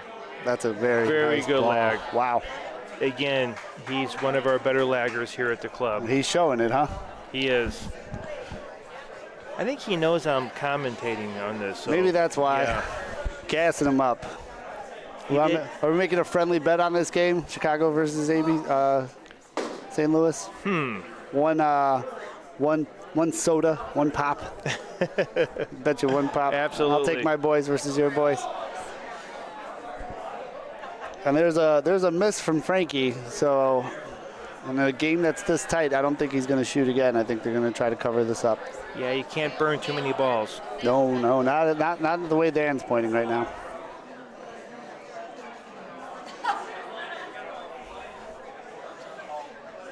It's got to slow down a little, or take Polino. Drag it. That might work. It worked. Yes, it did. All right, little fortunate outcome there. Drag the Polino. So we're sitting 6-4. Salsicha Train. Salsicha Train's got 3 balls left on this frame. Curious to see if they're going to decide to shoot. It looks like he's lining up Cameron to shoot. Yep. Okay, Cam. Let's see if he can follow through on this one. And he did. Nice clean shot. Got to stick around Very a little clean. bit too. Great shot. Let's take a look at da-na-na. Can't make that sound too much or we get copyrighted. Great shot, Cameron. Nice and Yes. clean. Got the ball out. Gives him point. There's a rough line. That might Boy, be point. That leaked in there. Wow. Hey, the long way. I got a beer on this, boys. Come on. Also, Milan, that shot there from Cam, that's what's needed for teams to succeed in any tournament. Oh yeah, I can tell you right now. We a game that we lost, both myself and the other shooter on our team, we struggled, and it cost us the game, hands down. Our pointers did their job, we didn't do ours, and that was the difference. It's got good pace. It's got to get there. It's got to get there. It's going to be short. We've been able to watch a lot of bocce this weekend, and the teams that succeed are the ones that shoot. Yeah, And if there's a ball close, got to get it out of they there. get it out of there. And that's how these teams advance. Oh, that might chip them in. Chip it in, bump it up. That's one way to do it. Call is 1 for Salsicha Train. We got 7-4, close game, 18 minutes left. Going to see about 4 or 5 more frames. So that last frame there, that last ball there, when you push that ball up, that's the benefit of the open league. Yeah, no penalty for. No penalty. PRV is you have to call your shot, and everything's marked, No everything's slop. measured, no slop. Absolutely.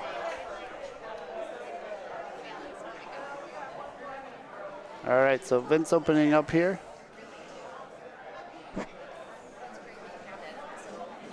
That's a good lag. Look at that. Took Right the on the Polino, Polino. Yeah, it saved it by hitting the Polino there. Otherwise, it would have gone pretty far past, but still a good point. I think Now, a ball like that, when you're the next lagger, you got that ball as a backboard. yeah. We're going to see a point here from Alex. And it looks like he's doing that exact same. He's following the line. It's got to get some legs. I think it's going to be, oh, that's pretty. He got it in. And in front, right where you want it, right? So that's what you want to do, Milan. When you're playing, you want to observe the other players. Oh, yeah. And you want to get in line with what they're doing. So I'm sure Vince is probably almost in the same spot where. Yeah, of course. Absolutely. One of the best tips I got early on in my bocce career is someone told me, you better be watching what the other team's doing with every single ball, because that's free information on what the court's going to do. Yes. And I have held true to that. I am staring down every ball that's rolling down the court. No point there. Brad Thayer is going to try to beat the point. Got a good pace to it. I don't know if it's going to get there. I think they're going to bump them up.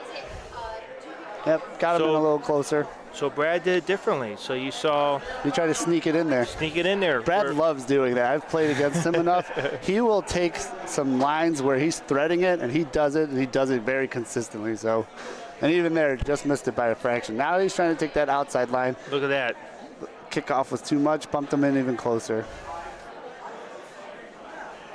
Well, look how they're surrounding that Paulino. Yeah, they're making sure they only give up one.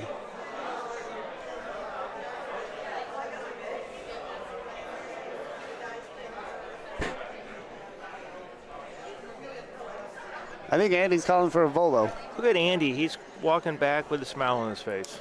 I think he's going to try to volo his own ball. This is going to be fun to watch.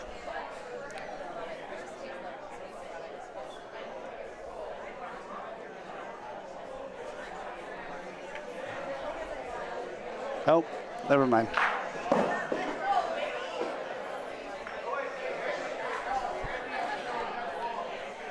The volo shot is a very difficult shot. It is, unless you're two-time precision shooting gold medalist, Andy Zimmerman.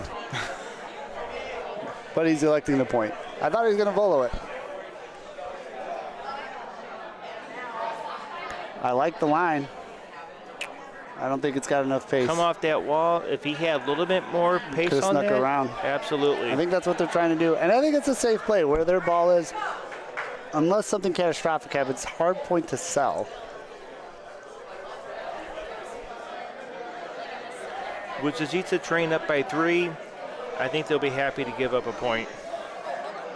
That one's got a little too much pace. Uh-oh.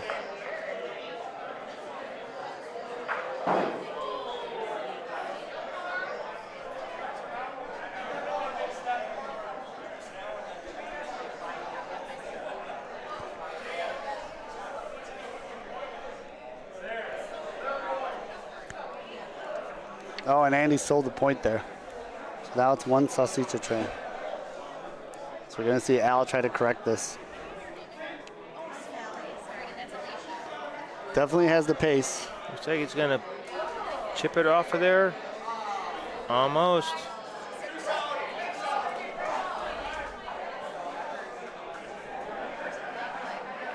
Says we go into. Oh, no, one ABC, so 5-7. As we go into the next frame here, Milan. You got some more sponsors for us? Our silver sponsors, Personal Space Fitness, another business here in the neighborhood.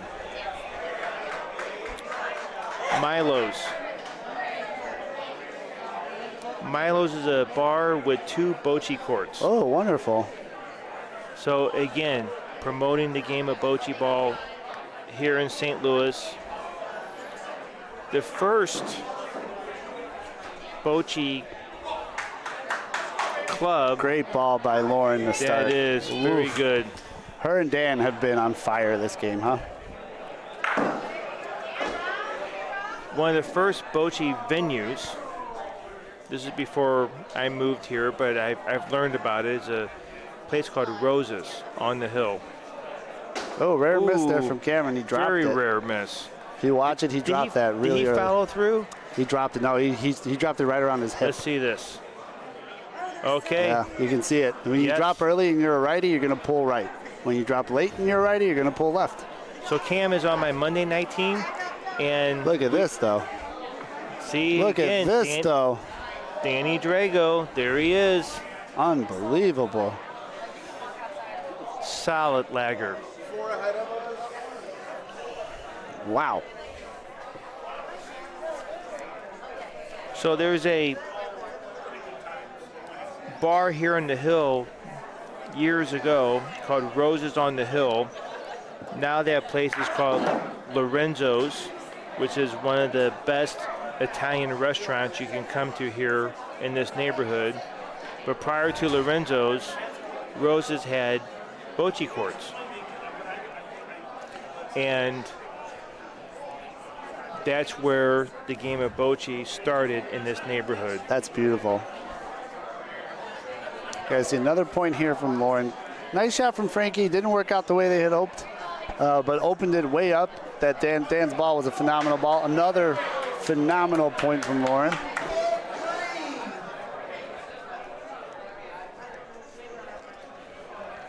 We got 3 balls to 1 advantage though for Salsicha Train. Oh no, 2 balls to 1. Cameron missed his first shot.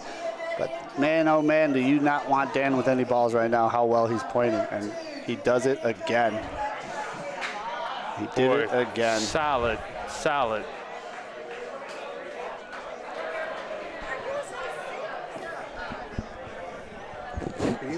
Are you able to get this like on the screen somehow? It'd be too much right now during the. Okay.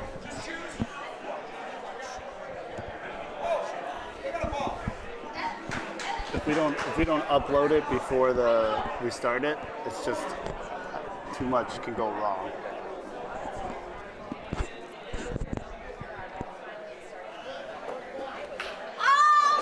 And a big Polino shot from Frankie.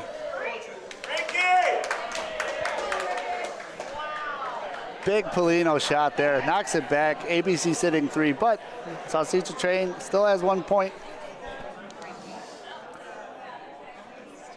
And they're calling for Cam to point in. I wouldn't mind a shot, maybe shooting one of their own balls up, but I think the safer play here is don't even have to get the point, but maybe take 2 away.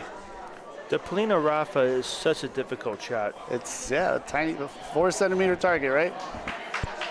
And that's a smart play there because they're not going to get point. Oh, he's going to hit the wall, though. Oh, dead ball. And now that happens. Down to a 3-point swing. ABC takes the lead, 8-7. Big frame there. The first big frame of the game. We've been watching 1s and 2s mostly, but a Polino shot like that can change the course of a game. And with 9 minutes left, I'm assuming we're watching most likely our second to last frame. So what are they talking about there? What do you think, Milan? So, Alex, I don't know. Maybe just joking around a second, getting the nerves out for a minute, huh? Possibly. It's a big game, and sometimes you can get a little tight. You know, a little joke here, a little, Absolutely. hey, stay loose, loose. Have fun, right? A lot of times we get really competitive. We forget the most important rule of playing bocce, and that's right, have fun. And that's part of it, too, because we're playing against friends. Yeah. Oh, God, you play long enough, everyone becomes your friend. We're friends now. That is a great lag. That's going to be right in front. Get there. Good ball, though. Yes, it is. Just to let you know, though, you're not getting paid for this. We'll try to budget out for guest commentators in our 2024 fiscal year. Great first ball. Lots of room, though, and Vince definitely loves using the wall. And again, might leak out a little too far. Maybe a little long.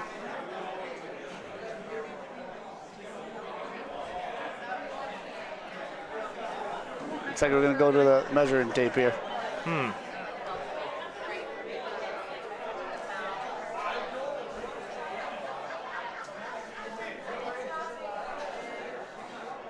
See if I can give you guys a little closer look at what we're looking at here. No, we're on cam 1. Yeah, I wasn't sure. There you go. So Milan, where's the next venue? For us, Yes.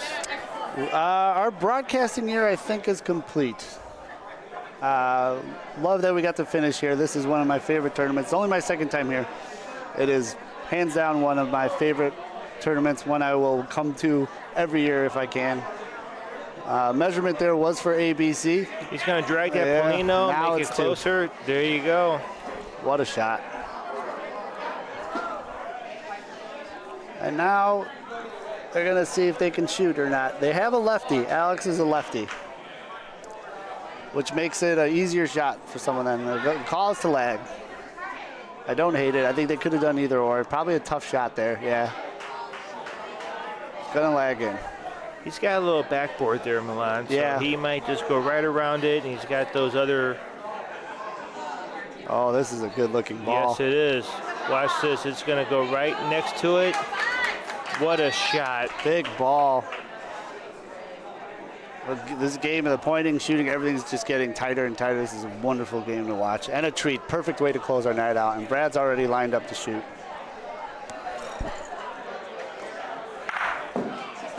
That's a great shot by Great Brad. shot. He knocks his own out too, but that's okay. The whole point there was to get them point, and that's exactly what he did. 2 balls for each team left. ABC's up. And part of that strategy is, yeah, you knocked out 2 points, but Oh, they're electing to shoot, and I like this call. Yes. They got the ball advantage, right? And he shoots it out. They're sitting 2 points maybe. He can take both of those yellows out if he hits it clean.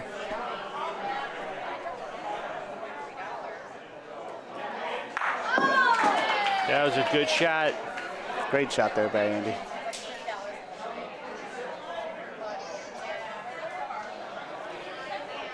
Leaves them with 1 point. Ball advantage. Big point here for Brad.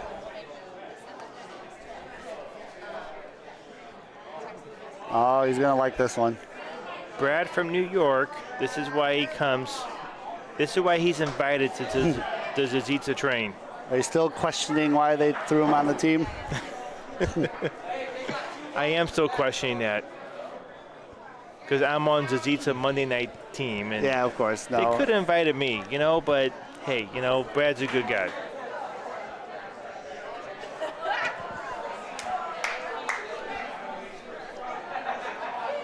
Big shot here for Andy. He has to shoot it. And he got it. Big shot. Let's see that again. That's a huge shot. Hits it clean out. Doesn't touch the Polino. Look at this form. Very nice. What a big shot. True and true. So the Rafa shot, so that's the Rafa shot. Right. And it's not easy. No.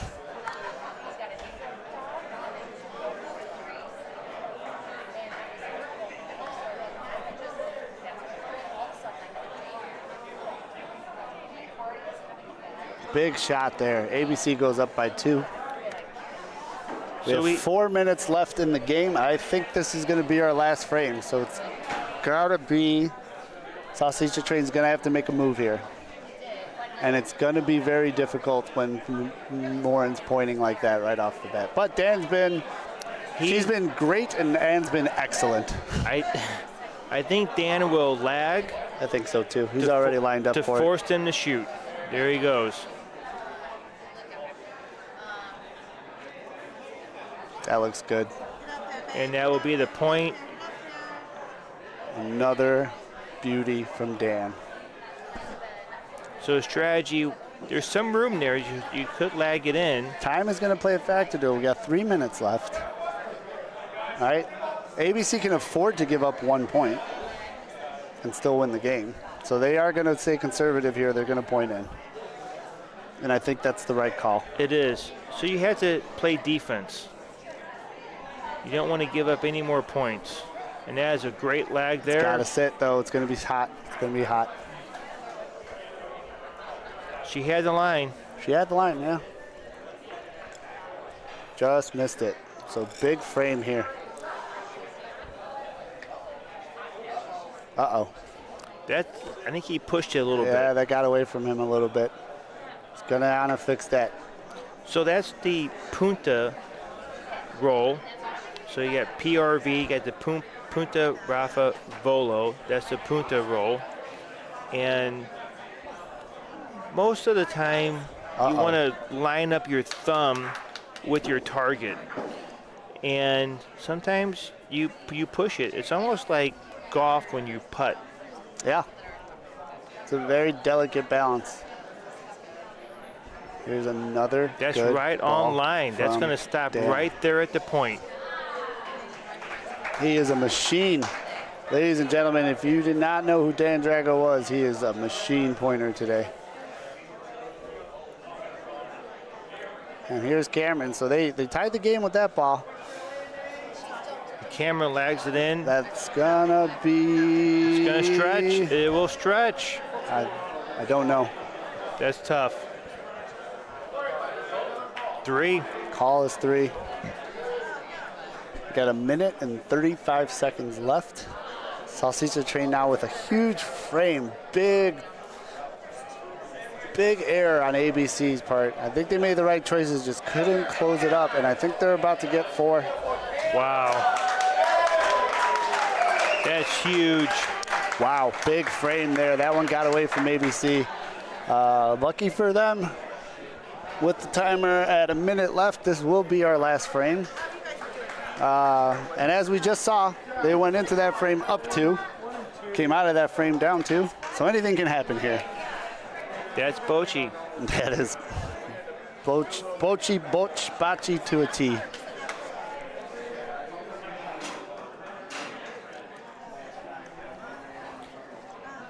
Big ball here from Vince. Big ball. We're talking about Bocce. Oh, he's going to be right on it. That's a great shot by Vince, which is normal for Vince. And that's got to be shot. So we talked about, Milan, the Bocce versus Bocce. Maurizio from your club in Highwood last year, he educated. Oh, that's a rare miss by Andy. And he knew, and he wants it back. He knows how important that shot was. That shot was crucial. Maurizio from the Highwood Bocce Club. Last year, I had the pleasure of having drinks with him after the Saturday competition. Oh, wow. Nice. What a recovery. Very nice. Then hits the Polino clean out. Yeah, he wasn't missing twice. I think we knew that. No, he doesn't. Good players don't miss twice. They learn from their mistakes. So Maurizio told me it's pronounced Bocce. Bocce. Bocce. Bocce. I think it's pronounced however you guys want to. We had a big discussion about this over many drinks. Over many. 1, 2 sodas. Pops. A couple pops. 2 tree pops. Okay, Vince, let's get it down there. This is a rare short ball from Vince. That might not be in. I don't know if that's enough. Wow, rare. Yep. Very rare. Very rare. And this is where, a little nerves come into play. Yes. He knew how important that ball was. So did Andy, right? Andy just missed just by her. When you had the Paulina back there to the back wall, what you're thinking is don't go long. Don't back wall, right? Okay, right now, right? You have a 2-point lead. A dead ball is not good. I think he was thinking that, and,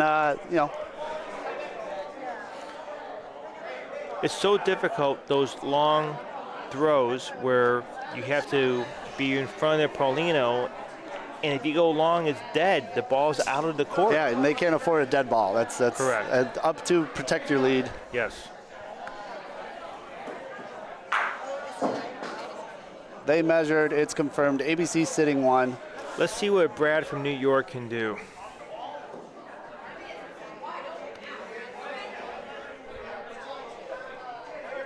That one doesn't have enough pace No. either. Oh, my goodness. Very short. Oh, no. Another rare throw from Brad from New York.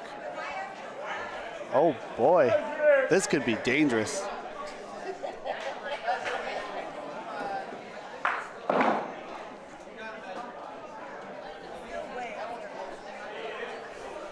Wow. Break it down for you folks here. We have, that was Salsicha Train's last ball. They are up 2. Is it their last ball or they have one more? They have one more. They have one more. They have one more. ABC's got 2 balls left. He did get a point there. So basically this could be game. If Alex doesn't lay this point in, it's over. If he gets it in, then Salsicha Train's got to navigate from there. Another rare occurrence, Milan, is when these good teams have to stretch that measuring tape that long to see if there's a point. Now that's a point. That's a great point. Yes, it is. Right in front of the backboard there. It's live. All right, big ball here from Brad. No hesitation, fires it off. Does it have the pace? That has the line. Is it too hot? Oh. Oh. Wow. Are they picking it up?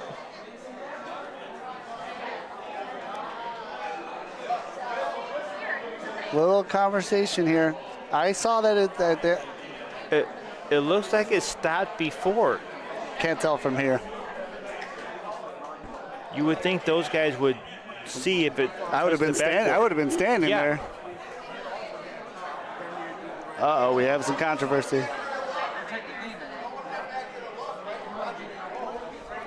A discussion. Did it hit? Did it not hit the backboard?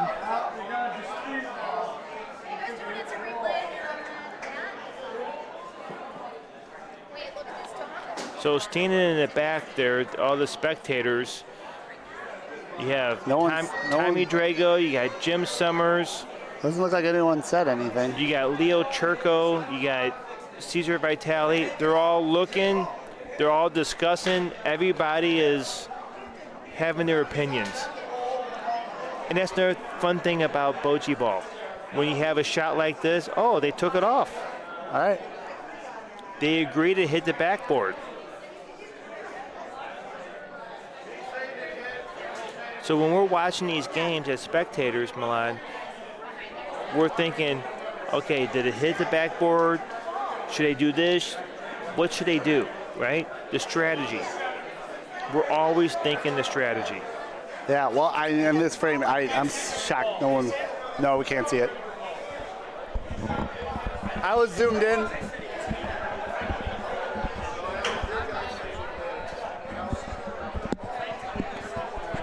All right. And I like this though. Everyone's being calm, meeting in the middle. They're going to discuss it. Can you replay that? They're discussing. I can't tell from here. You can't see it? No, I was zoomed in, but I can't see behind it. So when it stopped, I can't tell if it stopped because it hit the wall or it stopped because it just stopped in front of the wall. I'm not making that call. Oh, no way. So part of bocce ball is this being a gentleman's game. And there's a woman there, so there's a gentlewoman's game. But we're very honest. We want to make the right call. And they're discussing what's the right call, what's the rule, what's the fair thing to do. Well, here's what I can say. The only player that was back there when that ball stopped was Frankie, who made the call, said it hit. Salsicha Train did not have a player back there to look. And you can't tell unless it hits the wall hard. If it gently touches it, you can't really tell. No. From behind it. No. Right? And I think this is just a cautionary tale to all players, right? If you see a ball that maybe hit the back wall, maybe not, you should run and make sure you're watching. Especially, and this is such a critical moment. And Danny is the captain of that team. He should have been there to watch that to make sure if it hit the wall or not. Yeah, this is a tough one because honestly, like from here, we can't tell. We couldn't tell. I couldn't tell.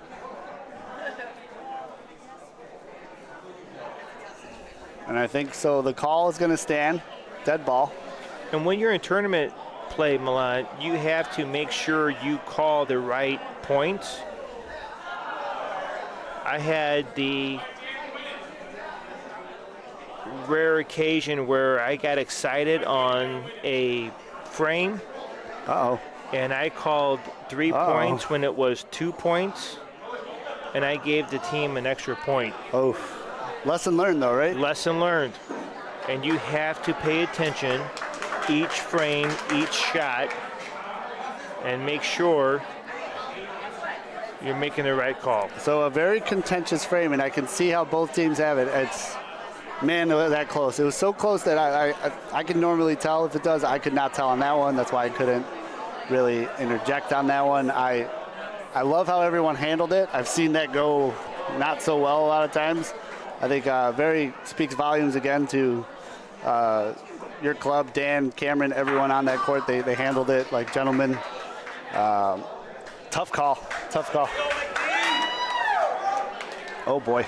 Well, as the president of the club, you get to hear many different opinions. Yeah, right. I'm sure that that's the field of things he has to deal with. And Dan Drago has become a very good diplomat. Yeah, I love Dan. Oh, One just misses from Cameron. very rare miss from Cameron again. And probably, if you show that replay, Milan, he See if I got probably it. did not follow through. Just outside. Again, dropped it early. He did that a couple times Correct. this game. Dan's going to try to beat this point. Oh. This tracking. Wow. It's tracking. Wow. I'm going to clap for that too. Beauty. What a beaut.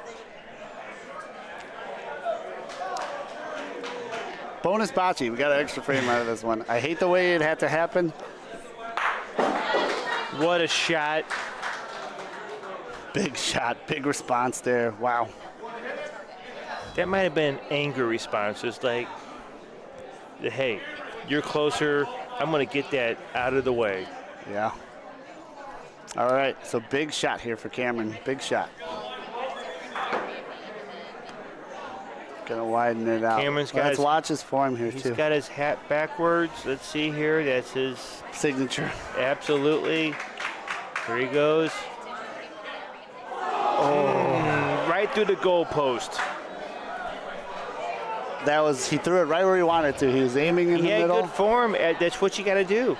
There was just enough space for a ball to get through there. Oh my goodness gracious. So when you shoot that ball, Milan, You gotta line up where there's no room between Polino and ball. what I do is, I look at right between them to think, okay, if I shoot the point, perfect. If I shoot the Paulina, I don't think perfect. Wow. Like that. Dan Drago is a good shooter, but he is the lagger on the team. What a game. Yep. That was the game of the night, folks. If you Yes, it was. If you hadn't watched this one, rewind and watch it. It was back and forth all the way to the finish. At one point, ABC was up 9-7. They gave up 4 to go down 11-9. Then, on the very contentious second to last frame, there was a back wall dead ball called. Tough one. Just one of those games that got away from both teams a couple of times, and ABC was able to close at the end. Very proud of every player on that court for how well they handled that situation. Speaks volumes again to the classiness of the club and the players. And then that's going to be it for us tonight. I think that's a great way to end the night. Absolutely. Thank you for joining me. Thank you, How's Milan, is this your inviting first me. broadcasting experience? First broadcast. You and killed it. Being here in St. Louis, I had to follow Harry Carey, Jack Buck, Ooh. Mike Shannon. It's very difficult to be a commentator here in St. Louis. It's But we did you our know, best. I think we did a good job. I will build on this experience. I appreciate you coming in. Thank you, sir. Thank you all for tuning in. My name is Milan Tomic. You have been watching the Bocce Broadcast Network. Today we'll wrap up our day 2 coverage of the Aldo Della Croce tournament. Tune in tomorrow. We're going to start streaming early. We are going to get the quarterfinals, semifinals, and finals if we can. Thank you for joining. Please like and subscribe and share. And thanks for joining us. Have a good night. Thank you. That was fun. Thanks for coming.